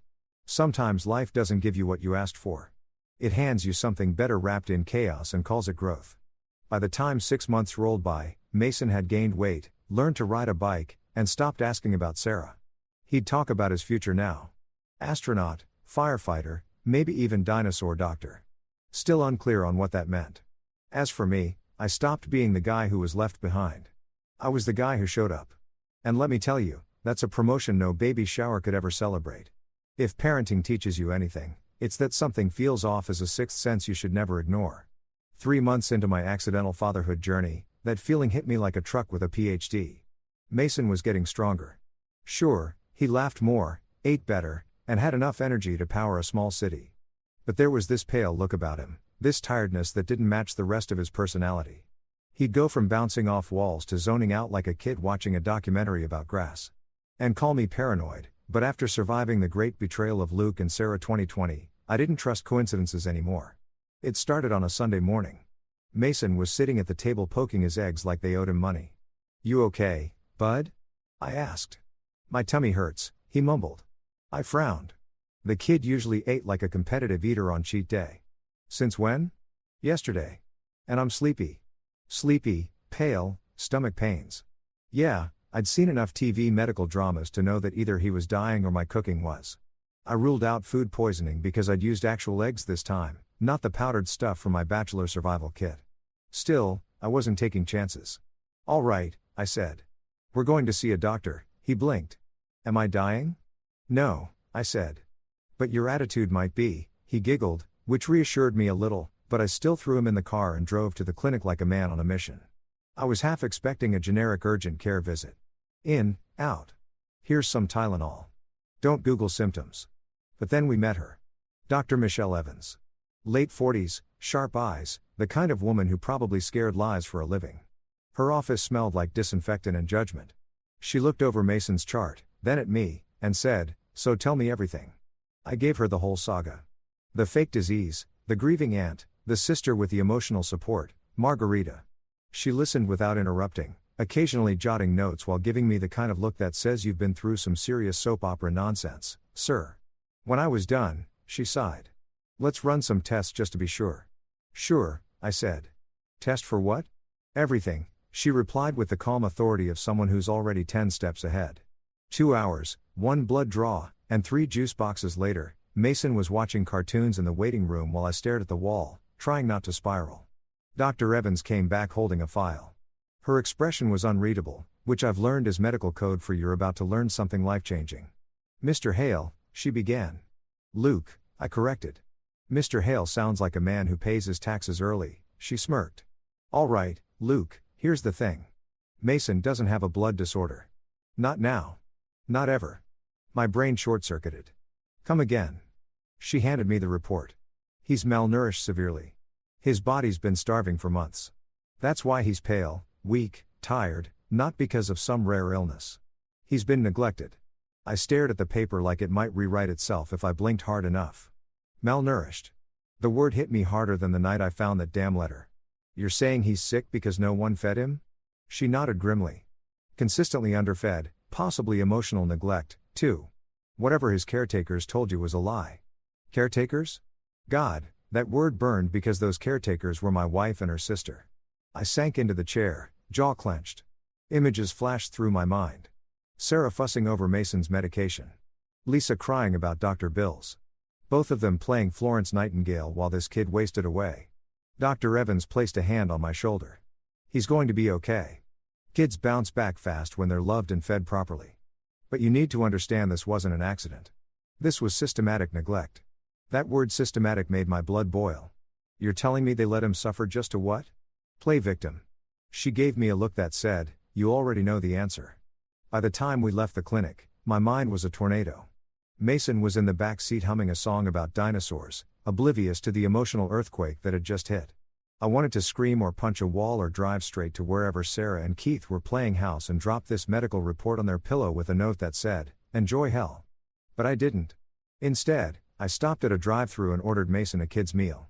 I watched him tear into those fries like it was Christmas. And that's when it hit me. This kid didn't need revenge. He needed stability. Love. A chance to be a kid again.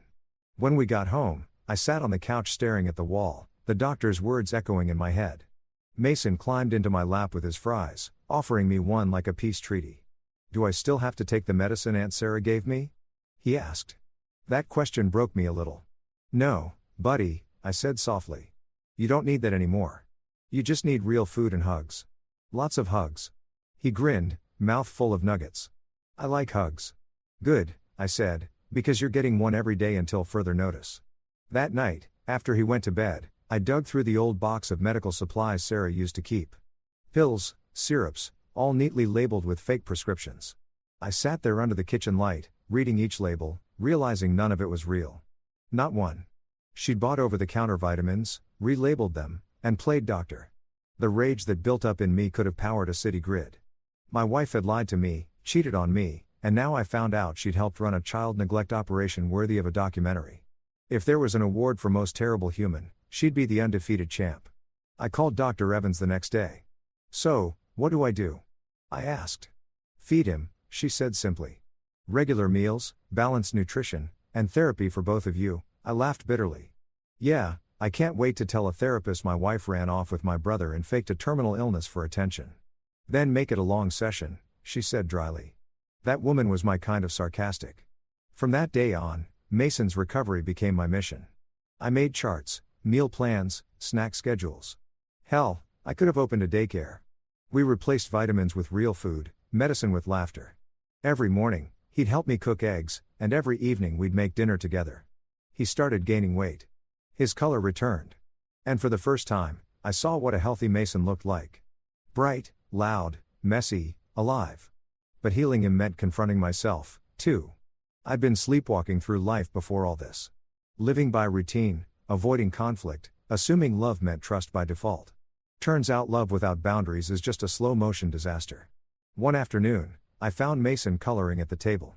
He looked up and said, "Uncle Luke, can I tell you something?" "Of course, Bud." He hesitated, chewing his crayon again. When Aunt Sarah and Uncle Keith left, I thought it was my fault because I didn't finish my food. I froze. What? No, no, no. You didn't do anything wrong. He frowned. They said I had to eat better or they'd go away. My chest tightened. I knelt beside him. Hey, listen to me. None of that was your fault. They left because they're broken people. You didn't break them. They were already cracked. He blinked up at me, processing that with a kid's kind of wisdom. So, they're the ones who need time out. I smiled even though my throat burned. Yeah, forever time out. He giggled. Good. That night, after he went to bed, I opened my laptop and typed up a report. Everything Dr. Evans told me, plus the medical proof. I didn't send it anywhere yet, but it felt good knowing I had it. Like holding a loaded truth bomb, waiting for the perfect time to drop it. Weeks went by, Mason thrived. He learned to ride a bike, drew pictures of our family, and introduced me to his new imaginary friend named Bob the Healthy Dinosaur. We were good. No, better than good. We were happy. But every once in a while, I'd catch myself wondering what Sarah and Keith were doing. Did they ever think about Mason? Did guilt ever visit them at night? Or did they sleep fine, spooning each other in blissful idiocy? I hoped it haunted them. I hoped they couldn't walk past a grocery store without remembering the kid they left behind. But I wasn't going to chase them. I had something they didn't. Peace. One evening, Dr. Evans called to check in. How's our little survivor? She asked, eating me out of house and home. I said proudly. He just discovered chicken nuggets. Good sign, she said. That means he's healing. And you? I hesitated. Getting there. Still mad but functional. Anger fades, she said. Purpose doesn't. You've given him both. I didn't realize how much I needed to hear that until I hung up. Because yeah, I was still angry, but now it had direction. The day Mason ran up to me and said, I love you, Dad. I knew we'd made it. The lie was over. The damage done by Sarah and Lisa was fading, replaced by something stronger. Truth, consistency, real love. Dr. Evans had been right. Mason didn't need miracles. He just needed someone who showed up. And as for the women who caused it all, their day was coming. Because karma doesn't forget receipts. And thanks to one very sharp doctor, I had plenty. If you told me a year ago I'd be the guy Googling how to hide vegetables in chicken soup, I'd have laughed you out of the room. But there I was, apron on, kitchen timer ticking, pretending I knew what I was doing while Mason sat at the counter like a health inspector. Parenthood, I'd learned, was 90% improvisation and 10% prayers that nothing caught fire. After Dr. Evans exposed the starvation masquerading as illness scam, I swore Mason would never go hungry again. I stocked the fridge like I was prepping for the apocalypse. Milk, eggs, fruits, enough chicken to start my own farm. But what I didn't realize was that feeding a kid isn't just about food. It's about earning trust. The kid had been told eating made him sick.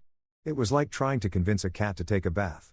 Possible, but it required stealth, cunning, and emotional manipulation. The first night, I made chicken soup. He eyed it like I'd ladled poison into a bowl. It smells weird, he said.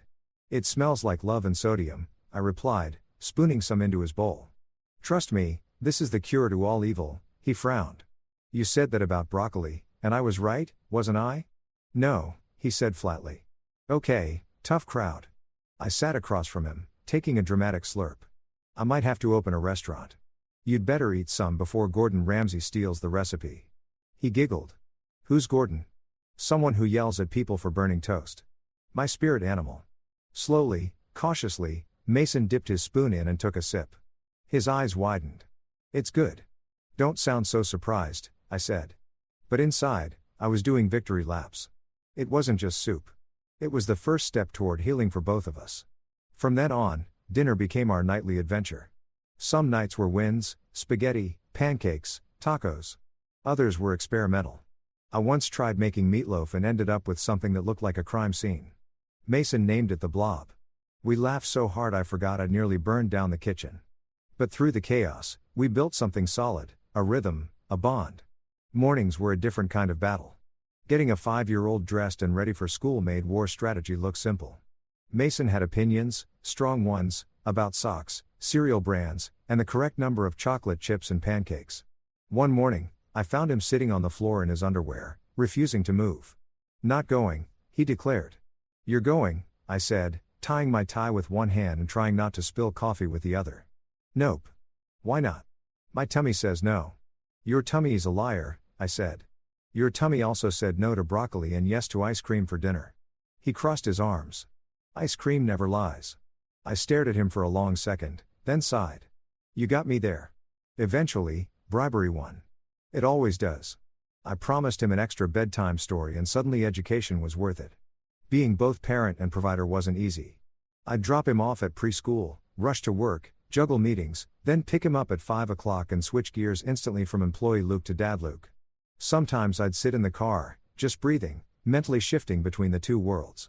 My boss Harris started noticing. You look tired, Hale, he said one day. Thanks, Harris. That's my skincare routine. Exhaustion. He laughed. Rough nights. You ever try reasoning with a 5-year-old about bedtime? It's like negotiating with terrorists. To his credit, Harris gave me more flexibility. Take the morning slow, he said. Family first. That hit me. Family. The word had felt hollow since Sarah left. But Mason was changing that. We weren't blood, but we were bound by something stronger. Choice. After work, we had a ritual. Dinner, dishes, disaster movie. We'd eat, clean, and then watch something with explosions. Transformers, Jurassic Park, or Mason's favorite, Home Alone. He'd laugh every time the burglars slipped, and I'd laugh because his joy was contagious. Weekends became boot camp for everything I didn't know about parenting. I learned how to bandage knees, assemble Lego sets, wrong, apparently, and attend birthday parties without losing my mind. Parents at those parties were a different breed. All smiles, yoga pants, and passive-aggressive cupcakes labeled organic. When I introduced myself as Mason's uncle, there was always that look, pity mixed with curiosity. One mom whispered, "Single parenting?" Bless your heart. I smiled politely. Oh, I'm fine. I get all the hugs and none of the in-laws. That shut her up fast. The turning point came one rainy Saturday. Mason caught a cold, the kind that turns a child into a human tissue dispenser. His little nose was red, his eyes watery, and his energy gone. He lay on the couch watching cartoons wrapped in a blanket burrito. I panicked like any new parent does. I called Dr. Evans. He's sneezing every 5 minutes, I said. Congratulations, she said dryly. He's human. Give him soup, fluids, rest. Not everything's a crisis. Easier said than done. I hovered like a helicopter with Wi-Fi. Every cough had me checking his temperature. He finally looked at me and said, Uncle Luke, you're acting weird. I'm not weird. I lied, rearranging the tissue box for the 3rd time. You're doing that thing where your eyebrows get scared. I blinked. I don't have scared eyebrows. He giggled, then coughed, and I nearly dialed 911 out of habit. But by nightfall, the fever broke, and he was back to asking for pizza. Relief hit me like a wave. I made him a fresh bowl of soup and sat beside him. Why do you make soup every time I'm sick? He asked. Because it's magic, I said. It fixes everything. He nodded satisfied. Then you need some too. Why is that? Because your heart's still sick. I froze. Spoon madare. Out of the mouths of babes, right? He didn't mean it cruy. He was just being honest the way only kids can be. I looked at him and realized he was right. I'd been healing him, but I hadn't let myself heal. That night, after putting him to bed, I poured myself a drink and sat on the porch. The rain had stopped and the world was quiet except for the sound of crickets. For the first time in months, I didn't feel angry, just tired. But it was the good kind of tired, the kind that comes from actually living. The next day, Mason woke up bouncing. Can we make pancakes? He asked again. It's tradition. Tradition started 3 days ago. Yeah, but it's a good tradition. So, we made pancakes. And when he spilled half the batter, I didn't even care. The kitchen was chaos. But it was our chaos. Later that week, I got a call from Lisa. I almost didn't answer, but curiosity won. Luke, she said, voice trembling. Is Mason okay? I laughed, bitter and tired. He's more than okay. He's thriving. She started crying. I made mistakes. Yeah, plural, I said. You and Sarah both, but you don't get to show up now and pretend you care. Please. I hung up. Maybe that was cruel, but forgiveness doesn't mean reopening the door. That night, Mason drew a picture, me holding a bowl of soup and him wearing a superhero cape. He labeled it my dad and his magic soup. I laughed so hard I nearly cried. Then I realized something. I wasn't playing dad anymore. I was dad. When bedtime came, he said, You're going to make soup forever, right? Forever is a long time, bud. Good, he said, yawning. I like forever. And I swear for the first time since my world blew up, forever didn't sound like a threat. It sounded like home. You ever blink and realize 15 years have sprinted past you like they had somewhere better to be? Yeah. One day you're arguing with a 5-year-old about broccoli, and the next that same kid's a 6-tall linebacker stealing your last slice of pizza. Mason grew up fast, too fast, and somehow managed to make me feel both proud and prehistoric at the same time. By the time he hit 20, the kid had turned into a force of nature. Built like an NFL draft pick, brain sharp enough for pre-med, and the same mischievous smirk that used to precede yogurt fights in the kitchen. The quiet, fragile little boy I took in had become a confident man with plans bigger than my grocery budget. We lived in a cozy 2-story place now, my house technically, but our home in every sense. There were dents in the hallway from Nerf wars, coffee stains on the couch, and trophies on every shelf. It wasn't perfect, but it was ours. I remember one Saturday morning vividly. I was at the kitchen counter trying to remember if I'd already had 2 cups of coffee or just one very strong existential crisis when Mason walked in, towel around his neck, sweat still clinging to him from a morning run. "Morning, old man," he said, grabbing a protein shake from the fridge. I raised an eyebrow. "Old man, watch your mouth, kid. I can still take you," he grinned. "Maybe in a staring contest." "You'd be surprised," I muttered, taking a sip of coffee. "Back in my day." Yeah, he interrupted, rolling his eyes. "You walked uphill both ways in the snow." "Heard it." "Actually," I said. "I was going to say, I once survived on instant noodles for a month." "That's toughness," he laughed. "That's sodium poisoning." It was moments like that, the playful back and forth, that reminded me how far we'd come. We'd built something real from the ashes of lies. Mason wasn't just my kid by circumstance anymore. He was my legacy.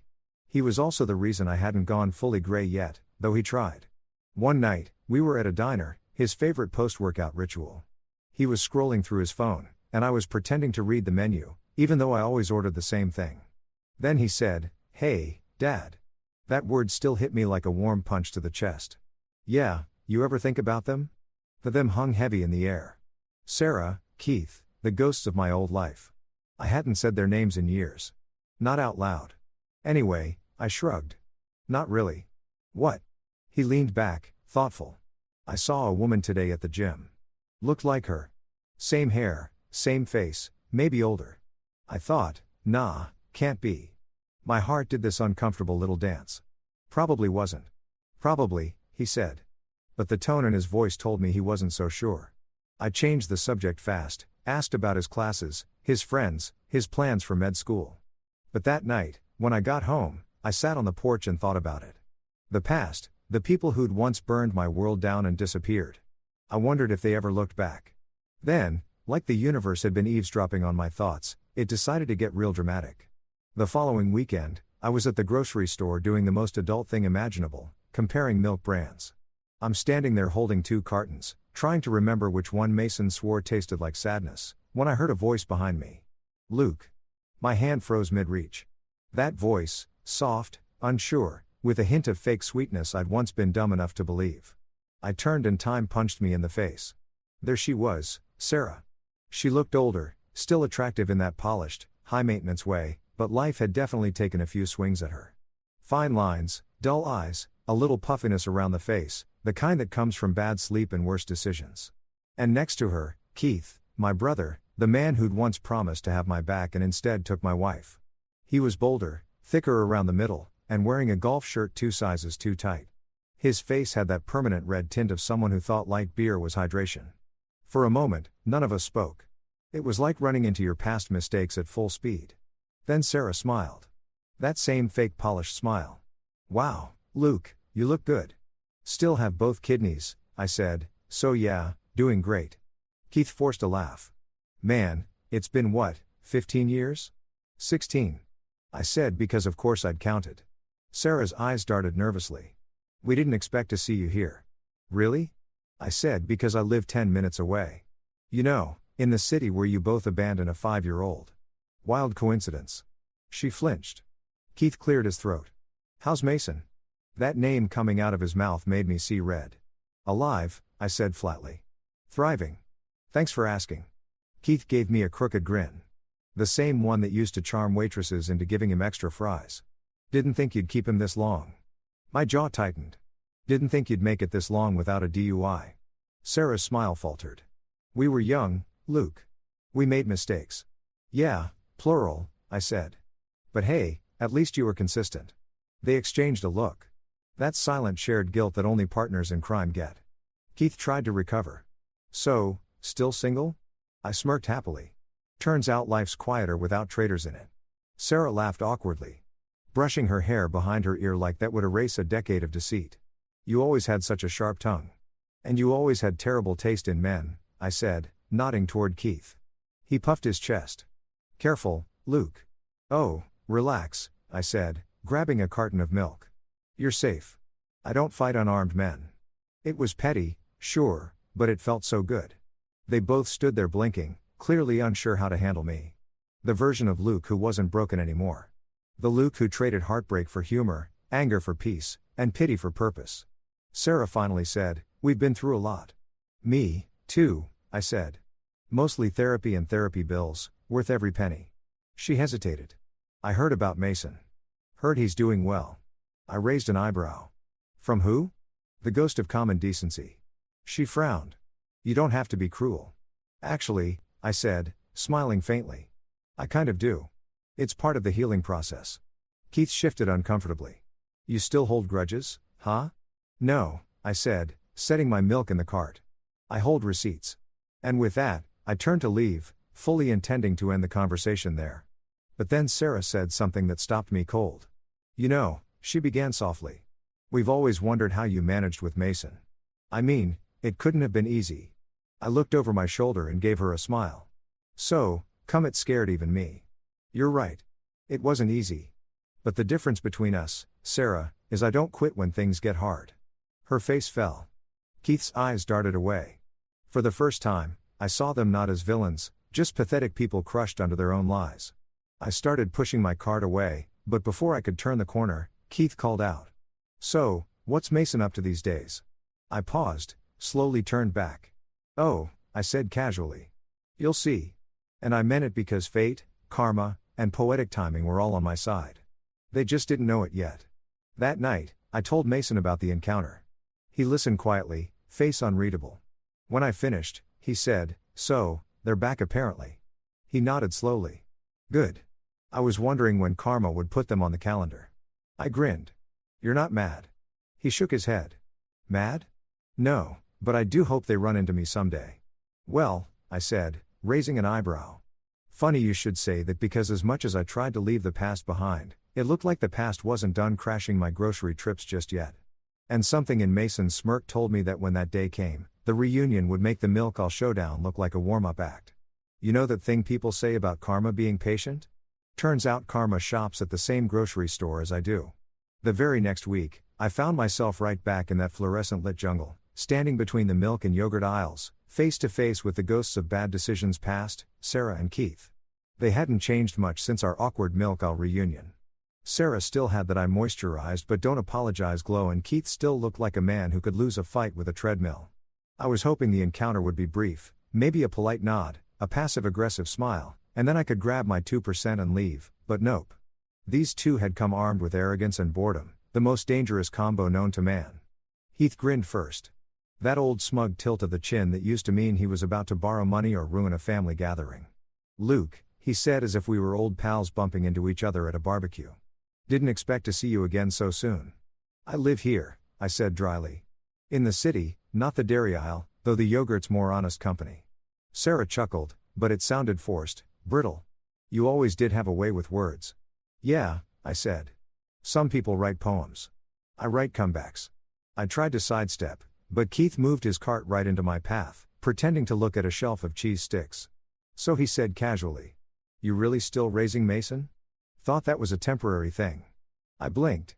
Temporary thing? You mean the child you abandoned like last week's leftovers? Sarah frowned. Don't be dramatic, Luke. Oh, sorry, I said. You're right. The correct term is felony neglect. My mistake, Keith snorted. You always were sensitive and you always were useless, I said. Glad to see some things haven't changed. He stepped closer, lowering his voice. Look, man, I get it. You're still sore about what happened, but people move on.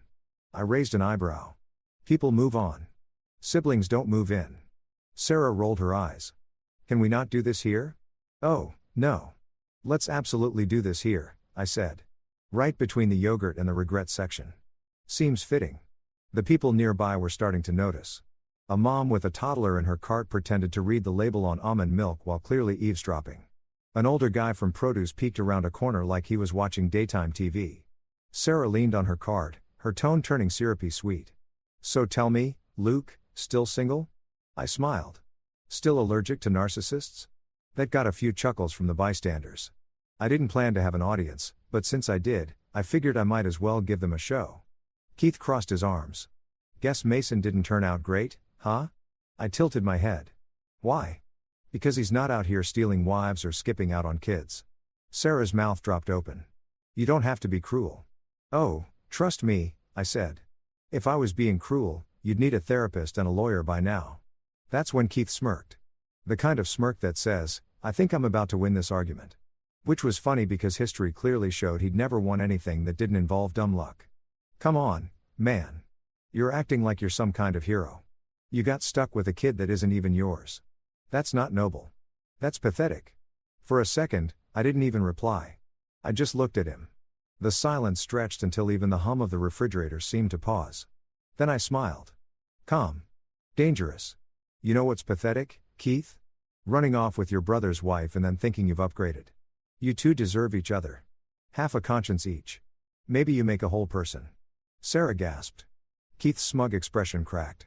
I leaned closer and lowered my voice. And for the record, Mason's doing just fine. Better than both of you combined. You'll see. Sarah blinked. What's that supposed to mean? You'll find out, I said, turning my cart. But of course, fate wasn't done stirring the pot. Keith followed me to the checkout line like an annoying mall salesman. You always were dramatic, he said. I turned, sighing. And you always were background noise. Go away. He scoffed. You're still angry. You know what that means, right? You're not over her. I laughed. Actually laughed. Buddy, the only thing I'm not over is how dumb I was for trusting you. But don't flatter yourself. These days, I need you too like I need food poisoning. He opened his mouth, probably to say something about forgiveness or moving on, but I cut him off with a smirk. Tell me, Keith, you still sleeping with one eye open? Can't imagine sharing a bed with someone who's already cheated on one brother. Statistically, you're next. That shut him up. The cashier, a college kid with blue hair, nearly dropped his scanner, trying not to laugh. Sarah grabbed Keith's arm, glaring at me. You've become bitter. Wrong again, I said. I've become better. Bitter's what happens when you fail to learn. You two are experts in that department. I paid for my groceries, bagged them myself, and gave the cashier an apologetic grin. Sorry for the drama, she whispered. Don't be. That was better than Netflix. As I walked toward the exit, I could still feel their eyes burning holes in my back. But instead of anger, I felt lighter, freer. I realized that for the first time in forever, I wasn't the guy who'd been betrayed. I was the guy who'd survived it, outgrown it, and was finally getting the last laugh. Of course, karma wasn't quite done. As I pushed my car to the car, I heard Sarah's voice again, sharper now. You think you've won, Luke? You think raising that boy makes you better than us? I stopped, turned, and smiled. No, raising him doesn't make me better. It makes me what you'll never be. Decent. That one landed hard. I loaded my groceries, climbed into my car, and sat there for a moment. My heart was pounding, but it wasn't anger. It was adrenaline. Closure, maybe. A long overdue dose of justice served cold, right next to the frozen piece. When I got home, Mason was on the couch, laptop open, studying. You okay? He asked, glancing up. Yeah, I said, setting the bags down. Ran into some old acquaintances, he raised an eyebrow. Acquaints? Or the people we don't mention after dark? I smirked. The latter, he grinned. How'd it go? Oh, you know, I said, pulling out the milk. They tried small talk. I tried sarcasm. Pretty sure I won. He laughed. You always do. I hesitated, watching him for a second. They asked about you. He looked up. Really? Yeah, I said. They think you're not doing great. He leaned back, a slow smirk spreading across his face. Then maybe it's time to prove them wrong. I grinned. Oh, trust me, you already have. He stood, closing his laptop. You know, Dad, I used to think the best revenge was showing up to their door one day with success written all over me. But now, I think the best revenge is just living well and letting them hear about it. Smart kid, I said. Who taught you that? He shrugged. Some old guy who can't cook meatloaf, but knows a thing or two about surviving betrayal. I laughed, tossing him a grocery bag. Watch it, smartass. He caught it easily. So, what's for dinner? Chicken soup, I said automatically. He groaned again. Tradition, I said. Also, I didn't buy anything else because a couple of idiots cornered me in the dairy aisle. He shook his head, amused. You really need to switch stores. Maybe, I said, but this one has excellent revenge acoustics. We both laughed, and as I started unpacking, I realized something. The circus might have followed me to the supermarket. But for the first time, I wasn't the clown.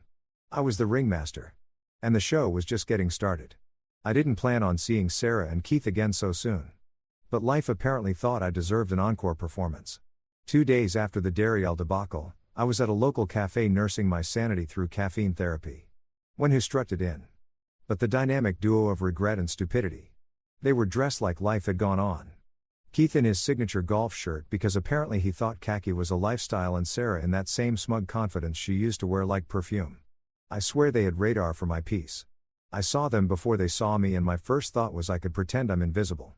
But then fate, being the sarcastic playwright it is, decided that would be too easy. Keith spotted me mid-sip. Luke. Well, if it isn't my favorite brother.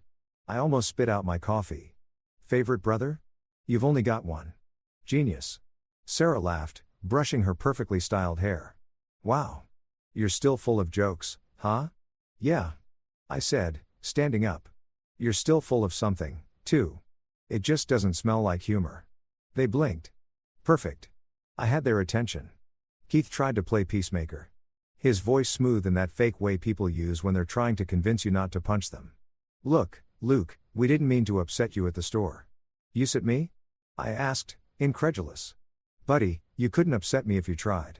I've been through therapy, heartbreak, and raising a teenager. You're just background noise now. Sarah frowned. We just wanted to clear the air.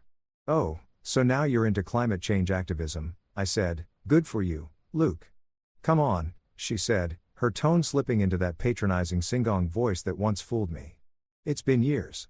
We've moved on, haven't you? I tilted my head, smiled, and said, you're standing here explaining yourself to the man you betrayed. I'd say I've moved further than you. A few customers nearby turned their heads. The barista paused mid-foam. Oh, we were about to make this everyone's entertainment. Keith crossed his arms, clearly annoyed.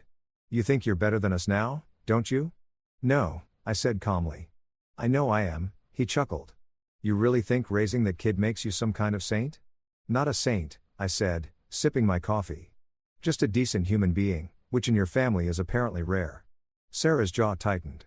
You don't know everything, Luke. Oh, you mean the part where your sister faked her kid's terminal illness and you helped cover it up? No. Yeah, that was a fun discovery. My favorite part was finding out your miracle medication was just over-the-counter vitamins. Sarah froze. Keith blinked, confused. Wait, what? I grinned. Oh, you didn't know, did you? Turns out your wife, sorry, my ex-wife moonlighted as a medical fraudster. Mason wasn't dying. He was starving. I found out after you two skipped town. Doctor said neglect was the diagnosis. You know, your family really should stop using tragedy as a hobby. Sarah's face drained of color. Keith's confusion twisted into something else. Anger, maybe shame. She said it was a blood condition. He muttered. Yeah. And she also said, you were better in bed than me. I shot back. So maybe her judgment isn't the gold standard. The cafe went dead silent. The barista dropped a cup. A college kid in the corner let out a quiet damn, Sarah hissed. You don't have to humiliate us. Oh, but I do, I said, stepping closer. Because you humiliated me for years. You lied, you cheated, and you left a child behind like a used napkin. So, if the truth embarrasses you, maybe stop making it so entertaining. Keith tried to puff up, chest out like he was about to deliver a lecture. You can't talk to her like that. Funny, I said. You didn't say that when you were sneaking into my house to do a different kind of talking. Sarah gasped. God, Luke, you're so bitter. Bitter? No, I'm better. Big difference. One needs therapy. The other pays for it. Keith's voice wavered. We made mistakes. People do things when they're in love. I laughed so loud the cafe owner looked up from the counter. Love? That wasn't love. That was boredom with better lighting. You two didn't fall in love. You fell into each other's stupidity and called it fate. Sarah's lips trembled, but she tried to recover, flicking her hair back like she was in a shampoo commercial. You always twist everything into a joke. No, I said quietly. I twist the knife into the truth. Difference. I could have walked away then, left them with their guilt and overpriced lattes, but I wasn't done. Not yet. I leaned in, lowering my voice. You want to hear something really funny? I hired a private investigator after you left. He dug into your fresh start. Turns out Sarah's sister wasn't the only liar. While you two were off playing house, she was busy club hopping, pretending to grieve her dead nephew. And you, Keith, you were funding it out of my old joint savings account. Keith blinked. That's not possible. Oh, it's possible, I said. See, the thing about betrayal is it leaves paper trails. You bought her that condo, didn't you? And that car? The one she inherited from an aunt that never existed. Sarah's mouth opened, but no sound came out. Keith turned to her. You told me your mom helped you buy that. Keith, he stepped back. You lied to me. I crossed my arms. Oh, come on, Keith.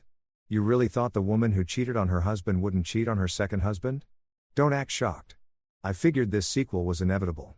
Sarah's voice shook. You're just trying to ruin my life. I smirked. You're doing fine on your own. I'm just narrating. Keith was fuming now. Are you saying I cut him off? Yep. She was still seeing someone else while you were playing Family Man. You're welcome for the update. For once, Sarah didn't have a comeback. Her hands trembled as she tried to collect herself. This is ridiculous, she snapped. You're lying. Oh, that's rich, I said, pulling my phone from my pocket. You want receipts? I've got them. I opened a photo of a report, the pie summary, complete with timestamps and photos. I slid it across the table. Consider it light reading. She stared at it, her face collapsing like bad foundation under ring. Keith leaned over her shoulder, his eyes narrowing with every line he read. Then he froze, his voice barely above a whisper. Who's Daniel? Oh yeah, there it was. The cherry on top. Sarah looked like she wanted the earth to swallow her. He was just a friend. Sure, I said. Just like Keith was my brother. Weird how that word keeps losing meaning around you.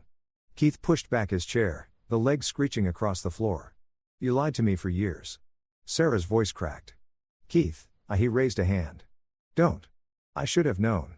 You ruin everything you touch. I sipped my coffee and muttered. Can confirm.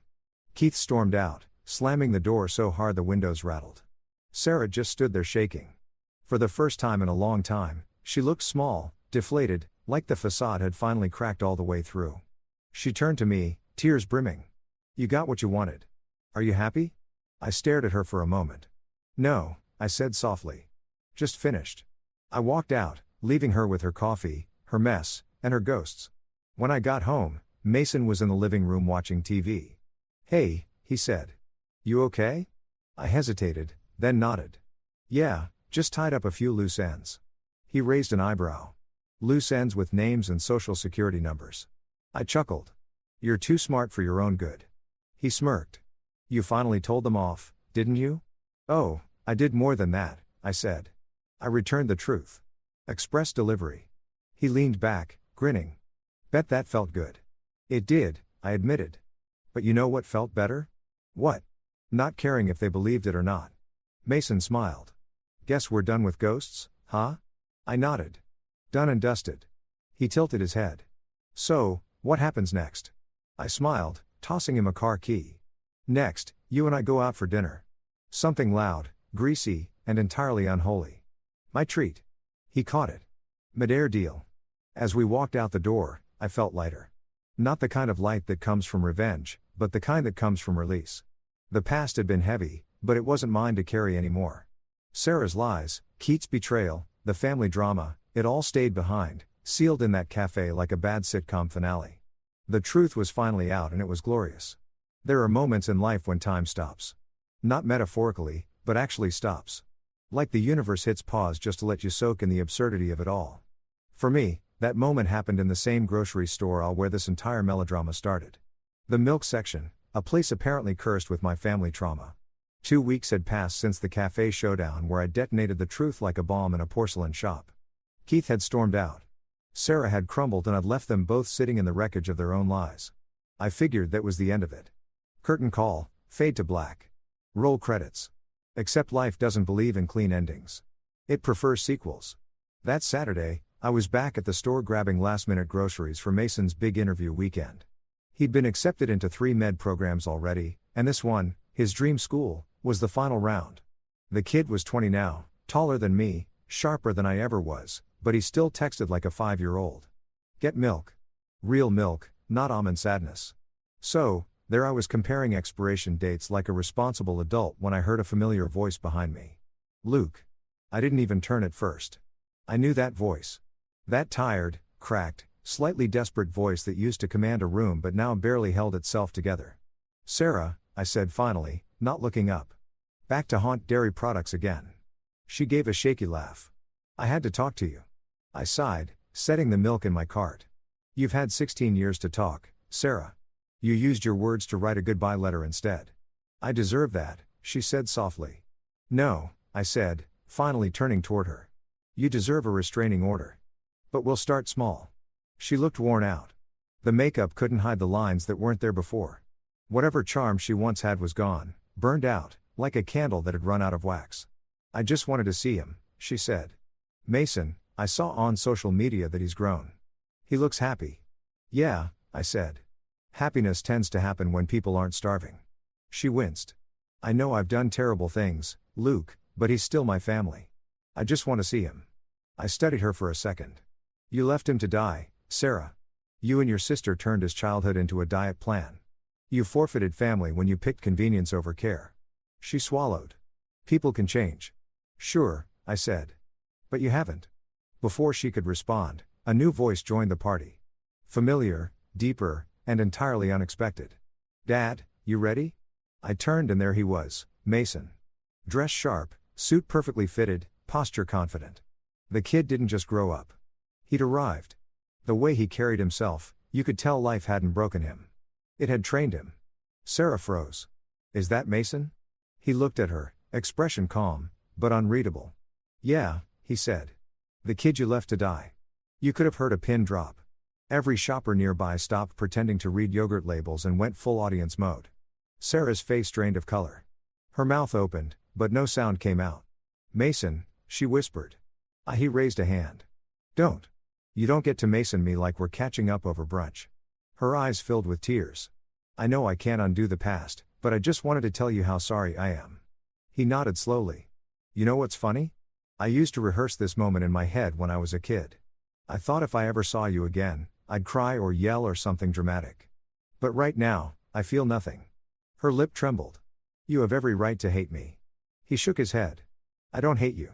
Hate would mean I still care enough to feel something. You're just a story I tell about how I got stronger. Oof.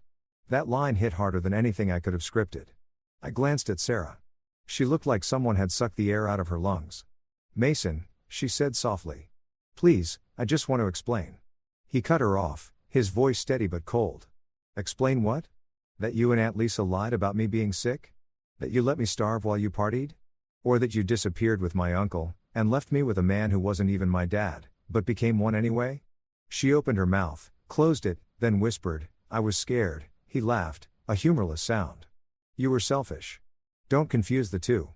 Keith appeared out of nowhere then, like bad timing was his superpower. He looked rough, puffy face, eyes tired, shirt untucked like he'd been sleeping in his car. What's going on? He asked, scanning the scene. Sarah turned to him. It's Mason. He's here. Keith froze. For a second, the same dumb smirk tried to climb onto his face, but it didn't make it. Wow, he said awkwardly. You've grown, kid. Mason tilted his head. You don't get to call me that. Keith frowned. Come on, I know. Mason said, you were the guy who taught me what betrayal looks like. Congratulations. Lesson stuck. Keith looked like he wanted to argue, but realized there was no comeback for that. He turned to me instead. So what, Luke?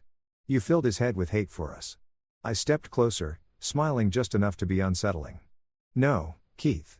I filled his stomach with food and his heart with truth. Turns out that's all it takes to erase you. He scowled. You think you're better than us? I don't think it, I said. I know it. And deep down. So, do you? Sarah grabbed Keith's arm. Let's just go. But Mason wasn't finished. Actually, before you go, he said calmly. I have something to say. They both turned toward him. He took a breath, voice firm but clear. I used to think my life started the day you left me, but that's not true. My life started the day he stayed. He pointed to me. You two taught me what love isn't. He showed me what love is. Sarah's tears spilled. Mason, please. He held up a hand again. No, you don't get to cry. You don't get to play victim. You already used up your sympathy card 16 years ago. Then he turned to me and said, let's go, Dad. Time stopped. That word, Dad. It wasn't the first time he'd said it, but saying it in front of them hit differently. It was vindication, justice, and love. All rolled into one syllable. Sarah's sob turned into a gasp. Dad, she whispered, staring at me like she'd just realized karma had good aim. I smiled gently. Yeah, that's my son. We turned and walked away, the sound of silence chasing us down the aisle. The shoppers went back to pretending they weren't emotionally invested, but the looks on their faces said it all. They just watched a live episode of Family Feud, Consequences Edition. Outside. The sun was blinding, the air crisp. Mason exhaled, shoulders relaxing. You okay? I asked. He nodded. Yeah, that felt good. Yeah, I said, grinning. You hit them harder than karma ever could, he laughed softly. Guess I learned from the best. As we loaded the groceries, he said, you know, I don't think I ever really got to thank you. For what? I asked. For staying, for saving me, for making sure I never turned into them. I felt my throat tighten. You don't have to thank me, kid. You saved me, too. He smiled, closing the trunk. Still think I should have let you handle that milk all drama alone. I chuckled. No, I think the milk has finally witnessed some justice. He looked at me, eyes bright. You think they'll ever change? People like them? I shrugged. Maybe, but even if they do, it's too late. We already did. As we drove home, the silence wasn't heavy anymore. It was peaceful. The kind of silence that comes when everything you've ever wanted to say has finally been said. That night, Mason posted a picture online. Him and me laughing over dinner. The caption read, "Family isn't who gives you life. It's who gives you a reason to live it." I stared at that post for a long time, heart full. The moment at the grocery store had frozen time, but it also thawed something inside me. The anger, the hurt, the what-ifs, they were gone. And in their place was pride. Pride for the man that kid had become. Pride for the life we'd built out of betrayal's ashes. The past had finally stopped knocking. The present had answered instead. Revenge gets a bad rep. People think it's all fire, fury, and slow-motion explosions like an action movie. Truth is, real revenge is quieter. It's a steak dinner you savor while your enemies are choking on microwave noodles. It's peace disguised as victory. A few months after the grocery store showdown, the ripples finally caught up to the people who started the storm. News travels fast in small towns and faster when it's scandal-shaped. Keith and Sarah's power couple reputation cracked like cheap glass, and everyone who used to smile at them in public started crossing the street instead. I didn't celebrate. Okay, fine. I celebrated a little, maybe once, with a beer and a playlist titled "Justice is Delicious." I hadn't seen them since that day with Mason, but I heard enough through the grapevine to know karma had clocked in early and was working overtime. Keith had apparently gone full midlife crisis meets bad decisions. The man who used to brag about his construction business lost half his clients when word spread about his morality malfunction. Turns out people don't want to hire a guy who stole his brother's wife and left a child to starve. Shocking, right? The last I heard, he was working part-time at a car wash and arguing with teenagers about tip jars. Sarah, her fall was cinematic. She'd been living off Keith's money for years. And when that ran out, she tried the sympathy route. Social media posts about regret and finding faith. It might have worked, except the internet's undefeated at digging up old skeletons. Someone found photos of her and Lisa on vacation during the Masons' dying era. And let's just say people weren't forgiving. The comment section turned into a digital bonfire. The real kicker, word got out that their perfect daughter, born a year after their scandalous getaway, wasn't Keith's. DNA test confirmed it. Karma didn't just show up. It brought snacks and a front row seat. When I found out, I was sitting on the porch, coffee in hand, sunrise in full glory. Mason had texted me the headline with nothing but a smirking emoji. I laughed so hard the neighbors probably thought I'd lost it. He came out onto the porch, hair a mess, still in his sleep shirt. "You good, old man?" "Oh, better than good," I said, showing him the phone. He squinted at the screen. "Wow, took them long enough." "Yeah," I said, leaning back in my chair. "Karma drives slow, but it doesn't miss," he laughed. "You think they ever stop and wonder how it all went wrong?" "Probably," I said. "But they'll blame everyone but themselves. That's their talent," he nodded, thoughtful. "Guess they finally got what they gave." "Exactly," I said, sipping my coffee. "You can't outrun the bill when you dine on betrayal." Mason looked at me for a moment. "You don't sound angry anymore." I smiled. "That's because I'm not. Anger's heavy, kid. You carry it long enough, it becomes your whole identity." "I set mine down a while back," he smirked. "Guess that's your version of therapy." "That and whiskey," I said, grinning. "But yeah, therapy helped, too." We sat there in comfortable silence, watching the morning unfold. Birds chirping, sunlight cutting through the trees. Peace had a sound, and this was it.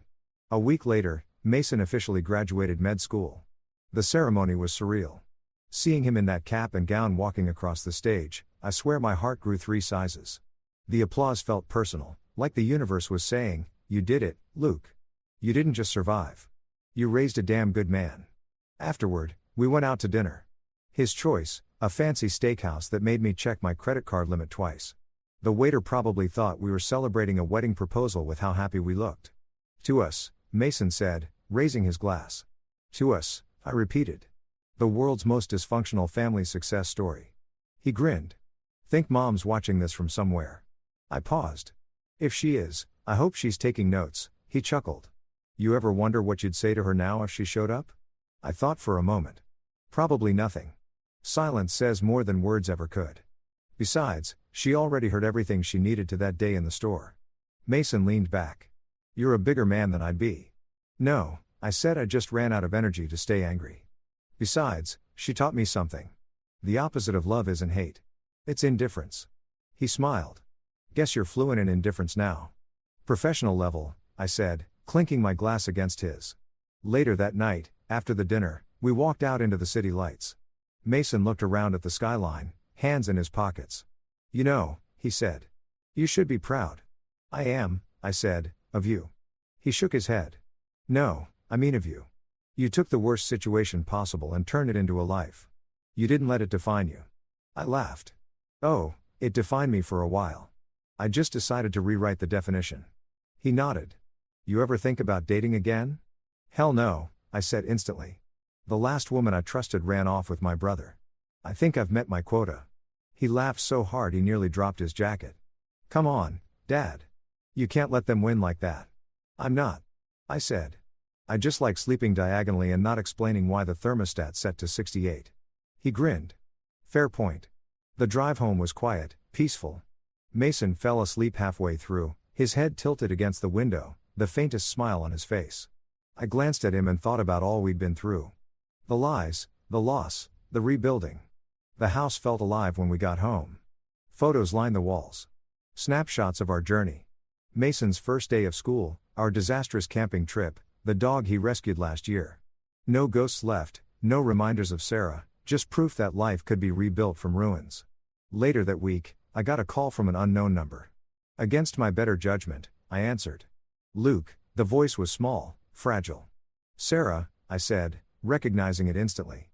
"You shouldn't be calling me. I just wanted to say thank you." "For what?" "For raising him," she said quietly. "For giving him a life I couldn't." I was silent for a moment. "You didn't have to thank me. You just had to not abandon him." "I know," she said. "I live with that every day." There was something in her tone, not manipulation this time, but something close to sincerity. Maybe life had finally humbled her. Maybe it was too late. "I'm glad he turned out okay," she said finally. "He didn't turn out okay," I said softly. "He turned out amazing. Despite you," she sighed. "You really don't have any forgiveness left, do you?" "Forgiveness?" "Yes," I said. "Access to my life again." "No," she didn't argue. Just whispered. "Take care, Luke." "Already am," I said, hanging up. And that was it. The final loose thread cut clean. Months later, Mason's engagement dinner rolled around. The restaurant buzzed with laughter, friends, and music. When he gave a toast, He started by saying, "Most people thank their parents separately. I just need to thank one." Everyone clapped. I pretended I had something in my eye. After the dinner, he raised his glass toward me and said, "We did it, Dad." I clinked mine against his. "We sure did, kid." He grinned. Guess and Sarah was my biggest motivator. "Mine, too," I said with a smirk. Nothing inspires self-improvement like being betrayed by amateurs. He burst out laughing. And so did I for a long time. The kind of laughter that shakes loose the last bits of pain still clinging to your ribs. Later, as we drove home, Mason said quietly, "You think revenge was worth it?" I thought for a second, revenge? No, it wasn't about that anymore. It was about peace. But peace is the best revenge, isn't it? He smiled. Guess it is. And as we pulled into the driveway, I realized something. Revenge hadn't come with rage or fireworks. It came with calm mornings, loud laughter, and a son who called me Dad. That was my victory. That was my closure. No grand speeches, no fiery justice, just peace, rich, quiet, and finally mine. Story 5. My wife texted, "I'm not your property. I'll be late. Don't call." I replied, "I'm not your husband anymore. Don't come back." 5 minutes later, 50 missed calls. Look, I'm not a jealous man. Never have been. Probably never will be. I'm just a guy who appreciates the simple things in life. A cold beer on a hot day, a good football game on Sunday, and most importantly, eating my grilled chicken in peace without having to witness my wife's impromptu audition for every reality TV show that celebrates bad decisions.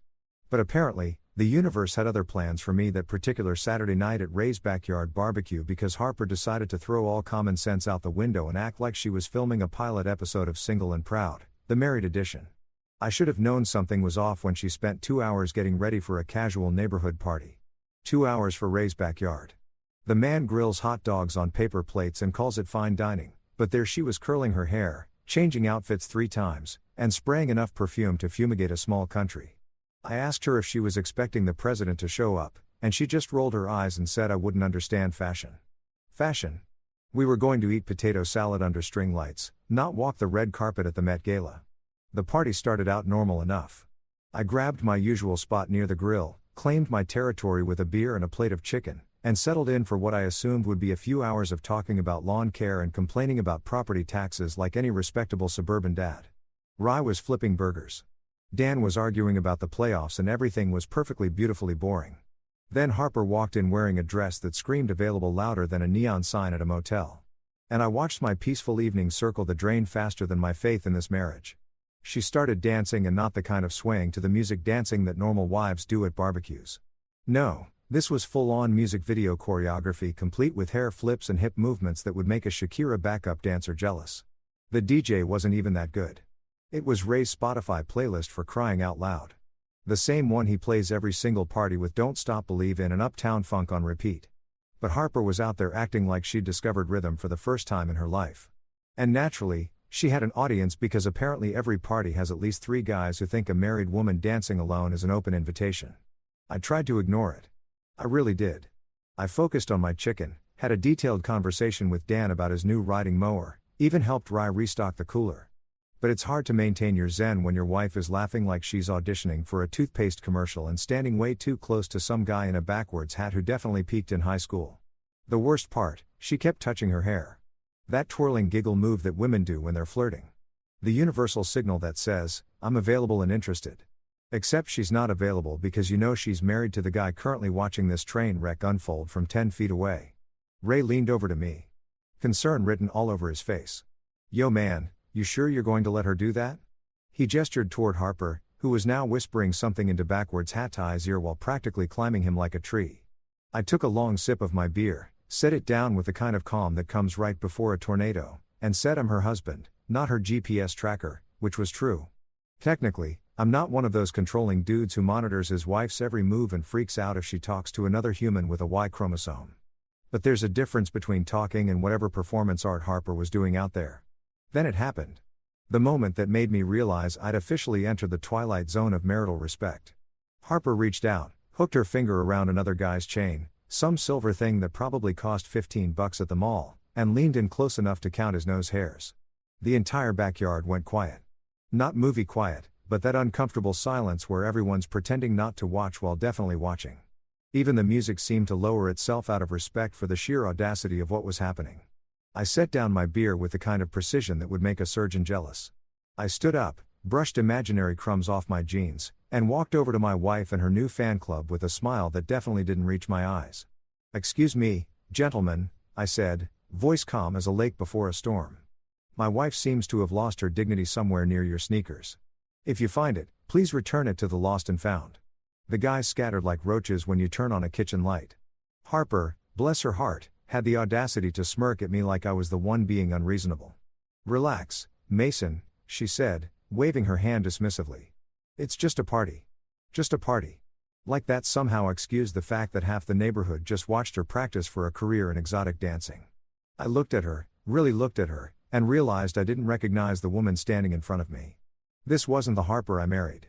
The one who used to laugh at my stupid jokes and actually enjoyed spending time with me instead of treating me like an obstacle between her and whatever validation she was desperately seeking from strangers. "Exactly," I said, maintaining that eerily calm tone that was starting to freak out even me. "It's a party, not an open audition for America's next top attention seeker." I could feel every eye in that backyard on us. The kind of attention that usually makes me uncomfortable. But right then, I didn't care. I was done. Done pretending everything was fine. Done making excuses for behavior that would embarrass a teenager. Done being the understanding husband who just rolls over and accepts disrespect like it's part of the marriage package. I looked around at all the faces staring at us. Ray looking worried. Dan looking impressed. Jenna covering her mouth to hide a smile. And I announced loud enough for everyone to hear. "Well, folks, I'm leaving before I start charging admission to this circus. Enjoy the rest of your evening." I gave a little bow, the kind you do after a particularly good magic trick, and started walking toward my truck. Behind me, I could hear Harper sputtering something about me being dramatic and embarrassing her, which was rich considering she'd just given a TED talk on how to humiliate your spouse in public. The crowd was dead silent. You could have heard a pin drop, or in this case, you could hear Harper's heels clicking on the concrete as reality started setting in. Rye whispered just loud enough for me to hear, "Damn, bro. That's one way to drop the mic." I didn't respond, didn't look back, didn't do anything except keep walking toward my truck with my head held high and my dignity still intact, which was more than I could say for my wife. I climbed into my truck, started the engine, and felt something I hadn't felt in months. Peace. Sweet, beautiful, uncomplicated peace. No yelling, no dramatic fight, no thrown objects or slammed doors. Just the sound of my engine starting and my peace of mind rebooting like a computer that finally decided to work properly. As I pulled out of Ray's driveway and watched the party shrink in my rear-view mirror, I thought to myself, well, Mason, you just witnessed your marriage die at a barbecue.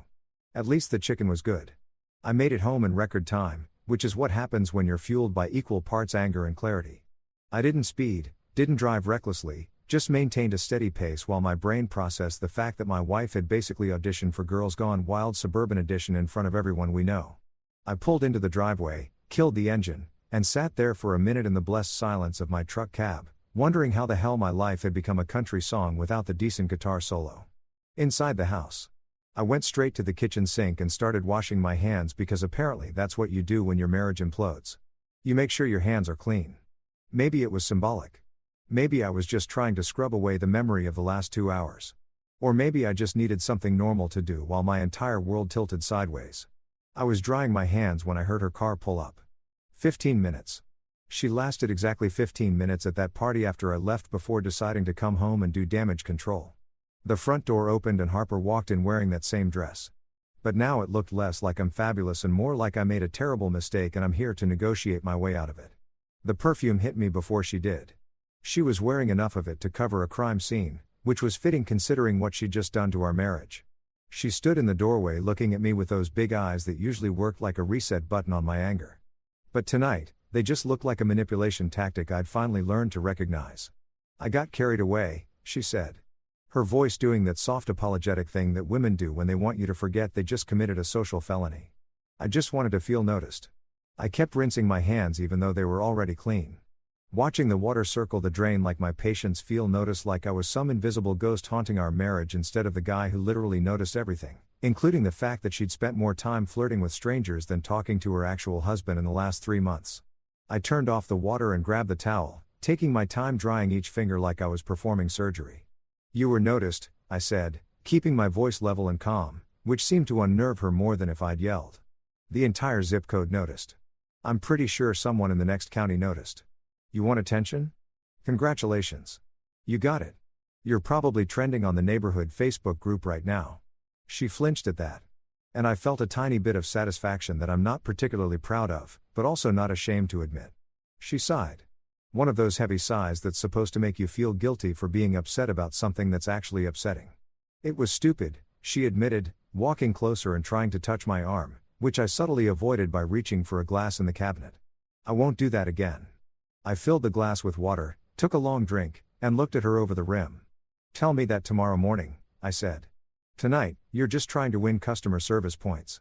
This is your please don't leave a bad review apology, not your I actually understand what I did wrong apology.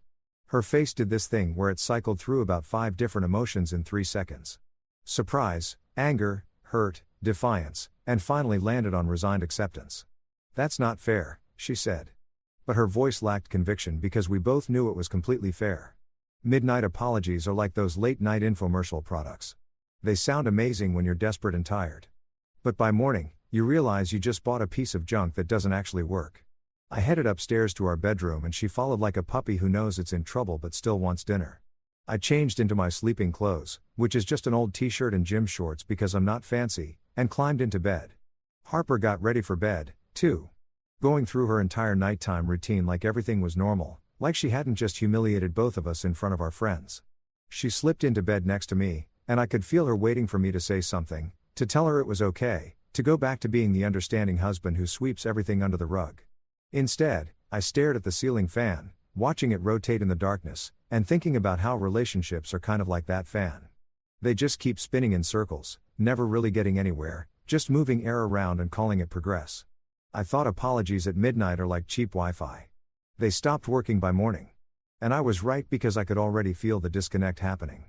That buffer symbol spinning in my brain telling me this connection was about to drop. Harper tried to move closer, probably looking for physical reassurance that we were okay, but I stayed exactly where I was, flat on my back like a corpse at a funeral for my marriage. Mason, she whispered into the darkness. I responded, not giving her anything more because I was fresh out of emotional labor for the day. Are we okay? She asked, and I almost laughed because that question was so ridiculous it deserved its own comedy special. We're existing in the same house, I said. Whether that qualifies as okay is up for debate. She didn't say anything after that. And eventually I heard her breathing even out into sleep, which was impressive considering I was pretty sure I'd never sleep again.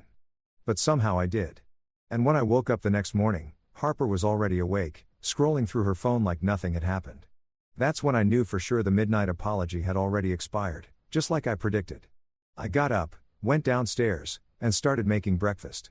Eggs, bacon, toast, the whole domestic dad routine. Harper came down eventually, still in her pajamas, and sat at the kitchen table watching me cook. Morning, she said, trying to sound normal. Morning, I replied, flipping eggs with the precision of a man who's decided to take control of the only things he can control anymore. When breakfast was ready, I sat down across from her and introduced what I was calling the new family policy, which sounds way more official than it actually was, but I needed it to sound official because I was done playing games. No more couples nights, I announced, cutting into my eggs like I was delivering a corporate presentation. You do your thing, I'll do mine. Separate spending money. What you earn is yours. What I earn is mine. Courtesy texts by 10 p.m. if you're going to be late. That's it. That's the new system. Harper's fork stopped halfway to her mouth. You're punishing me, she said, and there it was, the victim card. Right on schedule. I took a bite of bacon, chewed slowly, and shook my head. Wrong, I said. I'm protecting my sanity. There's a difference. Punishment implies I'm trying to make you suffer. I'm just trying to make me suffer less. She set down her fork, her eyes flashing with that anger that comes when someone realizes they can't manipulate their way out of consequences. You're ridiculous, she said, crossing her arms like a teenager who just got grounded. I smiled, actually smiled, because ridiculous was the best compliment I'd received in months. Maybe, I agreed, spreading butter on my toast with the care of a man who finally understands his worth. But at least I'm consistently ridiculous. You know what you're getting with me. I'm reliably ridiculous. Dependably ridiculous. The Toyota Camry of ridiculous. Not exciting, but I'll get you where you need to go without drama. She rolled her eyes so hard I'm surprised they didn't fall out of her head and roll across the kitchen floor. "This is stupid," she muttered. But she didn't argue with the rules, which told me everything I needed to know. She knew she'd screwed up, and she knew I was serious. The Mason who would have apologized for setting boundaries and making her uncomfortable was gone, replaced by this new version who'd apparently discovered that self-respect feels a whole lot better than being a doormat. We finished breakfast in silence, the kind that's not comfortable, but also not hostile, just empty like a room after everyone's left the party. Harper went upstairs to get ready for whatever she had planned for the day. And I cleaned up the kitchen, loading the dishwasher and wiping down counters with the methodical precision of a man who's decided that controlling his environment is easier than controlling his marriage. As I scrubbed the last plate, I realized something profound. I just set boundaries like an adult, and the world hadn't ended. In fact, I felt better than I had in months. Who knew that not being a pushover could be so liberating? The next day, I was elbowed deep in a cabinet renovation at the Henderson place when my phone buzzed. "Harper, coming by the workshop with lunch. See you at noon." No question mark. No. Is that okay? Just a statement like she was the CEO announcing a mandatory meeting. I stared at the text for a second, debating whether to respond with, "Don't bother," or just let her come and see what happened. I chose option 2 because I was curious what kind of peace offering she'd cooked up this time. Literally, I've been running my own carpentry business for 8 years now. And my workshop is basically my sanctuary. The one place where things make sense because wood doesn't talk back. Measurements don't lie. And if something's broken, you can actually fix it with the right tools. It's a metal building behind our house that I converted into a proper workspace, complete with all my saws, sanders, workbenches, and enough sawdust to make a snowman if snowmen were made of wood particles and broken dreams. Dan, my foreman and the closest thing I have to a work wife, was helping me install crown molding when Harper's car pulled up at exactly noon. She's always punctual when she wants something. I'll give her that. She walked in wearing jeans and a sweater that screamed, "I'm a casual, down-to-earth wife who definitely didn't humiliate her husband 2 days ago." Carrying a brown paper bag that I assumed contained either lunch or a bomb. At that point, either option seemed equally likely. "Turkey and avocado," she announced, holding up the bag like she'd just discovered the cure for cancer. "Your favorite?" She smiled. That smile that used to make my knees weak, but now just made me suspicious, like when a car salesman tells you they're giving you a special deal. I wiped my hands on my work pants, which were already covered in enough sawdust to stuff a pillow, and took the bag from her. I opened it and looked inside. Sure enough, turkey and avocado on whole wheat cut diagonally because she knows I'm weird about my sandwiches. "You remembered the sandwich?" I said, pulling it out and examining it like a detective looking for evidence, but forgot the respect. Still progress.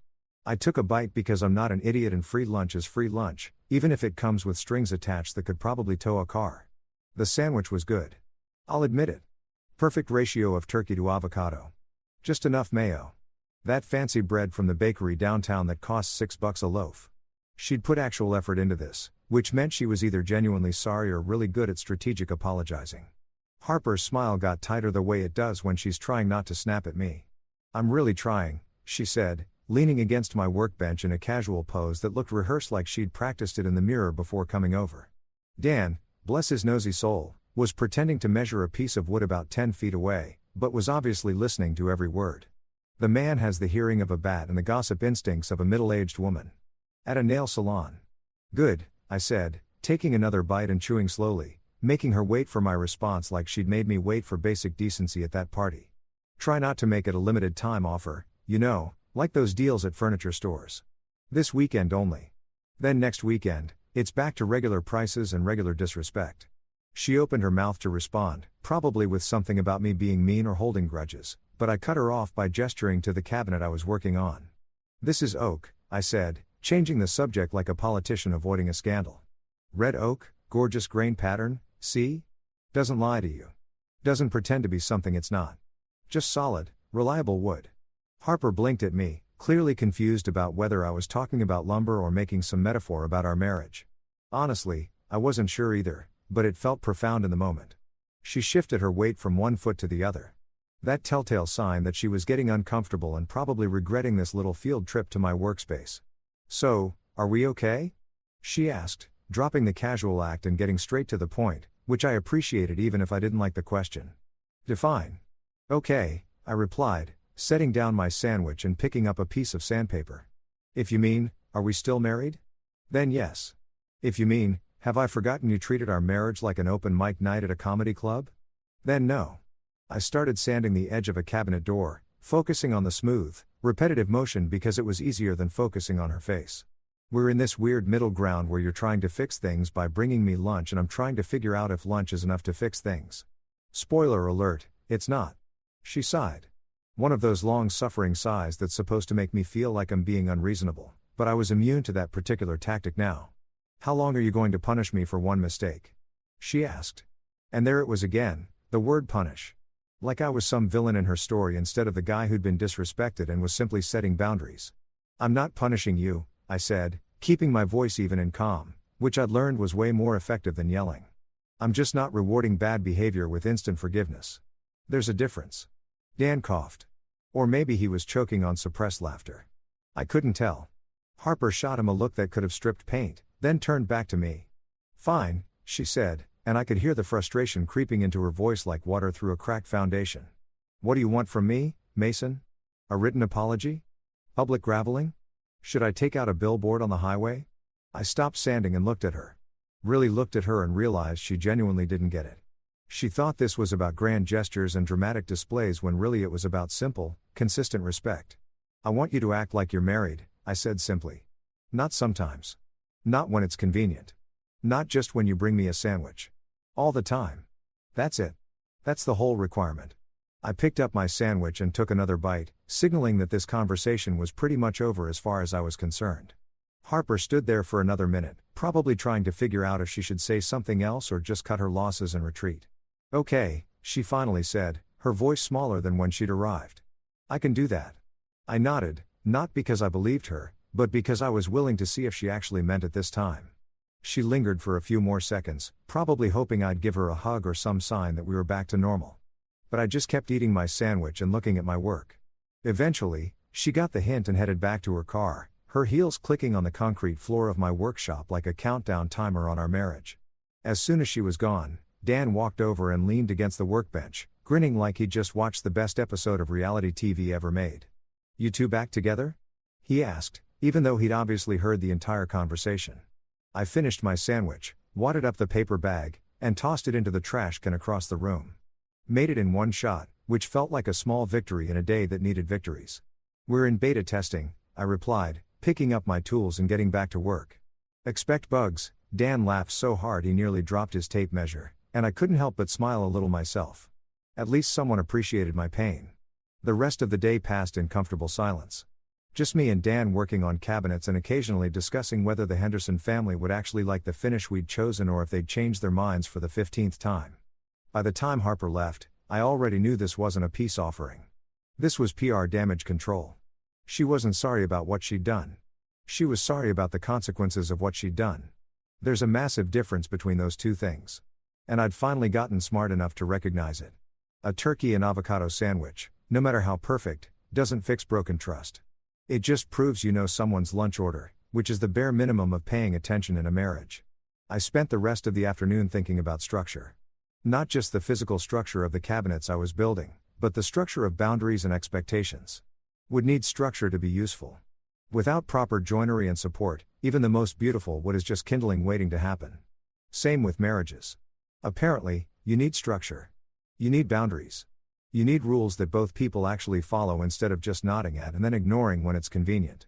As I locked up the workshop that evening, covered in sawdust and satisfaction from a productive day, I realized something important. I'd rather be alone and at peace than married and miserable. That sandwich had been good, sure, but it hadn't changed anything fundamental about our situation. Harper was trying to fix the symptoms without addressing the disease, and I was done being her test subject for half-hearted remedies. Tomorrow would bring whatever it brought. But tonight, I had my workshop, my boundaries, and my self-respect. And honestly, that sandwich wasn't bad either. 2 weeks after the sandwich incident, as I'd started calling it in my head, Ray and Jenna invited us over for another barbecue. I know what you're thinking. Mason, didn't the last barbecue basically destroy your marriage?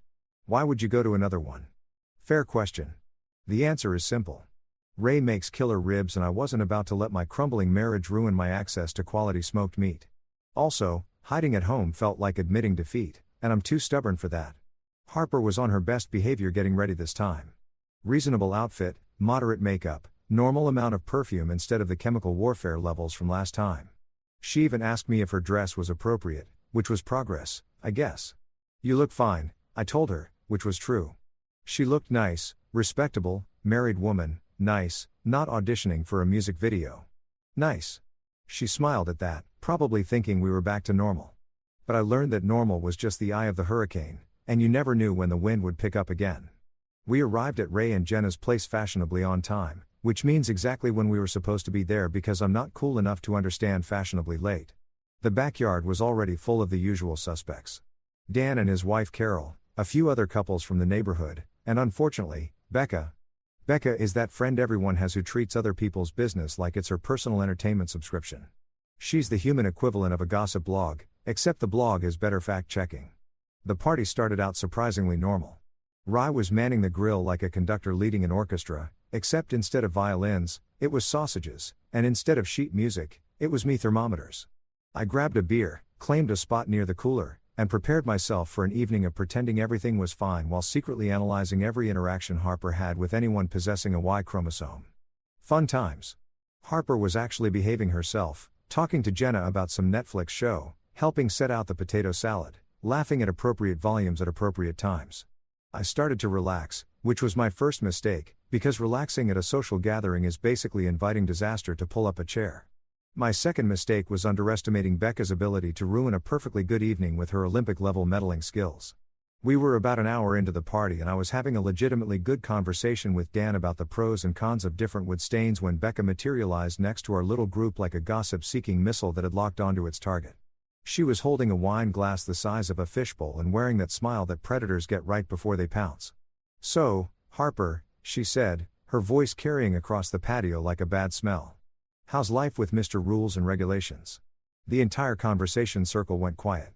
You could practically hear everyone's internal oh crap alarms going off simultaneously. Harper laughed, but it was that too loud laugh that people do when they're nervous and trying to play something off as no big deal.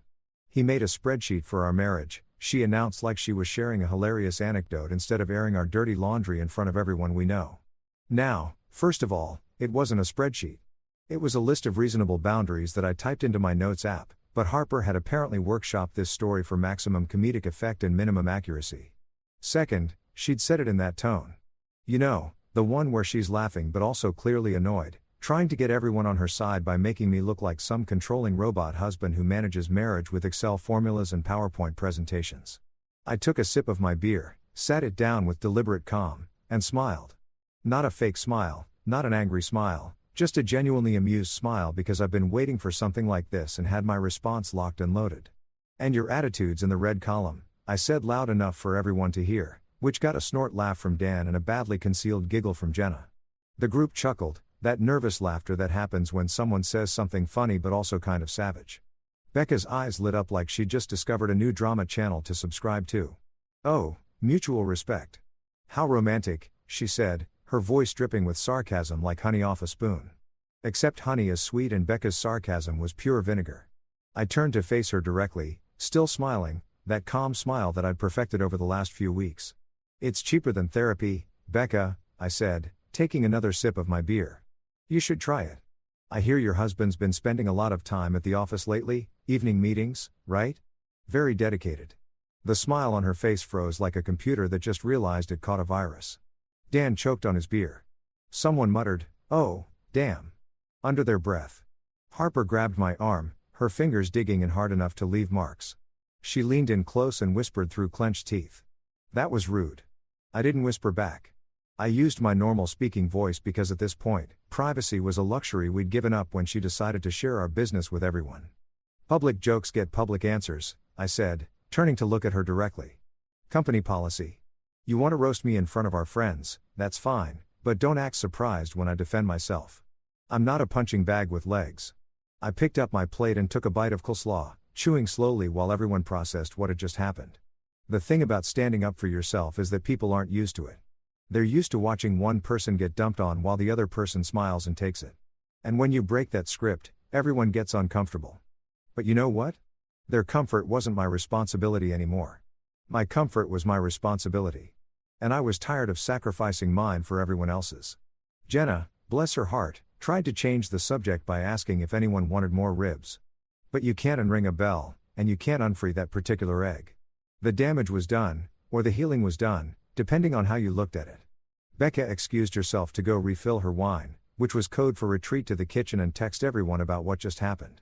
Harper stood next to me, stiff as a board, probably trying to decide if she should yell at me now or wait until we got home. Ray sidled up next to me, flipping burgers with the focused intensity of a man, trying to avoid eye contact with the drama happening 5 feet away. "That was intense," he said quietly, and I couldn't tell if he was impressed or concerned. "That was necessary," I replied, watching the smoke rise from the grill. "I'm done being the punchline of my own marriage." Dan walked over, grinning like he'd just watched the Super Bowl and his team won. "Dude, I didn't know you had that in you," he said, clapping me on the shoulder.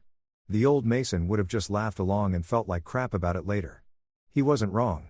The old Mason was a people pleaser who'd rather swallow glass than make anyone uncomfortable, even at his own expense. But the old Mason also got walked on like a doormat at a muddy boot store. So clearly that strategy needed updating. "Yeah, well," I said, finishing my coleslaw. The old Mason was an idiot who thought being nice meant being silent. The new Mason understands the difference. I looked over at Harper, who was now talking intensely with Jenna, probably getting either sympathy or a reality check. Based on Jenna's face, somewhere between amused and sympathetic, I was guessing it was a bit of both. The rest of the party continued, but there was a weird energy now, like everyone was walking on eggshells made of dynamite. People talked in smaller groups, voices a bit lower, occasionally glancing over at me and Harper like we were a nature documentary about dying relationships. Here we see the married couple in their natural habitat, attempting to socialize while their marriage circles the drain. Fascinating. Becca eventually came back outside, noticeably quieter than before, which was like seeing a hurricane suddenly downgrade to light drizzle. She avoided eye contact with me for the rest of the evening, which was honestly the best gift she could have given me. Harper maintained a polite smile, but barely talked to me, responding to my occasional comments with one-word answers and tight nods. As the party wounded down, and people started saying their goodbyes, Jenna pulled me aside near the back fence. "You okay?" she asked. And I appreciated that she asked me instead of just checking on Harper like most people did. "I'm better than I've been in months," I told her. "Honestly, turns out self-respect feels pretty good." She smiled. A real smile, not the pitying smile people usually give you when your marriage is falling apart. "Good," she said. "You deserve better than being a punching bag." I nearly snorted my drink when you clapped back at Becca. Jenna continued, laughing at the memory. "God, I miss this version of you. The version that doesn't just take it." I realized she was right. I'd been missing, too. I'd been so busy trying to keep Harper happy, trying to be the perfect, understanding husband that I'd completely lost myself somewhere along the way. And apparently, everyone had noticed except me. We left shortly after that, walking to the car in silence. Harper got in the passenger seat and stared straight ahead, and I knew I was in for either the silent treatment or a lecture about embarrassing her in public. But here's the thing, I didn't care anymore. I'd spent years caring too much about her feelings and not enough about my own, and that imbalance had nearly destroyed me. If she was mad because I defended myself, that was her problem to solve, not mine to fix. As I started the car and pulled out of Ray's driveway, I caught my reflection in the rear view mirror and barely recognized the guy staring back. He looked tired, sure, but he also looked free, like someone had cut strings I didn't even know were attached. "Me too," I muttered to my reflection. "I miss me too." Friday night rolled around like it always does, indifferent to the state of my marriage or my mental health. Harper had been giving me the cold shoulder since the barbecue incident 3 days ago, which was fine by me because silence is better than passive-aggressive comments disguised as concern.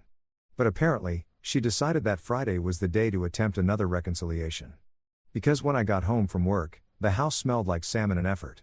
I walked in to find the dining room table actually set like with real plates and cloth napkins, not the paper towels we usually use because we're classy like that. Candles were lit, which immediately made me suspicious because the last time Harper lit candles, she was trying to cover up the smell of burnt chicken. There was music playing, too. One of those Please Love Me Spotify playlist full of acoustic covers of songs that were better in their original versions. "Hey," Harper said, appearing from the kitchen wearing an apron and a smile that was trying way too hard. "I made dinner," she said it like she'd just announced she'd cured cancer, not cooked a fish. I sat down my work bag and looked at the spread. Salmon with some kind of glaze, roasted vegetables that actually looked edible, and what appeared to be wild rice. "You cooked," I observed, stating the obvious because I genuinely didn't know what else to say. I thought we could have a nice dinner together, she explained, pulling out a chair in a gesture that was probably meant to be welcoming, but felt more like a hostess at a restaurant I didn't want to eat at. No distractions, just us talking. I sat down because I'm not a monster and she'd obviously put work into this, even if my trust in her motivations was currently lower than my credit score after college. The salmon was actually good, I had to admit. Perfectly cooked, not dry or fishy with some kind of honey soy glaze that must have come from a real recipe and not just improvisation. The vegetables were roasted properly, not mushy or burnt. Harper had genuinely tried, which made what was about to happen even more frustrating. We ate in silence for about 5 minutes, just the sound of forks on plates and that insufferable acoustic playlist in the background. So Harper started setting down her fork with the deliberate precision of someone about to deliver a prepared speech. I've been thinking about us. Oh, good, I thought. Here comes the relationship talk that will somehow be about her feelings while completely ignoring the fact that she'd humiliated me in public twice. I want things to get better, she continued. I miss how we used to be. I took a bite of salmon, chewing slowly while I formulated a response that wouldn't immediately blow up this dinner that she'd clearly put effort into. How we used to be, I repeated. You mean back when I just accepted whatever you did without question? When I was the understanding husband who never called you out on anything. She flinched slightly, which told me I'd hit the mark. Before she could respond, her phone buzzed on the table. We both looked at it. She looked at me, then at the phone, then back at me. It's work, she said, reaching for it. I set down my fork, the sound louder than it should have been in the suddenly tense dining room. Then let it wait, I said, my voice calm but firm. The world can survive without your emoji approval for 1 hour. It's dinner.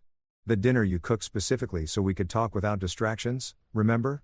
She hesitated, her hand hovering over the phone like it was some kind of religious artifact she couldn't abandon. It might be important, she said, which is what people always say when they want to justify prioritizing literally anything over the person sitting right in front of them. More important than this conversation you wanted to have? I asked, more important than the dinner you spent time making? Because if it is, go ahead and answer it. But don't pretend this dinner was about us reconnecting when you can't even ignore your phone for 60 minutes. Harper picked up the phone. Of course she did. She stood up from the table, mumbled, "I'll just be a minute," and walked into the kitchen. I sat there, fork in hand, staring at my plate, and wondering why I was even surprised. This was Harper's pattern. Grand gestures followed by immediate proof that the gestures were meaningless. It was like watching someone build a sand castle and then immediately kick it over themselves. I could hear her in the kitchen, her voice doing that light, flirty thing it does when she talks to people she wants to impress. Not her work voice, not her I'm handling business voice, but her social voice, which meant this wasn't actually urgent work stuff. It was her checking her social media or texting friends about something that could absolutely wait until after dinner. I looked at the candles still burning uselessly on the table and felt something inside me just deflate. 12 minutes later, I counted because at that point I was petty enough to time her disrespect. She came back smiling like nothing had happened. Crisis averted, she announced cheerfully, sliding back into her chair and picking up her fork like we were just on pause. I raised an eyebrow, a talent I perfected over the last few weeks of this nonsense. Yeah, I said slowly. But your marriage is still on fire. The smile dropped off her face like a cartoon character running off a cliff. Can you stop being dramatic? She said, and there it was, the word dramatic, which is what people call you when you have reasonable reactions to unreasonable behavior. I was gone for like 2 minutes. 12. I corrected because accuracy matters when someone's trying to gaslight you about time. You were gone for 12 minutes from the dinner you cooked specifically to reconnect with me and it wasn't even actual work. I could hear you laughing in there. So, either your work involves a lot of giggling or you're full of it. I took another bite of salmon which had gone slightly cold but was still decent. I'm going with option 2. She sighed. One of those long-suffering sighs that's supposed to make me feel guilty for being upset about something that's legitimately upsetting. You're being unreasonable, she said, which is what people say when they don't want to admit they're wrong. It was one phone call. It's never won anything with you, I replied, setting down my fork for good because I'd lost my appetite. It's one flirting session at a party, one disrespectful comment at a barbecue, one phone call during dinner, one boundary crossed, one excuse, one you're being dramatic, one you're being unreasonable. But they add up, Harper. They stack up like bills you ignore until suddenly you're bankrupt and wondering how it happened. She stared at me and for a second I thought maybe she was actually hearing me, actually understanding what I was saying. But then her face hardened into that defensive expression I'd come to know so well. "I can't do anything right with you anymore," she said, which is the nuclear option of arguments. "Turn it around and make yourself the victim. I cook you dinner and you attack me for answering my phone." "Sweetheart," I said, leaning back in my chair with the kind of calm that comes from being completely done with a situation. "If I was dramatic, there'd be popcorn and an audience. This isn't dramatic. This is me stating facts.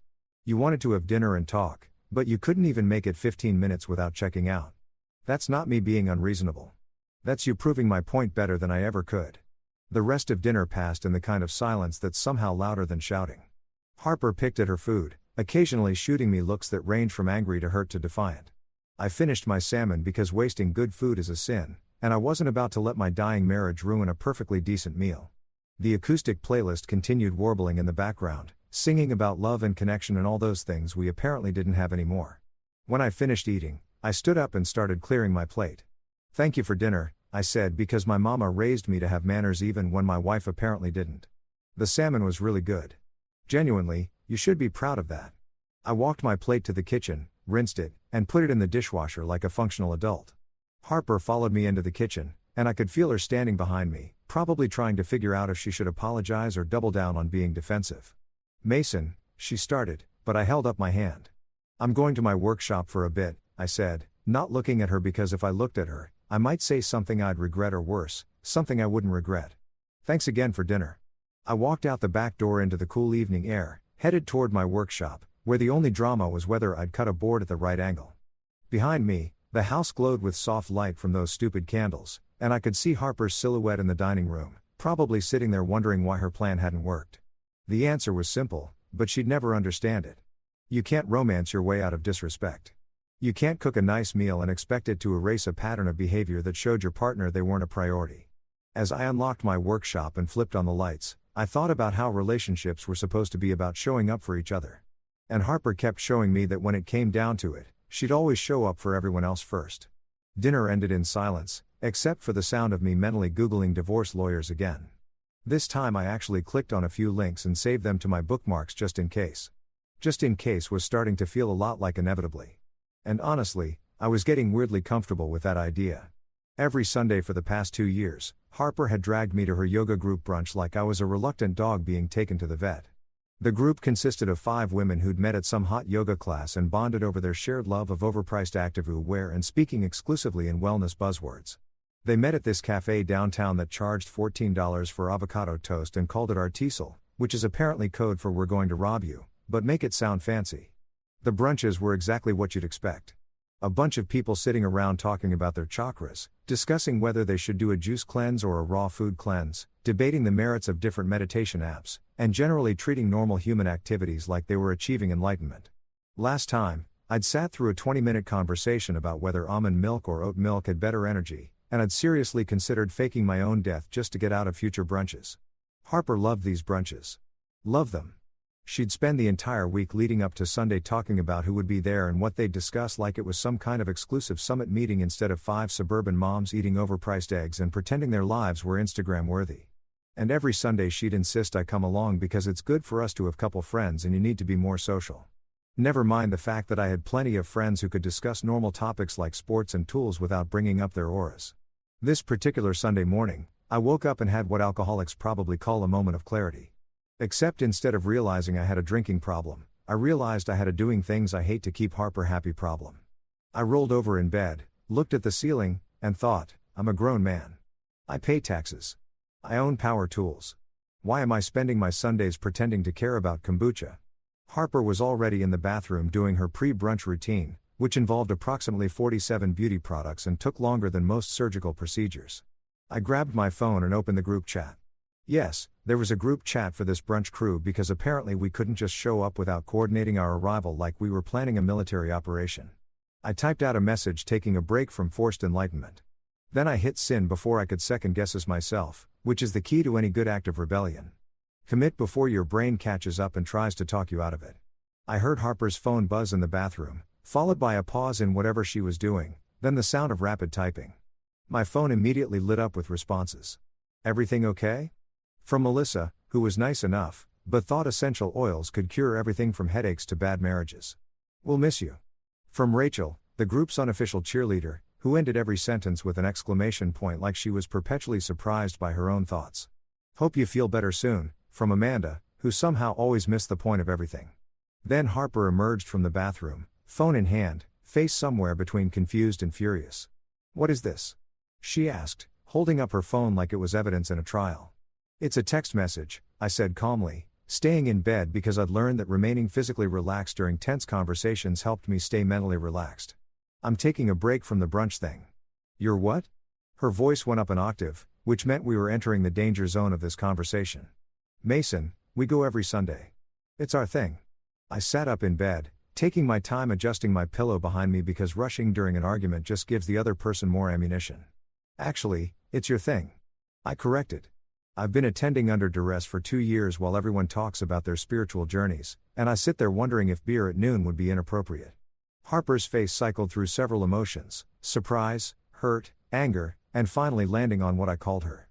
You're being unreasonable expression. You're dismantling our life, she said, which was incredibly dramatic considering we were talking about missing one brunch, not burning down our house. First couples nights, now this. What's next?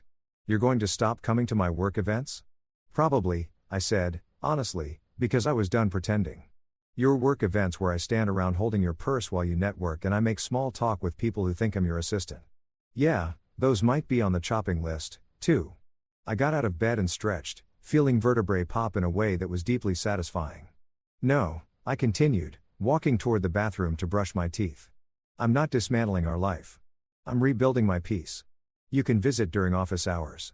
She followed me into the bathroom, which is a violation of international treaty laws in my opinion, but marriage apparently means no room is sacred. This is ridiculous, she said, watching me brush my teeth in the mirror like she was hoping I'd choke on toothpaste and change my mind.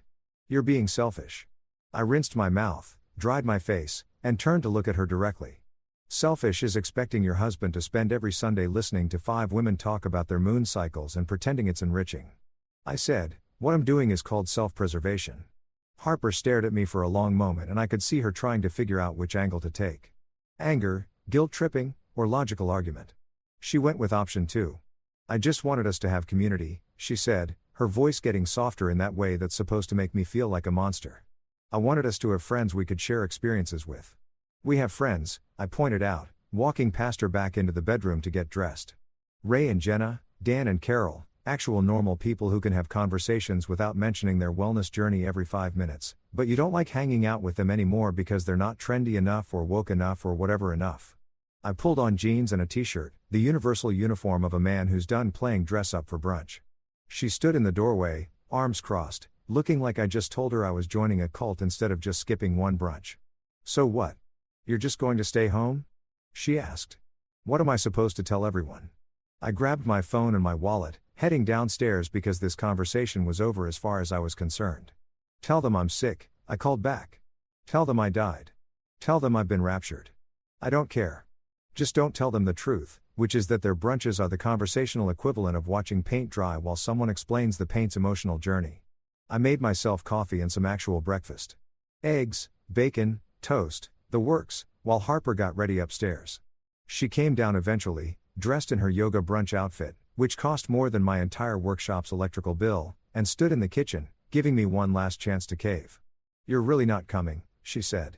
And it wasn't a question, more like a confirmation of my betrayal. I'm really not coming, I agreed, flipping bacon with the satisfaction of a man who's finally standing his ground.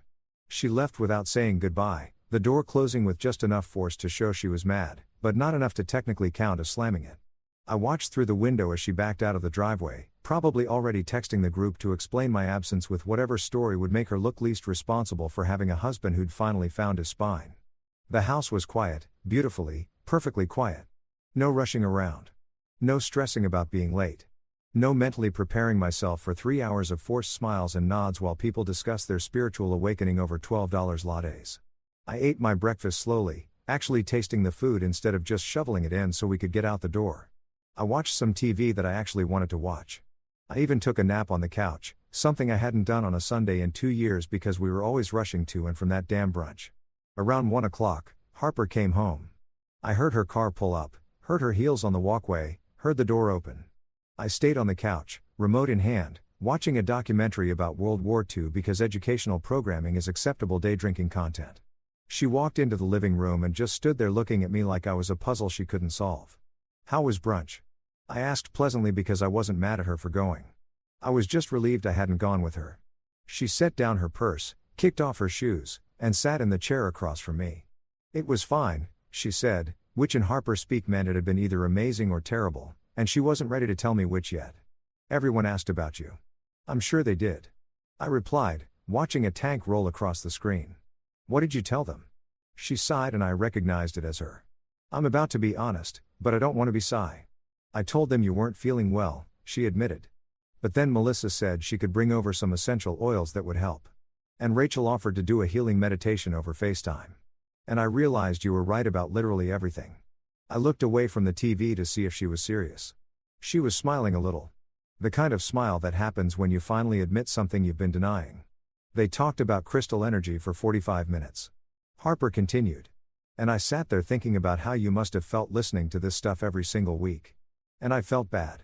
Actually bad. Not just saying it to make you feel better. Bad. Huh? I said because I genuinely didn't know how to respond to Harper actually acknowledging something from my perspective. That's growth. She laughed. A real laugh and came over to sit on the couch next to me. I'm not bored with you, Mason, she said quietly. I'm bored with us, with what we've become, with the routine and the going through the motions. I thought about that for a second, watching black and white footage of soldiers marching across a European landscape. Same energy, just different fonts, I said, which made her smile despite the serious conversation we were having. I'm trying to fix things, she said. And for the first time in weeks, I actually believed she meant it. Then start with silence, I replied, getting up from the couch and heading to my workshop. Sometimes the best thing you can do for something broken is give it space to figure out what it actually needs. I grabbed my jacket from the hook by the back door and turned to look at her. I'm not trying to punish you or make your life hard. I'm just trying to remember who I was before I became the guy who goes to wellness brunches. She nodded, staying on the couch, and I walked out to my workshop, feeling lighter than I had in months. The rest of Sunday passed peacefully. I worked on a bookshelf project, listened to classic rock at a volume that would have annoyed Harper if she'd been out there, and generally enjoyed the simple pleasure of doing exactly what I wanted without having to justify or explain it to anyone. Later that evening, after I'd come back inside and cleaned up, Harper made pasta for dinner. We ate together and this time when her phone buzzed, she ignored it. We didn't talk much, but it was comfortable silence instead of tense silence, which felt like progress. Small progress, baby steps, progress, but progress nonetheless. As I went to bed that night, I thought about how sometimes the most rebellious thing you can do is simply stop doing things that make you miserable. Revolutionary. Tuesday started out deceptively normal, which should have been my first clue that the universe was about to drop-kick my life into chaos. I had a client meeting that ran late. Mrs. Chen wanted to discuss changing her kitchen cabinets for the third time, which meant I was stuck looking at paint samples and nodding while she debated between Whisper White and Cotton Ball, which looked exactly the same to my untrained eye, but apparently had vastly different energy. By the time I wrapped up and loaded my tools back into the truck, it was already past 9. I pulled out my phone and did what I'd been doing for weeks now. Sent Harper a courtesy text. Running late, home by 10 o'clock. Simple, straightforward, exactly what we'd agreed on in our new boundary system. I hit send and started driving, listening to a podcast about woodworking techniques, and feeling pretty good about my communication skills. I got home at 10:45, which was late, but not unreasonably late considering Mrs. Chin's inability to make a decision had added an extra 30 minutes to what should have been a quick meeting. The house was dark when I pulled up, which was weird because Harper usually left at least the porch light on. I unlocked the front door, flipped on the lights, and called out, "I'm home." To absolute silence. No response. No Harper sitting on the couch watching her reality shows. No sounds from upstairs. No evidence that another human being currently occupied this house. I checked my phone. No missed calls, no texts, nothing. I walked through the house doing that thing where you're not worried yet. But you're definitely confused. Checking rooms like she might be hiding somewhere as a prank, which would have been out of character, but stranger things had happened in this marriage. I was standing in the kitchen trying to decide if I should text her or just assume she'd gone out when my phone buzzed. Finally, I looked at the screen and read the message that would officially end my marriage. "I'm not your property. I'll be late. Don't call." I read it twice to make sure I wasn't hallucinating. Then I read it a third time because surely this couldn't be the actual response to me politely letting her know I'd be home late. The audacity of it hit me like a freight train made of disrespect and gasoline. I'm not your property. Like I was some controlling psycho instead of a guy who'd literally just done exactly what we'd agreed to do. Sent a courtesy text. I stood there in my kitchen, still holding my work bag, covered in sawdust from Mrs. Chin's cabinet consultation, and felt something inside me just click, not snap. That would imply emotion, drama, anger. This was more mechanical, like a lock engaging or a circuit completing. I was done. Not angry. Done or sad. Done. Or even frustrated. Done. Just done. Finished. Complete. End of season. No renewal. Series canceled. I blinked once, sat down my work bag with careful precision. Opened my messages with the calm of a man who'd finally found absolute clarity and typed, "I'm not your husband anymore. Don't come back." I hit send with the same energy I'd used to confirm a dentist appointment. No drama, no second-guessing, just a simple statement of fact. Then I locked my phone, set it face down on the counter, exhaled like I'd been holding my breath for months, and said out loud to my empty kitchen. And that's the end of that season. The immediate aftermath was silence. Beautiful, perfect silence that lasted approximately 5 minutes before my phone started having what I can only describe as a mechanical seizure. Buzz, buzz, buzz, buzz, buzz, buzz. It rattled on the counter like it was possessed, lighting up with notification after notification. I picked it up and watched the missed call counter climb. 15, 20, 30 text messages started flooding in too, but I didn't read them. Didn't need to. I could guess the content. What do you mean? You can't be serious. We need to talk. And probably some creative profanity thrown in for flavor. I called Dan because if I was going to burn my life down, I needed a witness who'd appreciate the show. "You busy?" I asked when he picked up. "Just watching TV," he said. "Why? What's up?"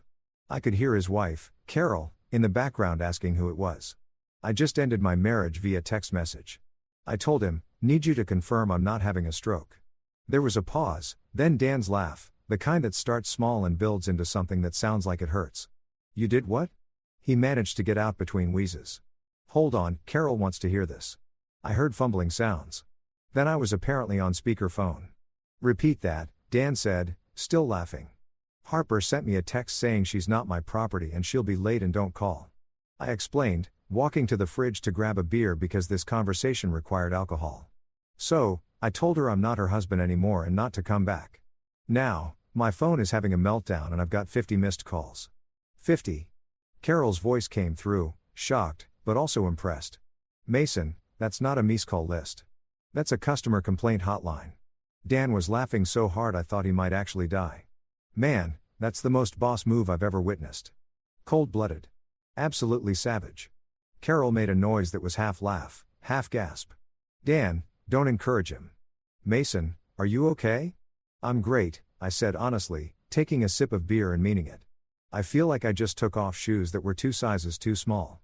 Everything hurts, but also I can finally breathe." The phone was still buzzing in my hand. Harper's name lighting up the screen over and over like a neon sign at a failing casino. "Should I answer?" I asked, more curious than concerned. "Absolutely not," Dan and Carol said in unison, which made me laugh. "Let her sweat," Dan added. "She sent you that disrespectful text thinking you'd just take it like you always do. She needs to understand there are consequences." Carol made a humming noise of agreement. "What are you going to do?" she asked. "Pack her stuff," I said, looking around my suddenly peaceful house. "Change the locks. Maybe order a pizza. It's Tuesday. They have that 2-for-1 special." I heard Dan lose it again in the background. This man is ending his marriage and thinking about pizza deals. He wheezed. That's the energy I aspire to. I hung up after promising to call them if anything crazy happened. Then I got to work. I pulled out suitcases from the hall closet, the matching set we'd gotten as a wedding gift from her parents, which felt appropriately symbolic, and started methodically packing Harper's things, clothes from the closet, shoes from the ridiculous organizer she'd insisted we needed, toiletries from the bathroom that cost more than my truck payment. I wasn't angry packing, throwing things around, and making a mess. I was compacting, folding clothes properly, and organizing things like I was packing for a vacation she'd never come back from. My phone continued its seizure on the bed, lighting up and buzzing with the desperation of someone who'd finally realized they'd pushed too far. 60 missed calls. 70 text messages were coming in so fast, I couldn't have read them if I wanted to, which I didn't. This wasn't about punishing Harper or making her suffer. This was about finally having enough self-respect to recognize when something was broken beyond repair. I called Todd the locksmith around midnight. Todd and I go way back. We play poker sometimes, and he'd done the locks when we first bought the house. "Hey, man," I said when he answered, sounding groggy. "Sorry to call so late.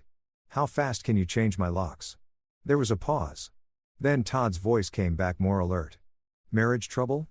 he asked, because Todd's not stupid. "Marriage over," I corrected. "Need to make my door Harper-proof." Todd laughed, that knowing laugh of a man who'd probably gotten similar calls before. "The brand new limited edition Freedom model," he joked. "Exactly." I confirmed. "How soon can you get here?" He said he could come first thing in the morning, which worked because I doubted Harper would come home tonight anyway. She'd probably crash with one of her yoga friends and complain about her unreasonable husband who dared to have boundaries. I finished packing by 1 a.m., leaving the suitcases neatly lined up by the front door like soldiers awaiting deployment. For suitcases that contained 2 years of living together and 10 years of marriage, it seemed both too much and not enough. I took a shower, washing off the sawdust and the remnants of my old life, and climbed into bed in the master bedroom that was now just mine. The phone had finally stopped buzzing around call number 87. I looked at it one last time before setting it on the nightstand. The screen showed a final text from Harper. "Mason, please, we need to talk." No punctuation, probably typed while crying or angry or both. I didn't respond. There was nothing left to say that hadn't been said in my one perfect text message.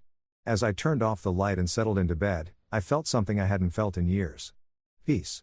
Not happiness exactly. Not that rush of excitement or joy, but deep, genuine peace. The kind that comes from finally stopping a behavior that's been slowly killing you. The house was quiet. My phone was silent. And tomorrow, Todd would change the locks and Harper would find her suitcases on the porch, and my new life would officially begin. I smiled in the darkness, thinking about Dan's reaction and Carol's shocked laugh and the sheer absurdity of ending a marriage with 18 words. Somewhere across town, Harper was probably telling her friends about her horrible husband who'd kicked her out over nothing. But here in my bed, in my house, in my peace, I knew the truth. This wasn't about nothing. This was about everything. And I'd finally done something about it. "Alexa," I said to the smart speaker on the nightstand, "play Single Ladies." Beyoncé's voice filled the bedroom, and I laughed. Actually laughed for the first time in months. Tomorrow would bring drama and phone calls and probably some crying. But tonight I was free. And that feeling was worth every missed call, every angry text, and every judgmental look I'd get from people who thought I should have tried harder. I tried plenty. Now I was trying something new, choosing myself. I was in that perfect state between awake and asleep, where your brain is finally shutting down after processing the fact that you just nuked your marriage from orbit. When I heard it, the unmistakable sound of someone trying to use a key that no longer worked. Rattle, rattle, jiggle, rattle, then silence, then more aggressive rattling. Like maybe the problem was that the key just needed more force to remember its job. I looked at the clock on my nightstand. 12:47 a.m. So Harper had decided to come home after all. Probably after exhausting her friend's patience with her version of events where I was the villain and she was the victim of unreasonable expectations like basic respect. I lay there for a second debating whether to get up or just let her figure it out on her own. The rattling continued, now accompanied by the sound of someone trying to force a lock that had been changed approximately 6 hours ago by Todd, who'd shown up at 7 a.m. with coffee and a knowing smile. Then came the knocking. Not polite knocking. Not "excuse me, I think there's been a misunderstanding" knocking, but full-on.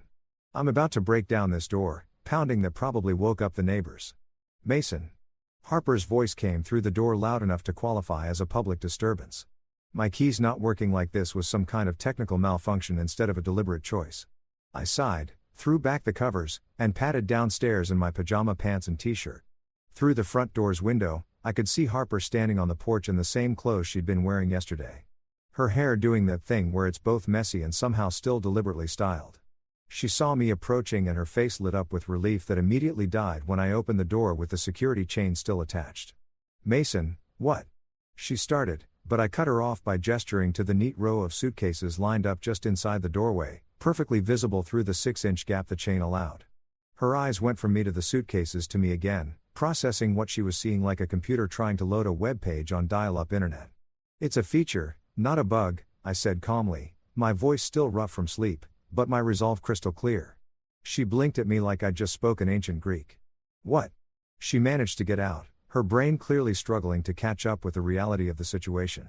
The lock, I clarified, leaning against the doorframe with the casual energy of a man who'd gotten the best sleep he'd had in months. It's changed deliberately, on purpose, with intention. Harper's face cycled through confusion, disbelief, and then landed on anger with the speed of someone flipping through TV channels. What is this? She demanded, her voice rising to a pitch that dogs 3 counties over probably heard. She tried to push the door open, but the chain held firm, which seemed to make her even angrier. Is this a joke? Did you seriously change the locks? I seriously changed the locks. I confirmed, reaching down to grab the first suitcase and maneuvering it through the narrow opening. It thunked onto the porch, followed by the second one, then the third and fourth. It's called consequences. You triggered them. I said it matter-of-factly, like I was explaining how a toaster works, because honestly, the cause and effect here seemed pretty straightforward to me. She stared at the suitcases like they were alien artifacts that had suddenly materialized on her porch. You can't do this, she snapped, her voice hitting that frequency that makes your teeth hurt. We're married. This is my house, too. I shook my head slowly, still maintaining that eerily calm demeanor that was clearly freaking her out more than if I'd been yelling. You mistake me for a man asking permission, I said, and I watched those words land like a punch. Her mouth opened and closed a few times, genuinely speechless, which was a rare and beautiful thing. You sent me a text message telling me you're not my property and not to call you. So, I respected your independence by ending our marriage and giving you your stuff back. You're welcome. That's not I didn't mean. She sputtered, trying to find words that would somehow rewrite the last 12 hours. You're being insane. Ah, there it was. Insane. The word people use when they can't believe someone finally stood up to them. I smiled. Not a mean smile. Just genuinely amused by the absolute audacity of her calling me insane when she was the one who'd set this entire sequence of events in motion. No, I corrected gently. Insane would be continuing to accept disrespect because I'm afraid of being alone. This is sanity. This is self-preservation. This is me finally understanding that I deserve better than a wife who treats courtesy as an insult. A light came on in the neighbor's house, Mr. Peterson's place. Great. Now we'd have witnesses to this circus. Harper's eyes were starting to water, and I recognized the beginning of tears that could be either genuine emotion or tactical manipulation. With Harper, it was usually a blend of both.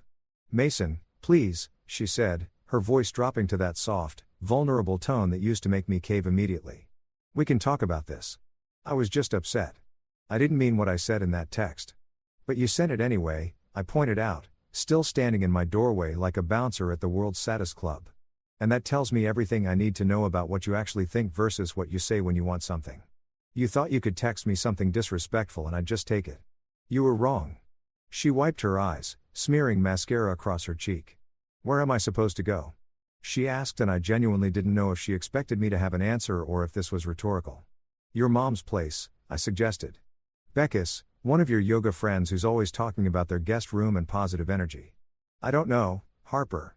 And honestly, it's not my problem anymore. You'll regret this, she said.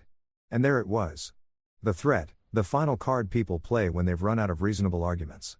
Her voice had steel in it now, the tears drying up as anger took over.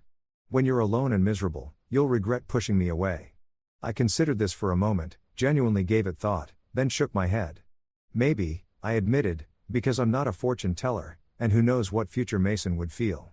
But at least I'll regret it in peace. And honestly, that sounds pretty good right now.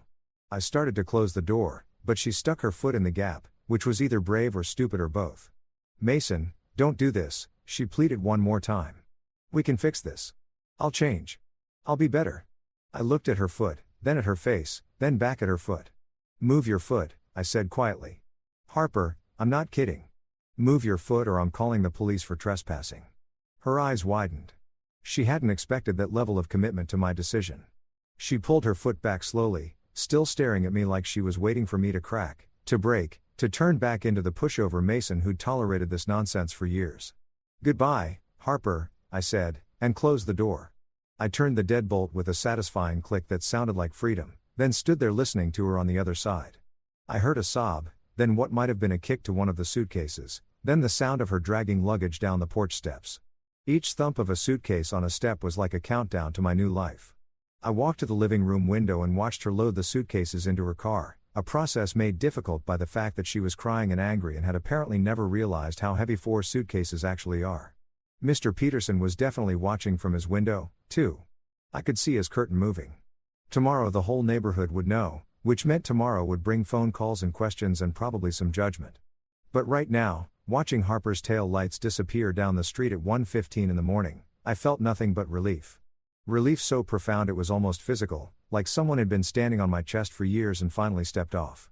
I locked the front door, the new lock that only I had keys for, and set the security chain back in place because apparently I was paranoid now or smart or both.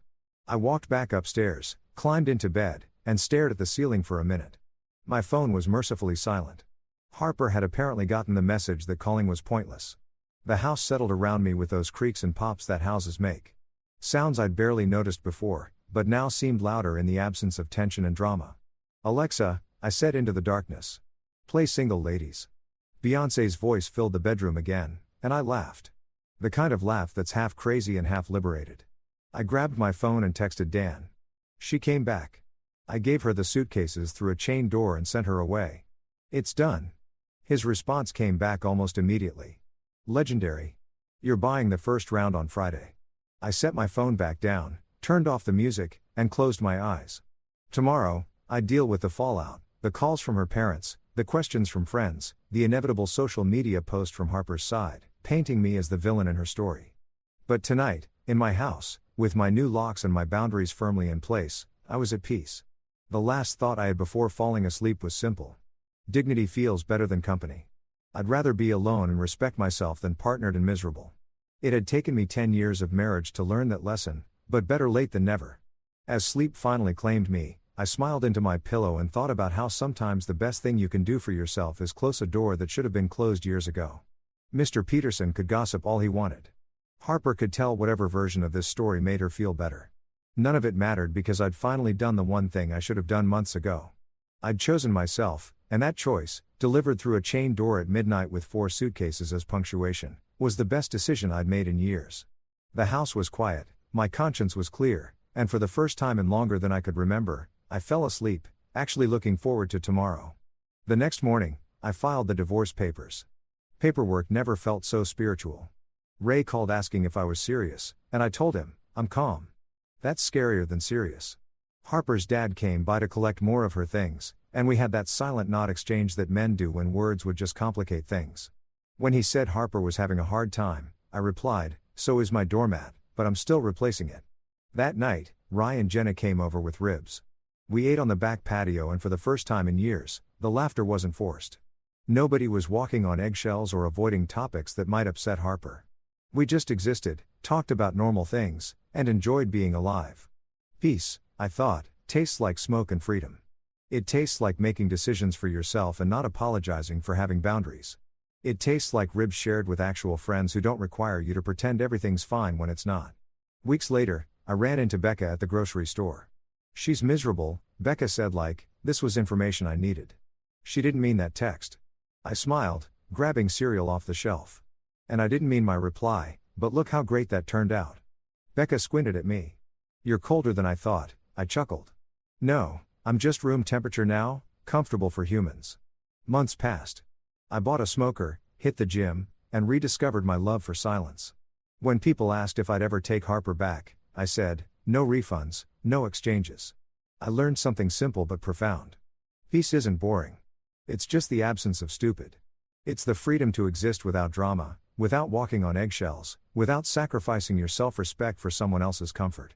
When my phone buzzed late one night with Harper's name on the screen, I laughed and whispered to the darkness, "Sorry, sweetheart. This number no longer accepts drama." Then I blocked it and went back to sleep, surrounded by the most beautiful sound in the world, silence. Story 6. My wife told her mother, "I'm divorcing him. I can't live on his pathetic salary." I agreed to all her terms. A month later, her lawyer called her, his voice shaking. "Why didn't you tell me about this? Look, I need you to understand something right off the bat. I wasn't lurking around corners like some creepy husband in a Lifetime movie, waiting to catch my wife doing something scandalous. I wasn't pressed up against the wall with a glass to my ear. And I definitely wasn't hiding behind curtains like a discount private investigator who couldn't afford actual surveillance equipment. No, I was doing what I do best, fixing stuff that nobody else in this house seemed to notice was broken. That annoying squeak on the kitchen door had been driving me absolutely insane for 2 weeks straight. The kind of sound that drills into your skull at 3 o'clock in the morning when you're trying to grab water. And suddenly the whole house knows about it because that hinge decided to scream like a dying pterodactyl. So there I was, Thursday evening, toolbox in hand, WD-40 at the ready, doing the Lord's work on a door hinge that clearly hadn't seen maintenance since the Clinton administration. I had my screwdriver wedged into the top hinge, carefully working the pin loose while mentally calculating whether I needed to replace the whole thing or just lubricate it. When I heard my wife Sabrina's voice float through from the kitchen with that particular tone she uses when she's had exactly 2.5 glasses of Chardonnay and feels like the whole world owes her a Netflix special. You know that voice, the one that's just a little too loud, a little too confident, the kind that makes you wonder if she forgot other people have ears. And then, like a grenade rolling across a tile floor, she dropped it. I'm divorcing him, Mom. I seriously can't live on his pathetic salary anymore. I'm done pretending I'm okay with this mediocre life. I froze. Not in the dramatic movie way where everything goes slow motion and sad piano music starts playing. More like the way you freeze when you accidentally step on a Lego in the dark and your brain needs a second to process the audacity of the pain. My hand was still on the screwdriver. My body was still crouched by that door, but my entire mental operating system just blue-screened and needed to reboot. Did she really just say that about me? About my salary? The same salary that paid for the kitchen renovation she's currently standing and sipping wine that I bought talking to her mother on the phone plan that's under my name? Her mother, Lorraine. And oh boy, we need to talk about Lorraine, responded with the enthusiasm of a villain who just found out the hero's weakness. Good for you, sweetheart. You've been too patient with him. Get everything you can in the divorce. That man is too soft to fight back anyway. He'll probably just roll over and let you have it all. She said this like she was giving investment advice, like destroying someone's life was just a smart financial strategy you discuss over brunch. Too soft. Too soft. This woman who I rescued from a leaking roof during an actual thunderstorm 3 years ago while she sat inside praying over scented candles like divine intervention was going to patch her shingles was calling me soft. I was up there in the rain slipping on wet tiles risking my life while she burned something called divine protection lavender sage and asked Jesus to cover her home. Lady, Jesus sent me with a ladder and a tarp, and you're calling me soft. But here's the thing that really got me. The detail that made this whole situation shift from devastating to absolutely hilarious. They had no idea I could hear them. See, about 6 months ago, Sabrina wanted to open up the kitchen, which in home renovation terms means knocking down walls and pretending it makes your house look like something from HGTV instead of just making it echoey and weird. I spent 3 weekends demolishing that wall between the kitchen and the dining room, dealing with dust, permits, and her constantly changing her mind about where she wanted the opening. I rebuilt that wall. I textured it. I painted it. I made it look like it had been there since the house was built. And in the process of doing that, I learned something very valuable. Sound travels through that opening like it's got a direct highway into the dining room. Every word spoken in that kitchen might as well be broadcast on stadium speakers. But nobody thinks about acoustics when they're too busy picking out cabinet hardware. So there I was, crouched by a door with a screwdriver in my hand, listening to my wife and her mother plot my financial destruction with the casualness of people discussing what to order for dinner. Sabrina laughed. Actually laughed and said he won't even see it coming. He's so busy being the nice guy and fixing things that he doesn't pay attention to what actually matters. I've already talked to a lawyer, Mom. We're going to take him for everything. The way she said nice guy made it sound like a terminal disease, like being decent was somehow the stupidest thing a person could be. Lorraine cackled, and I mean actually cackled like she was stirring a cauldron and replied, "That's my girl. You deserve a real life, not this starter marriage nonsense. Get the house. Get alimony and find yourself a real man with a real career. A real career. I'm a mechanical engineer. I design systems that keep buildings from collapsing and machines from exploding. But apparently that's not real enough because I don't wear a suit to work. And my office doesn't have a view of the city skyline. I fix problems. I build things. I make sure stuff works." But in Sabrina's new worldview, influenced heavily by her friends who married investment bankers and guys who describe themselves as entrepreneurs, even though they just sell supplements on Instagram, I'm basically a caveman with a wrench. I should have burst through that kitchen door right then and there, toolbox in hand, ready to confront them with the righteous fury of a man who just discovered his wife thinks he's a walking ATM with a disappointing balance. I should have demanded answers. Asked her how long she'd been planning this. Made her look me in the eye while she explained how the man who literally built half of this house wasn't good enough for her anymore. But I didn't. You know why? Because I'm not soft. I'm strategic. There's a difference. And Lorraine's about to learn it the hard way. Instead, I quietly finished fixing that hinge, packed up my toolbox with the calm precision of a surgeon closing up after a successful operation, and walked out of that dining room without making a single sound. I went upstairs, sat on the edge of our bed. Well, I guess it was about to become just the bed. And I didn't scream, didn't punch walls, didn't do any of that dramatic stuff that feels good in the moment, but solves exactly nothing. No, I did something much more dangerous. I started thinking. I started remembering every document I'd ever signed, every asset we owned, every legal structure I'd put in place over the years because I'm the kind of guy who actually reads the fine print and plans ahead. You know, the boring stuff that soft guys do while their wives are busy not appreciating them. See, Sabrina thinks I'm too polite to fight, too passive to make waves, too nice to protect myself. She's about to discover that quiet doesn't mean weak. It just means I'm the kind of person who plans the whole chess game while everyone else is still arguing about which piece is the horse. I heard every single word they said, every dismissive laugh, every cruel joke about my pathetic life. And I absorbed it all like a sponge. Not because it hurt me. Though, let's be real, it absolutely did, but because information is power, and they just handed me enough ammunition to win a war they didn't even know they'd started. I didn't sleep much that night. Sabrina came to bed around midnight, smelling like wine and betrayal, and kissed me on the forehead like she'd just spent the evening watching Netflix instead of planning my financial execution. She whispered good night with the kind of fake sweetness that would make artificial sugar jealous. And I said it back because I'm polite like that. Soft even. And while she fell asleep next to me, probably dreaming about her new life funded by my pathetic salary, I was wide awake, staring at the ceiling, mentally organizing every piece of evidence I'd need, every legal maneuver I could make, every single way I could turn this disaster into the most educational experience of her life. Tomorrow, I'd start building my case. Tonight, I just smiled in the dark and thought about how satisfying it's going to be when the woman who called me too soft to fight realizes she just picked a fight with the wrong engineer. Because soft men don't plot, we plan. And baby, I've got blueprints. Here's the thing that really gets me. The part that keeps me up at night staring at the ceiling like I'm trying to find answers in the texture patterns. We weren't always like this. I know that sounds like something every divorced guy says right before he starts crying into his beer at a depressing bar, but I'm serious. There was actually a time, not even that long ago, when Sabrina looked at me like I was the answer to every question she'd ever had about what she wanted in life. She used to call me my rock, and she didn't say it ironically or as some kind of joke she shared with her friends later. She meant it. She'd introduce me to people at parties and say, "This is my husband. He's my rock." With this proud smile like she'd won some kind of lottery by landing a guy who showed up when he said he would and actually knew how to fix things without calling a professional. Now, apparently, I've been downgraded from rock to pebble, specifically the annoying kind that gets stuck in your shoe during a hike and ruins your whole day. The transformation didn't happen overnight like some dramatic movie reveal where the music gets ominous and you suddenly realize your partner is actually evil. No. This was more like watching a plant die slowly because you forgot to water it.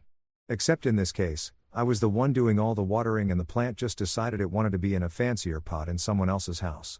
Metaphors aside, let me paint you a picture of what we used to be back when I was still worth loving and my toolbox was considered charming instead of embarrassing.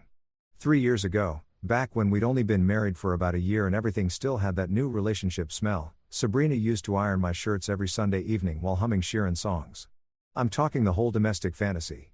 She'd set up the ironing board in the living room, put on one of those sappy playlists, and actually iron my work shirts with this little smile on her face like she was doing something meaningful. I'd watch her from the couch, usually pretending to read something, but really just observing this woman who seemed genuinely happy to be doing something nice for me. And I'd think, man, I really lucked out. She'd fold each shirt perfectly, hang them in my closet organized by color, and sometimes she'd spray them with this cologne she bought me because she said it made me smell like success and sandalwood, which I'm pretty sure was just marketing copy from the bottle, but I appreciated the sentiment. She used to say she loved my simple mechanical engineer energy, which at the time I thought was a compliment. She'd brag to her friends about how I could fix anything, how I understood how stuff worked, how I was the kind of guy who read instruction manuals for fun and actually enjoyed organizing the garage. Her friend Melissa once had a kitchen disaster, something with her garbage disposal that was making sounds like it was summoning demons. And Sabrina volunteered my services with this proud enthusiasm, like she was lending out a celebrity. I spent 2 hours at Melissa's house fixing her plumbing while Sabrina stood there telling everyone who'd listen that her husband was so handy and smart. And I felt like a superhero in cargo pants. Those were good days. Simple days. Days when being competent and reliable were apparently attractive qualities instead of whatever they are now. But then something shifted and I can pinpoint almost exactly when it happened. Her friend group started changing. Or maybe they didn't change and I just started noticing what they'd always been. Melissa married some hotshot corporate lawyer who wore those expensive suits that look uncomfortable but cost more than my car payment. Her other friend Ashley landed a guy who claimed to be a tech entrepreneur, which as far as I could tell meant he had money from somewhere, but nobody could really explain what he actually did all day besides post motivational quotes on LinkedIn. Then there was Vanessa, who married a doctor, specifically a dermatologist, who drove a Tesla and had strong opinions about wine regions. Suddenly, every girls' night out turned into a competition about whose husband was more successful, whose house was bigger, whose vacation photos made other people feel worse about their lives. And just like that, my toolbox went from sexy to sad. The same skills that used to make Sabrina proud started making her embarrassed. She stopped telling people what I did for work unless directly asked. And even then, she'd say it quickly like she was trying to get through an unpleasant obligation. He's an engineer, she'd say with the same enthusiasm most people use to describe their dental cleaning appointments. No more details, no more bragging about the projects I worked on. No more proud wife energy. Meanwhile, Ashley would go on for 20 minutes about her husband's latest business venture that sounded suspiciously like a pyramid scheme, and everyone would nod along like he was Elon Musk. I tried though. God, I really tried to keep up with this new version of what Sabrina wanted from life. I bought her flowers, the nice ones from the actual florist, not the gas station bouquets, because I'm not a complete idiot. I'd come home with roses or lilies or whatever the florist lady recommended that week and Sabrina would smile and say, "Thank you." But it was the kind of smile you give when someone gives you a gift card to a restaurant you don't really like. Polite but hollow. What she actually wanted was a Range Rover. Not a practical car. Not something with good gas mileage, but specifically a Range Rover because apparently that's what Vanessa drove and now it was the minimum acceptable vehicle for someone who took themselves seriously. Her friends started taking these elaborate yacht trips. Well, I say yacht trips, but I'm pretty sure at least 2 of them were just large boats that got called yachts for Instagram purposes.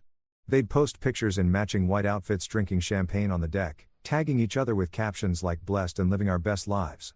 And Sabrina would scroll through these photos with the kind of longing usually reserved for people looking at pictures of puppies or pizza. Then she'd look at me sitting on our perfectly nice couch in our perfectly nice house. And I could see the disappointment radiating off her like heat from asphalt in July. I tried to lighten the mood, suggest we take a weekend trip somewhere fun. Maybe drive up the coast or visit that bed and breakfast she'd mentioned months ago, but it wasn't the same. I wasn't offering helicopter rides to private islands, so why even bother? The breaking point for me, the moment when I realized we'd crossed some invisible line we couldn't walk back from, was when I got genuinely excited about finding cheap gas. I know how that sounds. I know it makes me sound like the most boring person alive, like someone whose personality got replaced with a spreadsheet, but hear me out. I've been tracking gas prices on this app, and I found a station that was 30 cents cheaper per gallon than everywhere else. 30 cents. Do you know how much money that saves over time? So, I came home actually excited to share this news and I told Sabrina about it like I discovered buried treasure. I might have even done a little celebratory gesture with my hands, which in retrospect was a mistake. She looked at me like I just told her I enjoyed watching paint dry as a hobby. Just stared at me with this expression that somehow conveyed both pity and disgust, which is impressive when you think about it. That's a complex emotional range to hit simultaneously. Then she said, and I quote, "That's great, honey." In the same tone you'd use to encourage a child who just showed you a really ugly drawing they made at school. Ashley had just told her about a last-minute trip to Bali that her husband surprised her with, and I was over here throwing a parade because I'd found affordable fuel. The contrast wasn't lost on either of us. I should have seen it coming. All the signs were there, glowing like neon in the dark, but I kept telling myself we were just going through a phase. Couples go through phases, right? That's what all the articles and advice columns say. You hit rough patches, you work through them, you come out stronger on the other side with a renewed appreciation for each other and maybe some couples therapy techniques you learned from a book with a calming cover. I thought if I just kept being myself, reliable, steady, present, she'd remember why she married me in the first place. I thought the whole my rock thing was still valid, that she still valued stability and dependability and someone who actually showed up every single day. But I'd become background noise in my own marriage, the human equivalent of elevator music. I was there technically making sounds, but nobody was really listening. She'd scroll through her phone during dinner, barely responding when I talked about my day. She stopped asking about my projects at work, stopped pretending to care about the technical challenges I was solving. Her eyes would glaze over the moment I started explaining anything, and I'd catch myself mid-sentence wondering why I was even bothering to finish the story.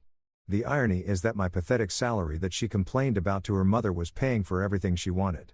The house renovations she kept demanding. My salary. The new furniture she ordered because the old stuff wasn't sophisticated enough. My salary. The wine she drank while plotting my downfall. You guessed it. Funded by the same paycheck she found so disappointing. But none of that mattered because her friends' husbands made more, had more, posted more, and therefore were worth more as human beings according to whatever twisted metric she was using to measure value. I smiled through all of it because therapy costs money and sarcasm is free. Every dismissive comment, every eye roll when I suggested something that didn't cost a fortune. Every time she compared me unfavorably to someone else's husband, I absorbed it with the patience of a saint or maybe just the delusion of someone who still thought love could survive being treated like a consolation prize. I made jokes, kept things light, pretended I didn't notice that the woman who used to iron my shirts now looked at me like I was an obstacle between her and the life she actually wanted. So yeah, we weren't always like this. We used to be good, or at least I thought we were good, which might be the saddest part of all this. Somewhere between my rock and my regret, I became the villain in a story I didn't even know I was part of. And the only crime I committed was staying exactly the same person she'd married while she decided that person wasn't enough anymore. You know that feeling when you're looking for something completely innocent, like a stapler or a phone charger, and you accidentally stumble across something that fundamentally changes your entire understanding of reality. That's basically what happened to me on a Thursday night that started out boring and ended with me questioning whether I actually knew the person I'd been sleeping next to for the past 4 years. I wasn't snooping, wasn't going through her stuff like some paranoid husband who watches too many true crime documentaries. I was literally just trying to print out a receipt for my taxes because apparently the IRS still lives in 1987 and thinks digital copies aren't real. So, I needed a physical piece of paper to prove I bought office supplies. I opened the printer drawer. You know that bottom drawer that nobody ever really organizes and just becomes a graveyard for random papers, dried out pens, and instruction manuals for electronics you don't own anymore. I was digging around looking for printer paper, moving aside old birthday cards, and what appeared to be a menu from a Chinese restaurant that definitely doesn't exist anymore. When my hand hit a folder. Not just any folder, but one of those official-looking ones with the little tabs and everything. The kind that says, "I'm organized and I mean business." Naturally, I pulled it out because when you find a mysterious folder in your own house, you don't just ignore it and move on with your life like some kind of well-adjusted person with boundaries. I opened it. And they're printed in crisp black and white with the kind of formatting that suggested someone spent actual time on this. Was a document titled Divorce Strategy. Not thoughts about our marriage or concerns to discuss or even reasons I'm unhappy. Nope. Straight to divorce strategy like this was a corporate presentation about quarterly earnings. I had to blink twice, literally close my eyes and open them again like a cartoon character who just saw something unbelievable because surely I was misreading this. Surely my wife didn't actually create a strategic planning document for dismantling our marriage with the same energy most people use to plan a vacation. But oh, she did. And it got so much better or worse, depending on your perspective and how much you enjoy watching your life implode in real time. This wasn't just a simple "I want a divorce" letter. This was a full-blown strategic assault plan with bullet points, subheadings, and what appeared to be a timeline of execution. I'm talking military-grade organization here. The kind of planning that would make a project manager weep with pride. At the top of the page in bold letters like a mission statement, it said, primary objectives: secure the house, maximize alimony payments, protect personal assets. Personal assets. She had personal assets she was protecting from me. Her husband, the guy who apparently was such a financial threat that she needed a defensive strategy. The bullet points were what really got me, though. She'd actually made a numbered list of tactical moves. Each one more calculated than the last. Number 1, ask for the house. He renovated it so he'll feel emotionally attached and won't want to fight. Okay, first of all, rude. Second of all, she's not wrong, which makes it even more rude. I did renovate that house. I spent weekends covered in drywall, dust, and paint, restructured the entire kitchen layout, fixed plumbing issues that the previous owner had ignored for probably a decade, and turned that place from a data disaster into something actually nice. But sure, use my own hard work and emotional investment against me. That's totally fair play in the game of marital destruction. Number 2 on her little list, demand alimony. Emphasize lifestyle maintained during marriage. Downplay earning potential. This one made me laugh. That bitter kind of laugh that comes out when you're too shocked to cry and too angry to scream. She was planning to pretend she couldn't support herself, that she'd somehow become dependent on my pathetic salary. Her words from the kitchen conversation, not mine, while simultaneously complaining that I didn't make enough money. So, which is it, Sabrina? Am I not making enough to satisfy your lifestyle dreams? Or am I making so much that you need to keep extracting it after we're divorced? Pick a lane. Number 3, and this is where it gets truly special. Don't mention his private fund. I froze when I read that line. She knew about the fund. Somehow, despite my very careful financial planning and my general assumption that she didn't pay attention to anything that didn't involve shopping or comparing our life to her friends' lives, she discovered the private investment fund I'd set up years ago. This wasn't some massive fortune or secret wealth. It was just money I'd saved and invested carefully over time. The financial equivalent of actually reading the terms and conditions and making smart decisions. But the fact that her strategy specifically said don't mention it meant she knew it existed and was planning to pretend she didn't. So I wouldn't think to protect it. But wait, there's more. Because apparently Sabrina had the dedication of a method actor preparing for the role of a lifetime. Number 4 on her list. And I need you to appreciate the absolute audacity of this said, practice crying for court appearances. Practice crying. She had scheduled actual rehearsal time for fake emotional breakdowns. This wasn't a spontaneous moment of sadness or genuine grief over a failing marriage. This was a performance piece. She was workshopping like she was preparing for Broadway. I imagined her standing in front of the bathroom mirror, trying out different crying styles, maybe timing how long she could hold a sub before it became obvious she was faking it. No, that one's too dramatic. Try the single tear rolling down the cheek. That's more sympathetic. Number 5, emphasize his lack of ambition and refusal to provide proper lifestyle. There it was in black and white. The narrative she was planning to sell to her lawyer, the judge, probably her friends, and anyone else who would listen. Never mind that I had a stable career, paid all our bills on time, and never once failed to provide anything she actually needed. The problem wasn't that I couldn't provide. It was that I couldn't provide at the same level as Ashley's tech bro husband or Vanessa's dermatologist. I wasn't refusing to give her a proper lifestyle. I was refusing to go into debt pretending to be wealthier than I was just to keep up with people who probably had their own financial problems hidden behind Instagram filters.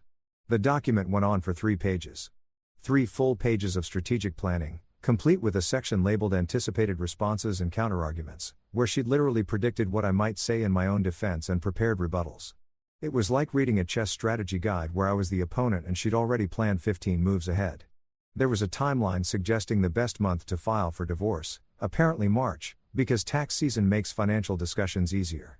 Notes about which lawyer to hire based on their aggressive reputation and high success rate, and even a section about how to handle telling mutual friends in a way that positioned her as the victim. I stood there in my home office holding this folder like it was radioactive, and I had this surreal moment where I wondered if I'd accidentally married a supervillain. This level of planning, this degree of calculated manipulation, this wasn't normal relationship dysfunction. This was Ocean's 11 meets divorce court, and I was apparently the casino she was planning to rob. The scariest part wasn't even the content of the plan. It was the handwriting in the margins. She'd made little notes to herself, reminders and encouragements like stay strong and you deserve better, and my personal favorite, he won't see this coming because he trusts you. She was right about that last part. I did trust her. Or at least I had trusted her up until approximately 5 minutes ago, when I discovered she'd been treating our marriage like a heist movie where she was the mastermind and I was the oblivious security guard who leaves his post to get coffee at the critical moment.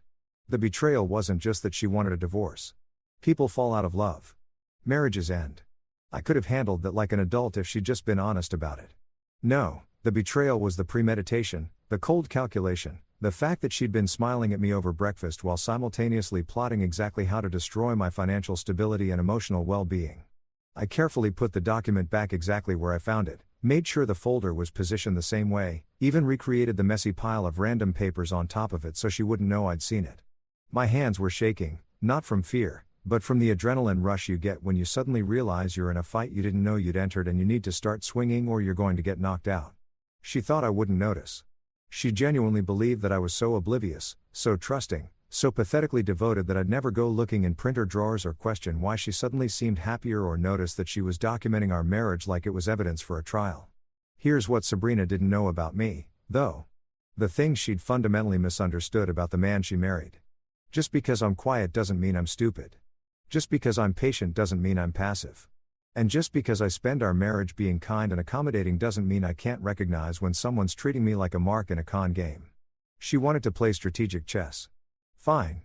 But she forgot that engineers are literally trained to solve complex problems, anticipate failures, and build systems that can withstand unexpected stress.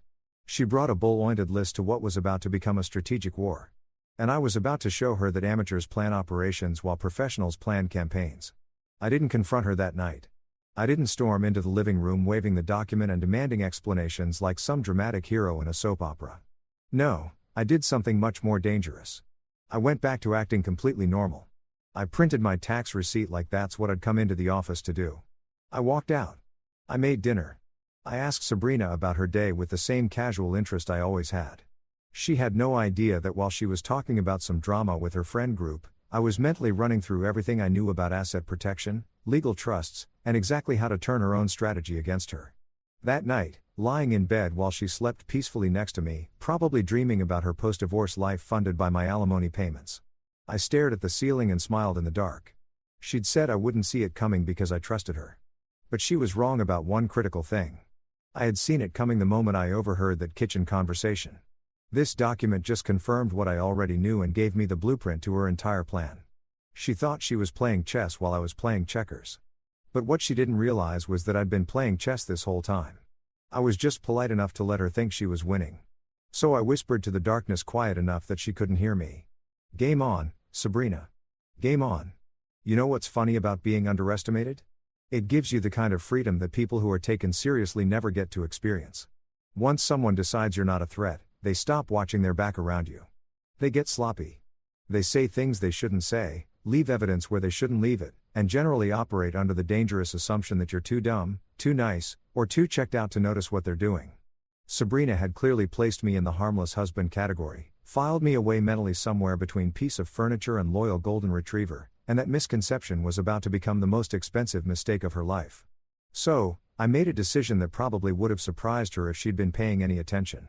I turned invisible. Not literally, obviously, because that would require either superpowers or some serious scientific breakthrough that my mechanical engineering degree didn't cover.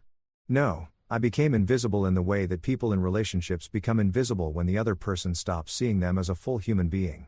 I became background noise, the husband equivalent of elevator music, just sort of there making ambient sounds while she went about her business of plotting my downfall. I stopped asking her about her day with any real interest. I stopped trying to engage her in meaningful conversations about our future, our problems, or anything that required her to acknowledge I had thoughts and feelings. I just smiled, nodded, and existed in the peripheral vision of her life. And let me tell you, it was liberally freeing in the most depressing way possible. When you stop caring what someone thinks of you, when you stop trying to win their approval or fix their perception of you, you suddenly have all this mental energy to redirect toward more productive activities. Like, for instance, building an absolutely bulletproof legal defense and counter strategy that would make her divorce strategy document look like a kindergartner's crayon drawing next to the Mona Lisa. The first thing I did was download an app on her phone, which by the way, she'd never bothered to password protect for me because why would she? I was just her harmless husband who fixed squeaky doors and got excited about gas prices. I wasn't a threat. The app was one of those wellness programs disguised as a hydration reminder because Sabrina was always on some new health kick that lasted approximately 3 days before she forgot about it and moved on to the next trending wellness fad. This particular app reminded you to drink water throughout the day with little notification pings and motivational messages like stay hydrated, stay healthy. Real wholesome stuff that nobody would ever suspect was actually sophisticated recording software. Here's the beauty of modern technology. It's gotten so advanced that you can basically carry a recording studio in your pocket. And if you're even moderately tech savvy, you can make that recording studio work for you in ways that would have required an entire van full of surveillance equipment 30 years ago. Every time Sabrina had a phone conversation, every time she met with her friends for a wine night, which was really just a strategy session for how to maximize their divorce settlements. Every time she rehearsed her courtroom tears in the bathroom, thinking she was alone, my phone was saving it in beautiful high-definition audio. She talked to her lawyer, a guy named Marcus, who sounded like he'd watched one too many episodes of Suits and thought being aggressive was a personality trait. I listened to her describe me as financially controlling despite the fact that she had full access to all our accounts and spent money whenever she wanted on whatever she wanted. She called me emotionally unavailable, which was particularly rich coming from someone who'd stopped having real conversations with me 6 months ago. She even told Marcus that I'd refused to let her pursue her career, which was creative fiction at its finest, considering she'd quit her marketing job 3 years ago because she said it was too stressful, and I'd supported the decision without question. The best part, though, the absolute chef's kiss moment that almost made me laugh out loud when I heard it, was when she practiced her crying for her friend Ashley. I'm not kidding. She actually called Ashley on speakerphone and said, "Okay, I'm going to practice my testimony about how hurt I am, and you tell me if it sounds believable." Then she proceeded to deliver this performance about how I'd crushed her dreams and made her feel small, complete with fake sobs that sounded like a cat coughing up a hairball. Ashley, being the supportive friend that she was, gave her notes, actual director's notes, maybe less sobbing, more quiet pain. Judges respond better to dignified suffering. I saved that recording with the kind of care most people reserve for their wedding photos. I labeled it Oscar nomination and tucked it away in a secure cloud folder that Sabrina didn't even know existed, along with about 30 other recordings of her plotting, scheming, and generally being the kind of person who deserves a Lifetime Achievement Award in duplicity. Every phone call with her mother where they discussed how to hide her inheritance from the divorce proceedings. Every conversation with Marcus where they strategized about making me look like a controlling monster. Every girls' night where her friends coached her on how to cry on command and which outfit would make her look most sympathetic in court. All of it saved, time-stamped, and ready to be used. Meanwhile, during the day, I maintained my cover as the oblivious husband so convincingly that I almost believed it myself. I went to work, came home, made dinner, watched TV, and acted like everything was completely normal. When Sabrina came home from her errands that I knew were actually meetings with her lawyer, I'd ask how her day was with the kind of mild interest you'd show a stranger in an elevator. She'd say fine with that dismissive tone she'd perfected, and I'd nod and go back to whatever I was pretending to be interested in on my laptop. She started getting bolder, more careless. She'd leave her laptop open with email exchanges with Marcus visible on the screen. She'd take phone calls in the next room, thinking the wall was enough privacy, not realizing that the same acoustic design that let me hear her kitchen conversation with her mother worked throughout the entire house. She'd go out for drinks with her friends and come home slightly tipsy, mumbling to herself about the plan and how she was so close to freedom. One night, she literally walked past me on the couch and said, "Soon I won't have to look at your face anymore." Under her breath, like I couldn't hear her. I just smiled and kept scrolling through my phone. But internally, I was thinking, "Oh, honey, the face you won't be looking at is your own reflection when you realize how badly you miscalculated." I started documenting everything, not just the recordings, but physical evidence, too. Every credit card statement showing her spending habits. Every text message where she complained to her friends about our poverty while posting photos of expensive brunches and designer handbags. Every social media post where she hinted at being in an unhappy marriage, carefully crafted to make her look like a victim while making me look like some kind of oppressive villain who was holding her back from her dreams. I screenshot everything, saved everything, organized everything into folders with the kind of meticulous attention to detail that would make a librarian weep with joy. Her friend Vanessa came over one afternoon for coffee, and I happened to be home working in my office. They sat in the kitchen, of course, they sat in the kitchen because apparently that had become Sabrina's war room, and talked about the divorce like it was already a done deal. Vanessa asked if she was worried about me fighting back, and Sabrina laughed. Actually laughed. She said, "He won't fight. He's too polite to make a scene. He'll probably just sign whatever I put in front of him because he's too soft to deal with conflict." I sat in my office listening through my own recording app and smiled. She thought politeness was weakness. She thought avoiding conflict meant being incapable of it. She'd fundamentally confused being nice with being stupid. And that confusion was going to cost her everything. Because here's the thing about actually nice people. The genuinely kind folks who go through life trying not to hurt others and treating people with respect. When you back them into a corner and attack them with the kind of calculated cruelty that Sabrina was displaying, they don't fight like people who are used to fighting. They fight like people who have nothing left to lose and unlimited creativity for solving problems. I wasn't angry anymore. Not in the hot explosive way I'd been when I first overheard her kitchen conversation.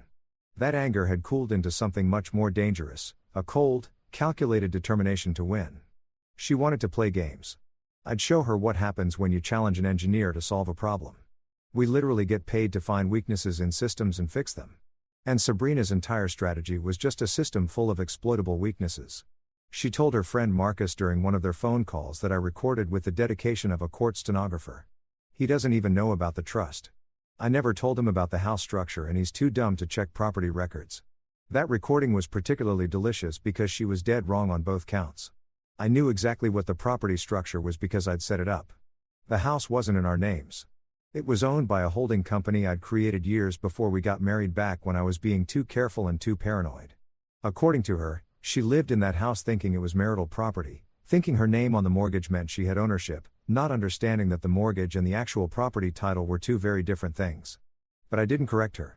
I didn't drop hints or try to warn her that she was building her entire strategy on a foundation that didn't exist. I just let her keep talking, keep planning, keep revealing every card in her hand while I quietly stacked my own deck. She thought I was playing checkers while she played chess. But the truth was, I'd been playing three-dimensional chess this whole time, and she'd just been moving pieces around on a board that didn't matter. Every evening, I'd sit with her at dinner making small talk about nothing important. And she'd smile at me with this condescending patience, like she was counting down the days until she could finally be free of her boring husband and his pathetic salary. She'd check her phone constantly, probably texting Marcus or her friends about the latest developments in Operation Divorce, and I'd pretend not to notice or care.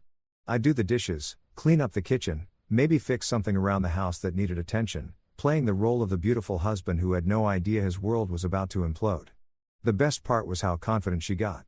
She started talking about her post-divorce plans right in front of me, not even bothering to be subtle anymore. She'd tell her friends on speakerphone about the renovations she wanted to do to her house, the furniture she was going to buy with her alimony, the trips she was planning to take once she was finally free.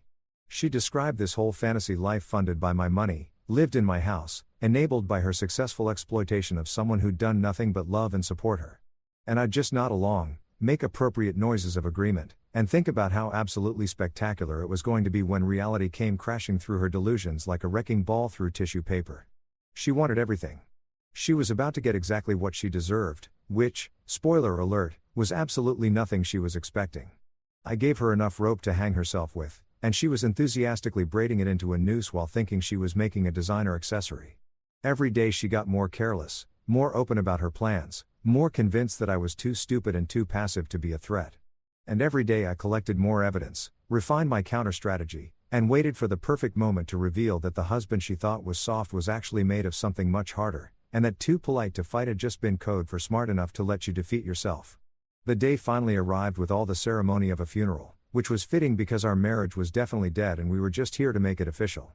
Sabrina had scheduled the signing for a Tuesday afternoon at 2 o'clock, which I found oddly specific until I realized she'd probably consulted some article about the best time to ambush your husband with divorce papers. Or maybe her astrologer told her Mercury was in the right position for financial devastation. She'd been buzzing around the house all morning with this barely contained excitement like a kid on Christmas Eve who knows exactly what present they're getting and can't wait to rip it open. Her lawyer, Mr. Marcus Tanner, showed up 15 minutes early because apparently being punctual is how lawyers justify their hourly rates. He walked into our house. Well, technically my house, but we'll get to that. Wearing a suit that probably cost more than my monthly mortgage payment and a tie that screamed, "I win divorces for a living, and I'm very good at it." Everything about him was calculated to intimidate, from his overly firm handshake to the way he set his expensive leather briefcase on our dining table like he was claiming territory. He had this smug energy radiating off him, the kind of confidence that comes from winning too many cases against unprepared opponents who didn't see him coming. He looked at me like I was a particularly easy puzzle he was about to solve in record time. Gave me this patronizing smile and said, "Thank you for being reasonable about this process. It'll make everything so much smoother for everyone involved." Translation: thank you for being a doormat. I'm about to wipe my shoes on.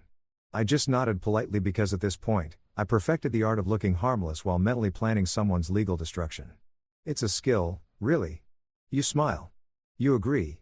You let them think they've already won. And then you wait for the perfect moment to flip the board.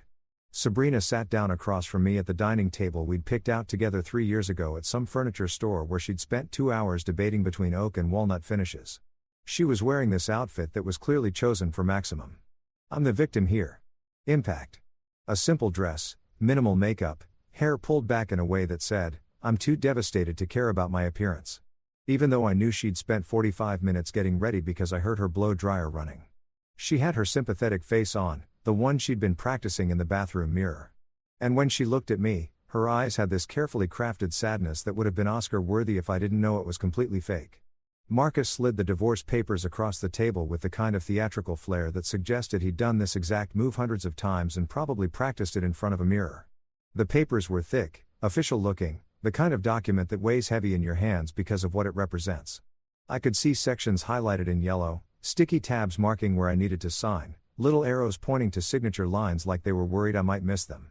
At the top of the first page, in bold letters, it said, "Dissolution of marriage," which is such a cold, clinical way to describe the end of something that was supposed to last forever. Sabrina reached across the table and put her hand on mine in this gesture that was probably supposed to seem compassionate, but just felt condescending. "Thank you for not making this harder than it needs to be," she said. And her voice had this soft, grateful quality that made me want to laugh.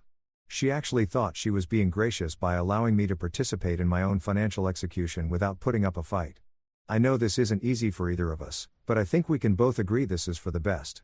We've grown apart, and there's no point in dragging this out. I looked at her, really looked at her, and tried to remember when exactly this person I'd married had turned into someone I didn't recognize. Was it gradual? Was there a specific moment? Or had she always been this person, and I'd just been too blind to see it? But this wasn't the time for philosophical reflection about the nature of love and betrayal. This was the time to play my part perfectly. "You're right," I said, and I meant it in ways she couldn't possibly understand. "You deserve everything." I watched her face light up at those words, watched the little smile that played at the corners of her mouth as she interpreted my statement exactly the way she wanted to.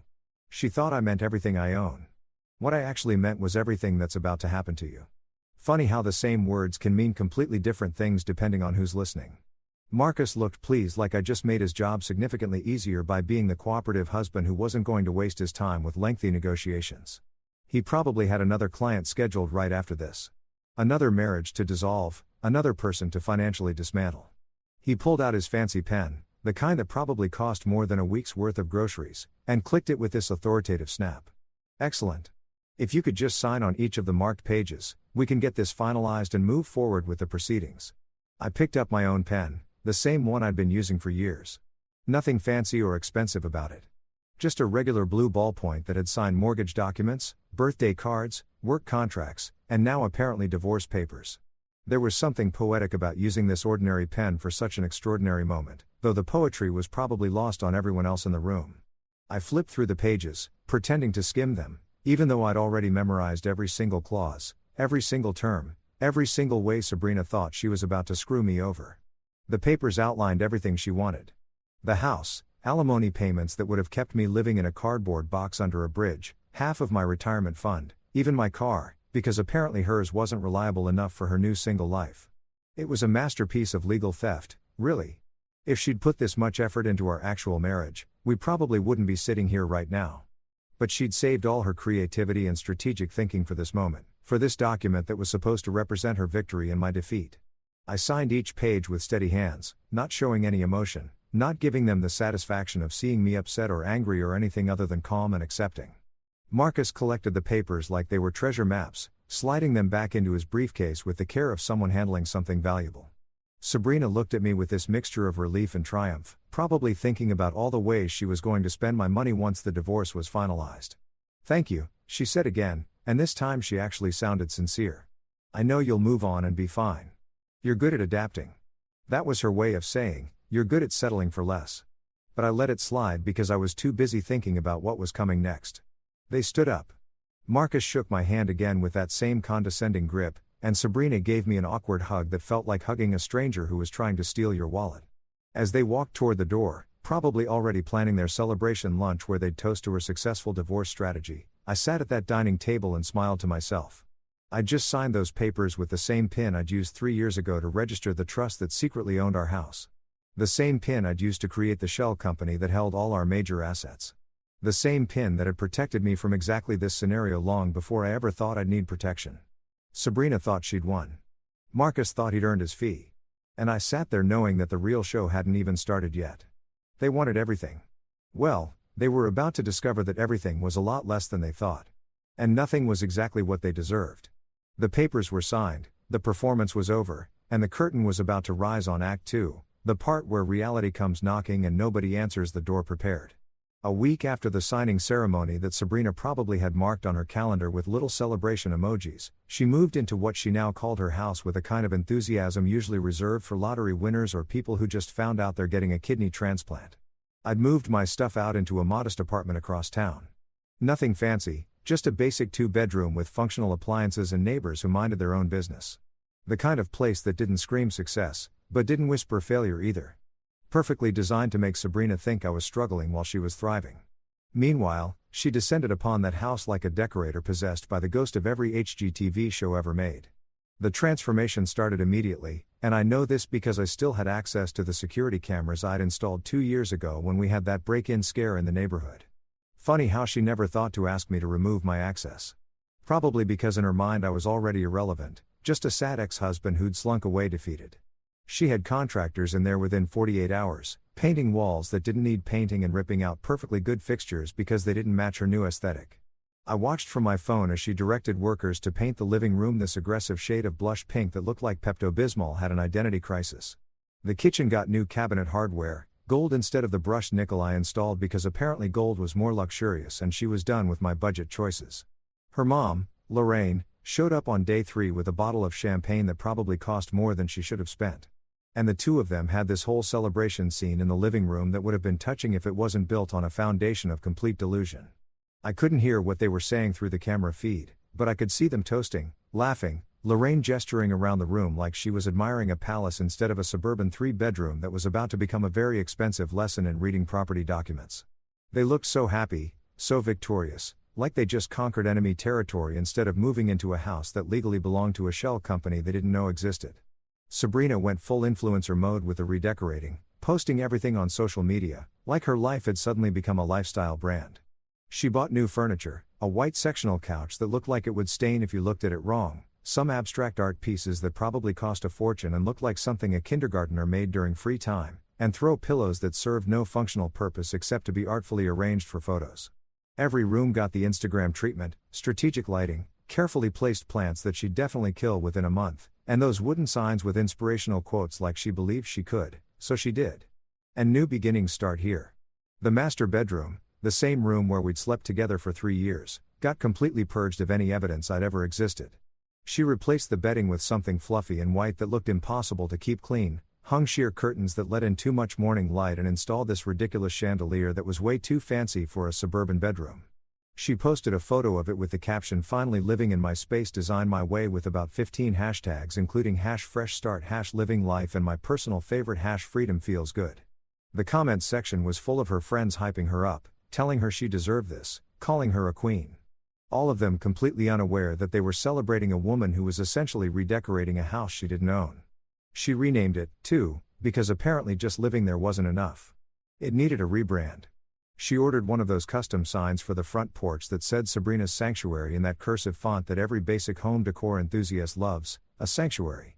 She turned my investment property into her personal sanctuary, complete with matching doormats and seasonal wreaths. She even started a home Instagram account separate from her personal one, calling it @Sabrina Sanctuary with a bio that read, "Creating my dream space, one room at a time, Sparkles house with garden to Hartst." Her friends came over constantly those first 2 weeks, and I watched through the cameras as they had their wine nights and girls' brunches. All of them sitting on that overpriced white couch admiring what Sabrina had built for herself. Ashley brought over a housewarming gift, some expensive candles that probably smelled like financial irresponsibility. Vanessa showed up with flowers and spent an hour taking photos for her own Instagram because apparently being friends with someone who won a divorce was social media gold. They all acted like Sabrina had achieved something monumental instead of just signing papers that were about to backfire spectacularly. I sat in my modest apartment eating takeout Thai food and watching this circus unfold on my phone like it was the world's most expensive reality TV show. Every new piece of furniture she bought, every contractor she hired, every paint color she chose, it was all adding up on credit cards and loans that she thought she could afford because she was banking on alimony payments that were never going to materialize. She was spending money like someone who'd already won the lottery, not realizing the ticket was fake. The best part was her social media presence, which had transformed from occasional food photos and vacation pictures into a full-blown documentation of her journey to independence. She posted daily updates about her decorating decisions, her morning routines in her space, inspirational quotes about leaving toxic situations, and choosing yourself. One post showed her sitting on that ridiculous white couch with a coffee mug that said, "Boss Babe." Captioned, "Sometimes you have to let go of what's holding you back to make room for what lifts you up." The irony was so thick you could cut it with a knife. Her followers ate it up. The like counts were impressive, the comments were supportive, and everyone seemed genuinely happy for her transformation from trapped wife to independent woman. Nobody questioned how she could afford all these renovations on her supposedly non-existent income. Nobody wondered why she was living so lavishly if she just left a husband with a pathetic salary. They just celebrated with her, shared her posts, and contributed to the narrative that she was thriving. Meanwhile, I was just drinking tea, literally drinking tea, not spilling it yet, and watching this whole elaborate fantasy play out. I could have stopped it at any moment. Could have made a phone call to her or her lawyer and explained the situation, maybe saved her from this embarrassing performance. But where's the learning opportunity in that? Sometimes people need to build their castle completely before they realize they built it on quicksand. Sometimes the lesson needs to be spectacular to be effective.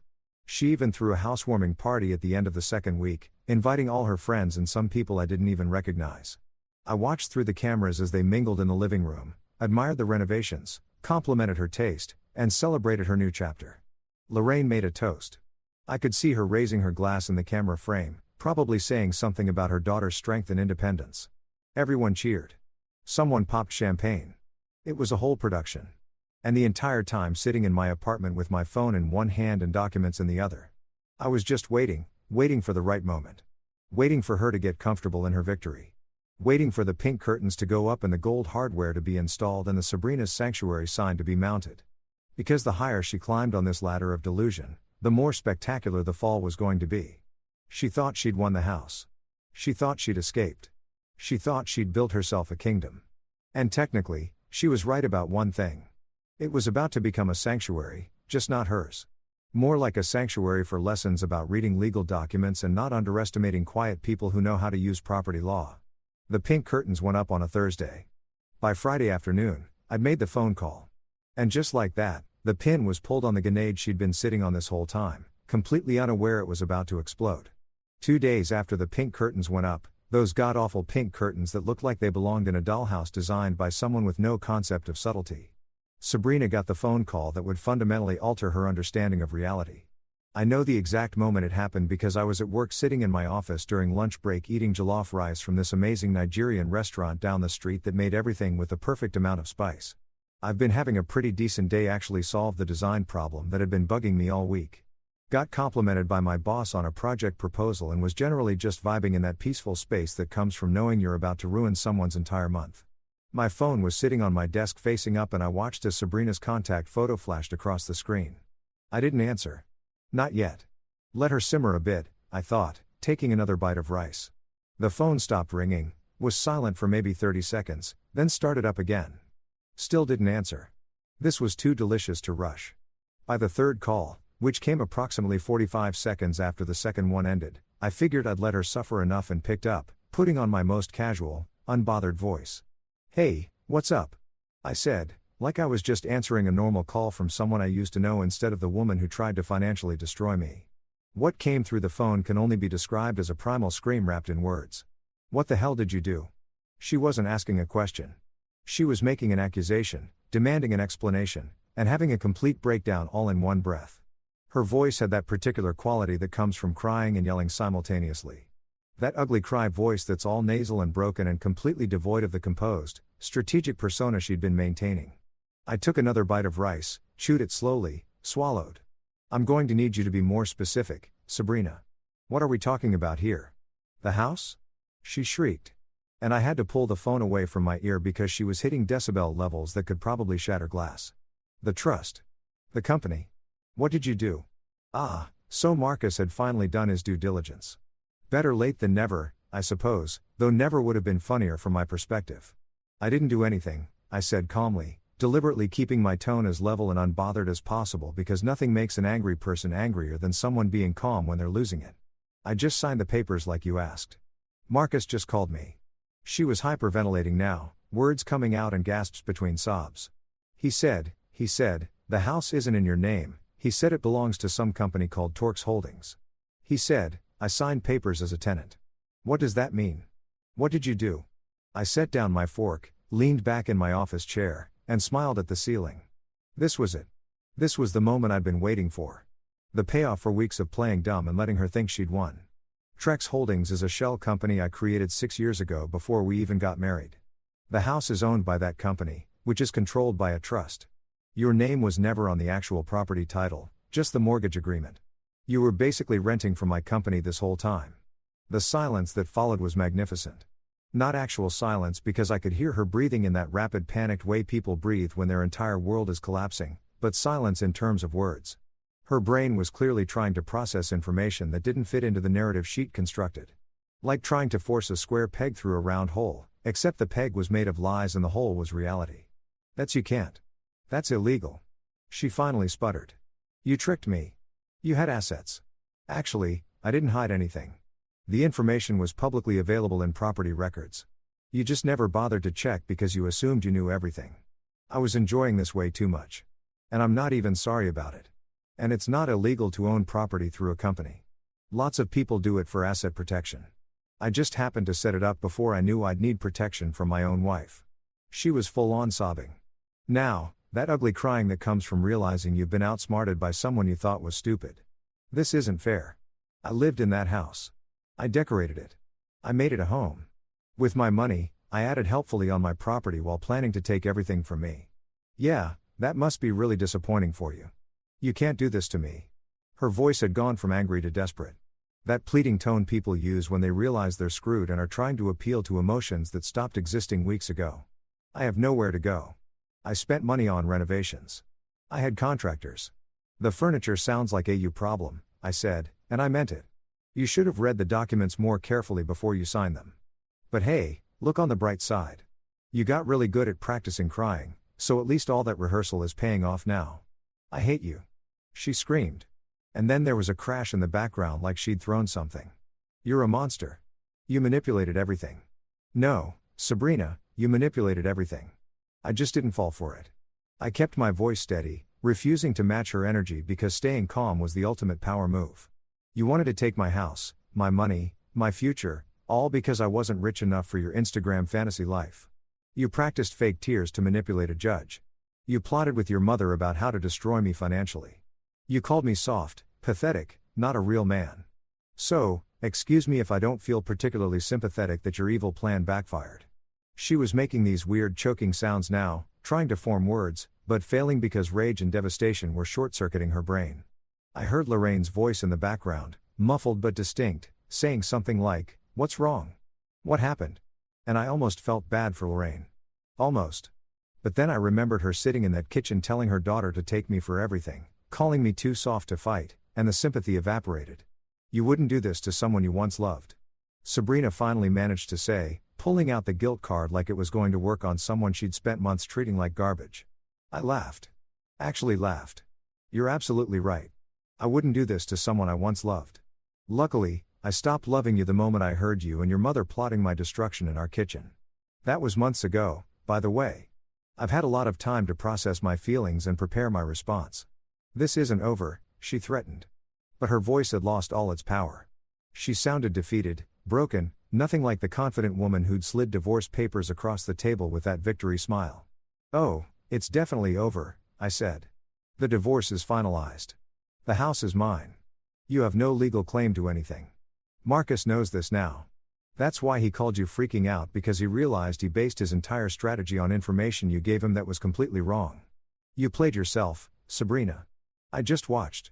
She was crying so hard now that I could barely understand what she was saying.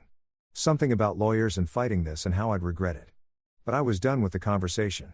I'd said what needed to be said. Delivered the reality check she'd been avoiding. And now I had jollof rice getting cold on my desk. Hey Sabrina, I said, cutting off her rant mid-sentence. Remember when you said I was too polite to fight? How's that working out for you? And then I hung up. Just press the end called button mid-breakdown. Cutting off her sob with the digital finality of a phone disconnecting. My screen went black, showing my reflection, and I was smiling. Not a cruel smile, not an evil villain smile, just the satisfied smile of someone who'd just won a game they never wanted to play but played anyway and dominated completely. I picked up my fork, took another bite of jollof rice, and thought about how quiet victories taste better than any meal ever could. She wanted drama, wanted a big confrontation, wanted me to feel bad or guilty or conflicted, but I just felt relief. Relief that I'd never have to deal with her manipulation again. Relief that justice for once actually showed up on time. My phone buzzed with a text. It was from her. Multiple texts actually coming in rapid succession. All caps. Lots of exclamation points. The digital equivalent of a breakdown. I didn't read them. Just silenced her number and went back to my lunch. Because some conversations deserve to end mid-sentence, and some people deserve to scream into the void where nobody's listening anymore. Sabrina's first instinct after realizing she'd been completely outmaneuvered wasn't to quietly accept defeat and learn from her mistakes like a mature adult. No, that would have required self-awareness and humility, two qualities she'd apparently never developed. Instead, she did what every modern person does when reality doesn't cooperate with their narrative. She took to social media to play the victim. Within hours of our phone call, her Instagram and Facebook accounts erupted with posts that would have made a soap opera writer say, "Tone it down a bit." The first post appeared around dinner time. A black and white photo of her sitting on that expensive white couch looking contemplative and sad, staring off into the distance like she was in a perfume commercial for a fragrance called betrayal. The caption read, "Sometimes the people you trust most are the ones who hurt you deepest. Never trust a man who smiles while you cry. Lessons learned the hard way. Broken heart # betrayed # trust issues. # stronger than Thanover." The comments section immediately filled up with her friends offering support, posting heart emojis, and "you deserve better queen" messages.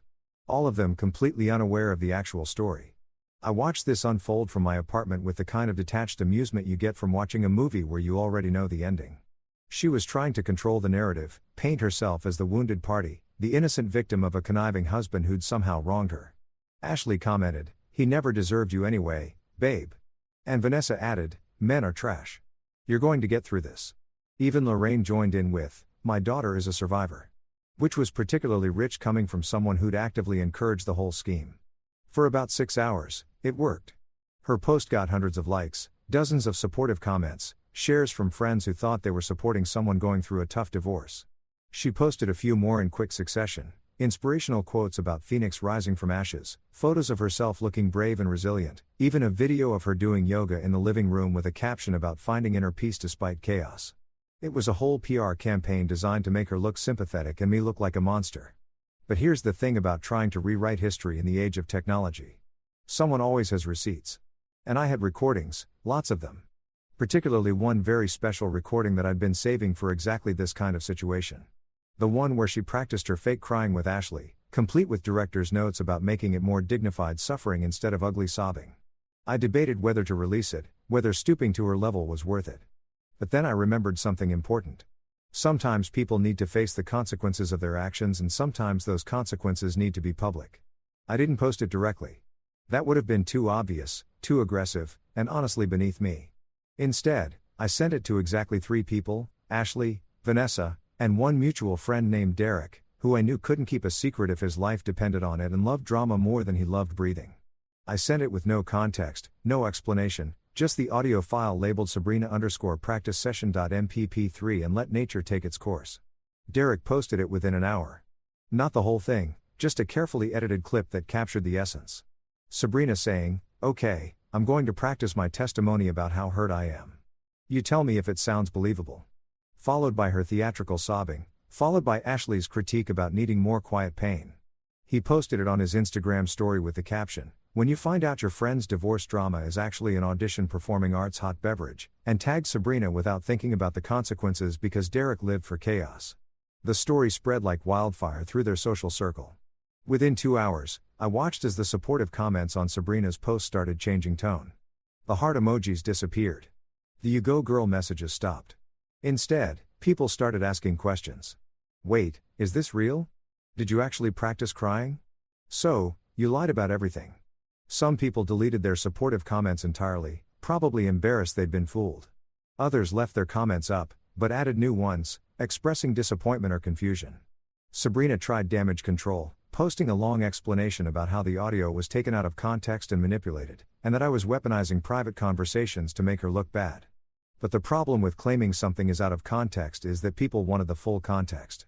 And once they started digging, they found her other posts, the ones from a week ago celebrating her new house, showing off expensive furniture, living this luxurious lifestyle despite claiming in divorce papers that she had no income and needed alimony. The math wasn't made as the kids say, and people noticed. Ashley, to her credit, or maybe her shame, went completely silent on social media. Vanessa made a vague post about staying out of other people's business, which was basically an admission that she was abandoning ship. Other friends who'd been cheerleading Sabrina's divorce just days earlier suddenly had nothing to say.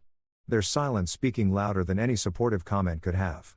The best comment came from someone I didn't even know, A friend of a friend who wrote, "So, let me get this straight. You practiced fake crying. Tried to take everything from your husband. Failed because he was smarter than you thought. And now you're mad that he didn't just let you rob him. Girl, that's not betrayal. That's consequences." It got 47 likes before Sabrina deleted the entire post, but screenshots live forever, and someone had already captured it and shared it in what I can only assume was a group chat dedicated to local drama. Her follower count started dropping. Not dramatically.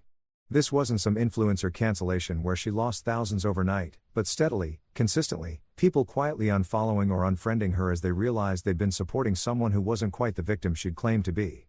Her carefully curated image of the strong, independent woman escaping a bad marriage crumbled under the weight of actual evidence that she'd been the architect of her own destruction.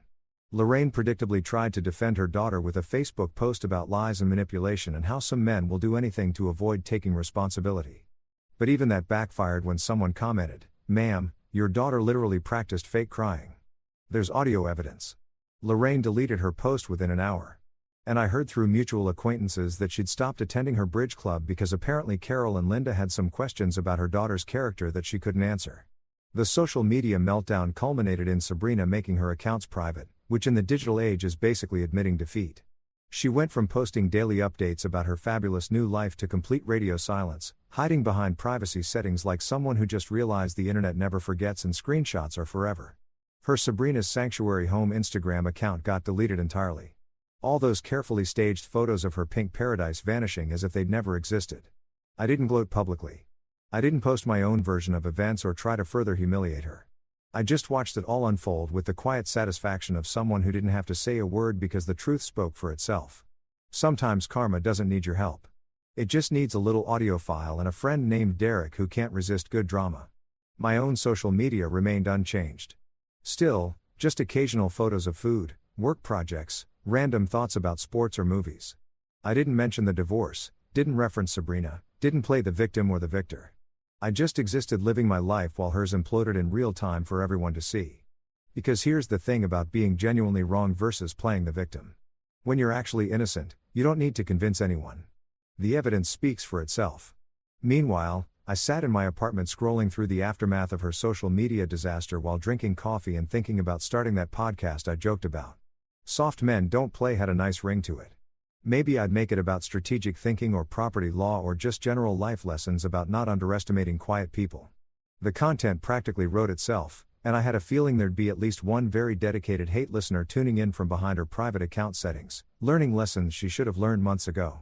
Exactly 1 month after the divorce papers were signed, because I believe in letting things marinate properly before serving them, eviction day arrived with all the ceremony of a bank foreclosure and none of the sympathy. I'd given Sabrina more than enough time to figure out her living situation, find a new place, come to terms with reality, or at least start packing.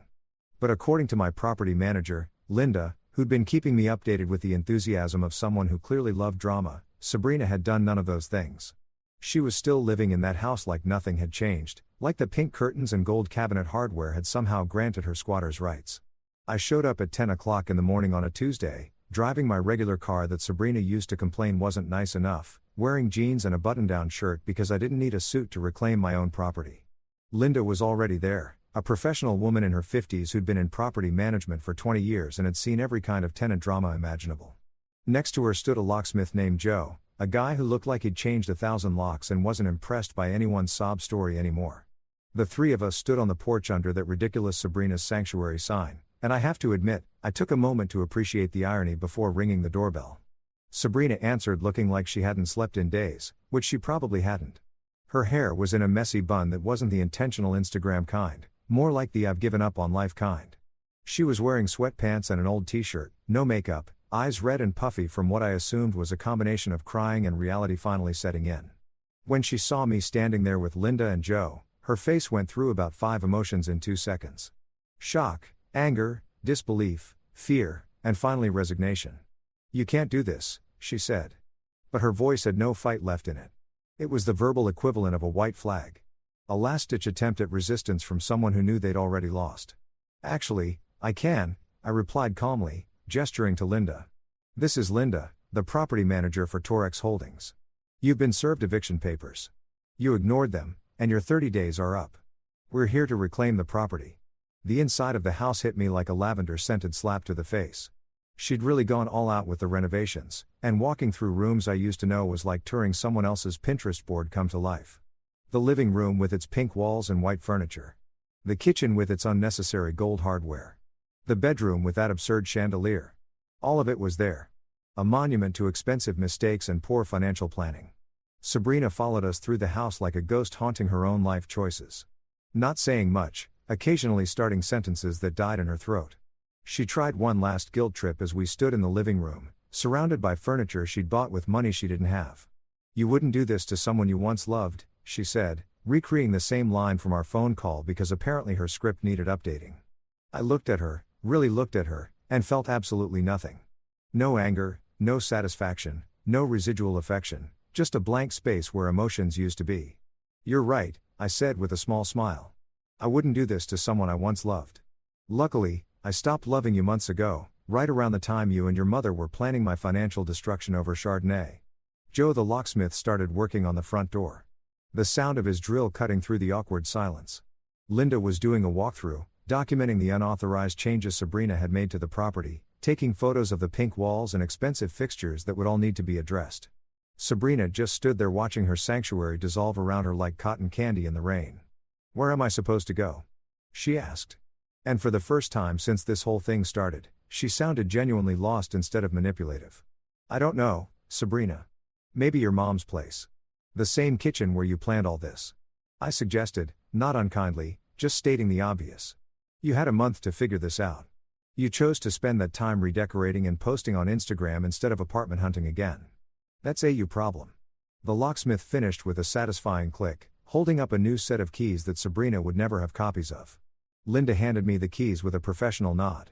The transfer of power complete and documented. The house was officially mine again, purged of the person who tried to steal it through manipulation and legal maneuvering. As we walked toward the door, Sabrina made one final attempt at salvaging something from this disaster. "The furniture," she said quickly. "At least let me take the furniture I bought." I paused, considered it for exactly 2 seconds, then shook my head. "The lease agreement you signed, the one you didn't read carefully, states that any improvements or additions to the property become part of the property. You renovated my house with your poor financial choices. Thanks for the upgrades, I guess." We stepped outside into the sunshine, leaving Sabrina standing in her former sanctuary, surrounded by pink walls and expensive mistakes. Joe changed the lock one final time, the mechanism clicking into place with the finality of a judge's gavel. Linda handed me the complete set of keys. And just like that, the house was mine again, or as I like to call it now, poetic real estate. Justice served with a side of renovations I didn't ask for, but would eventually paint over because pink walls weren't really my style. As we drove away, I looked in the rear view mirror and saw Sabrina standing on the porch, smaller and smaller in the distance. A cautionary tale about underestimating quiet people and overestimating your own cleverness. I didn't feel triumphant or cruel. Just relieved that this chapter was finally closed, locked, and permanently in my rear view mirror where it belonged. So, here's where we are now. A few months after the dust settled and the pink paint finally got covered with something more reasonable, a nice neutral beige that doesn't make me feel like I'm living inside a bottle of Pepto-Bismol. Sabrina lives with her mother again, back in that same house where this whole mess started, sitting in that same kitchen where she and Lorraine plotted my destruction over wine and bad judgment. The irony is so perfect it almost feels scripted, like the universe has a screenwriter with a dark sense of humor and a commitment to poetic justice. I heard through mutual acquaintances because even when you cut someone out of your life, small towns and social circles ensure you still get updates whether you want them or not that she's working retail now. Not that there's anything wrong with retail, but it's a far cry from the luxury lifestyle she thought she was going to fund with my alimony checks. She's splitting rent with Lorraine, driving the same car she complained wasn't good enough years ago, and living a life that's probably more modest than the one she had when we were married. The house she thought she'd won, gone. The alimony she practiced crying for non-existent. The sympathy from friends who watched her social media meltdown evaporated like morning dew under harsh sunlight. Her mother, from what I understand, isn't doing much bragging at Bridge Club these days. Apparently, Linda and Carol have some pointed opinions about people who raise their daughters to be gold diggers and schemers. And small-town gossip has a way of sticking to people like gum on a shoe. Lorraine went from being the proud mother of a woman taking what she deserved to being the cautionary tale about what happens when you encourage your kid to be morally bankrupt. Can't say I feel bad about that. Marcus Tanner, the lawyer with the expensive tie and the ego problem, apparently tried to sue me for withholding information or some nonsense legal argument that probably sounded good in his head, but fell apart the moment anyone with actual legal knowledge looked at it.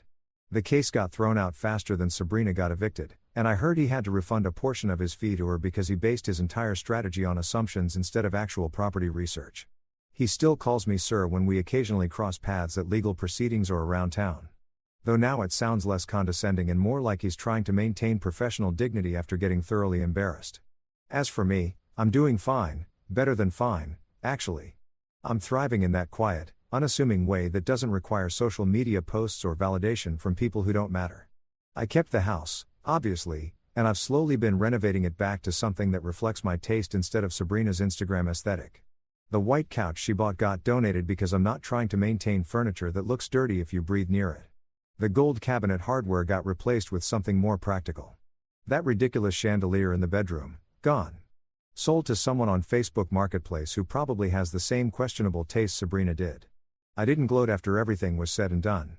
I didn't post my own social media victory lap or send Sabrina messages reminding her of what she lost. I didn't tell everyone in town my side of the story or try to further damage her already demolished reputation. I just moved on with my life, which turns out to be the most powerful statement you can make. Because when you actually win, when you come out of a terrible situation, not just intact, but better off, you don't need to convince anyone. Your life speaks for itself. I sat on my couch one evening, the same spot where I used to sit when Sabrina would scroll through her phone ignoring me. And I turned on the TV to watch a game. Just a regular Tuesday night. Nothing special, no drama, no scheming, no recording apps or legal strategies. Just me, my renovated house, and the peaceful silence that comes from not being married to someone who sees you as an ATM with disappointing withdrawal limits. And in that moment, I whispered to nobody in particular, soft men, huh? Because that's the thing people like Sabrina and Lorraine never understand. They confuse kindness with weakness, patience with stupidity, quietness with inability. They see someone who doesn't make a scene or fight over every little thing, and they think that person can't fight at all. They mistake good manners for being a pushover and respect for being a doormat. But some of the most dangerous people you'll ever meet are the ones who smile while you think you're winning. The ones who stay calm while you lose your mind. The ones who let you think you're in control right up until the moment they reveal you never were. People think silence is weakness. That if you're not constantly asserting dominance or making noise or proving yourself, you must not have anything to prove. But silence isn't weakness. Silence is the sound of victory marinated in sarcasm and served ice cold. Silence is what happens when you've already won and don't need to convince anyone because the results speak louder than words ever could. Silence is me sitting in my house, drinking my coffee, living my life. While somewhere across town, my ex-wife is explaining to her mother how she managed to turn a divorce settlement into an eviction notice. I didn't ruin Sabrina's life. Let's be clear about that. I didn't destroy her career, didn't sabotage her relationships, didn't do anything malicious or cruel. I just refused to be the victim she expected me to be. I just protected what was mine and let her face the consequences of her own actions. All I did was hand her a shovel when she said she wanted to dig for gold. And she enthusiastically dug herself into a hole so deep she needed a ladder to see rock bottom. She wanted luxury. She wanted a lifestyle that looked good on Instagram. A marriage that impressed her friends. A husband who made enough money to fund her fantasies without her having to contribute anything except judgment and disappointment. When I couldn't provide that, or more accurately, when I refused to go into debt pretending to be wealthier than I was, she decided to just take it by force through legal manipulation and practice tears. And I gave her a lesson instead. A lesson about reading documents carefully, about not underestimating people, about how karma works in real time when you're dealing with someone who's smarter than you gave them credit for. The best part, her lawyer still calls me sir. Not in that condescending way he did during the signing, but with genuine respect tinged with what I can only assume is lingering embarrassment. Every time I see Marcus around town and he nods at me with that careful politeness, I'm reminded that sometimes the sweetest victories are the ones that keep reminding your opponents they lost. I think about starting that podcast sometimes, Soft Men Don't Play, where I could share stories about strategic thinking and standing up for yourself without being aggressive. But honestly, I don't need to. This whole experience taught me something valuable. That living well really is the best revenge and that the people who need to learn lessons are usually too busy being bitter to listen to podcasts anyway. So here I am sitting in my house that nobody can take from me. Living a life that's peaceful and dramery, occasionally thinking about that conversation in the kitchen that started this whole saga. He's too soft to fight, they said. And they were wrong. I wasn't too soft to fight. I was just smart enough to let them think they'd already won while I quietly prepared to dominate. Soft men don't play games we're not guaranteed to win. But when we do play, we play for keeps. And as I sit here in the silence of victory, surrounded by beige walls instead of pink ones, drinking tea that I bought with money that's still mine, I can't help but smile because Sabrina wanted a divorce and she got one. She wanted freedom and she got that, too. She just didn't realize that freedom works both ways and that the person she was freeing might have been waiting for permission to stop caring. The shovel was always in her hands. I just let her dig.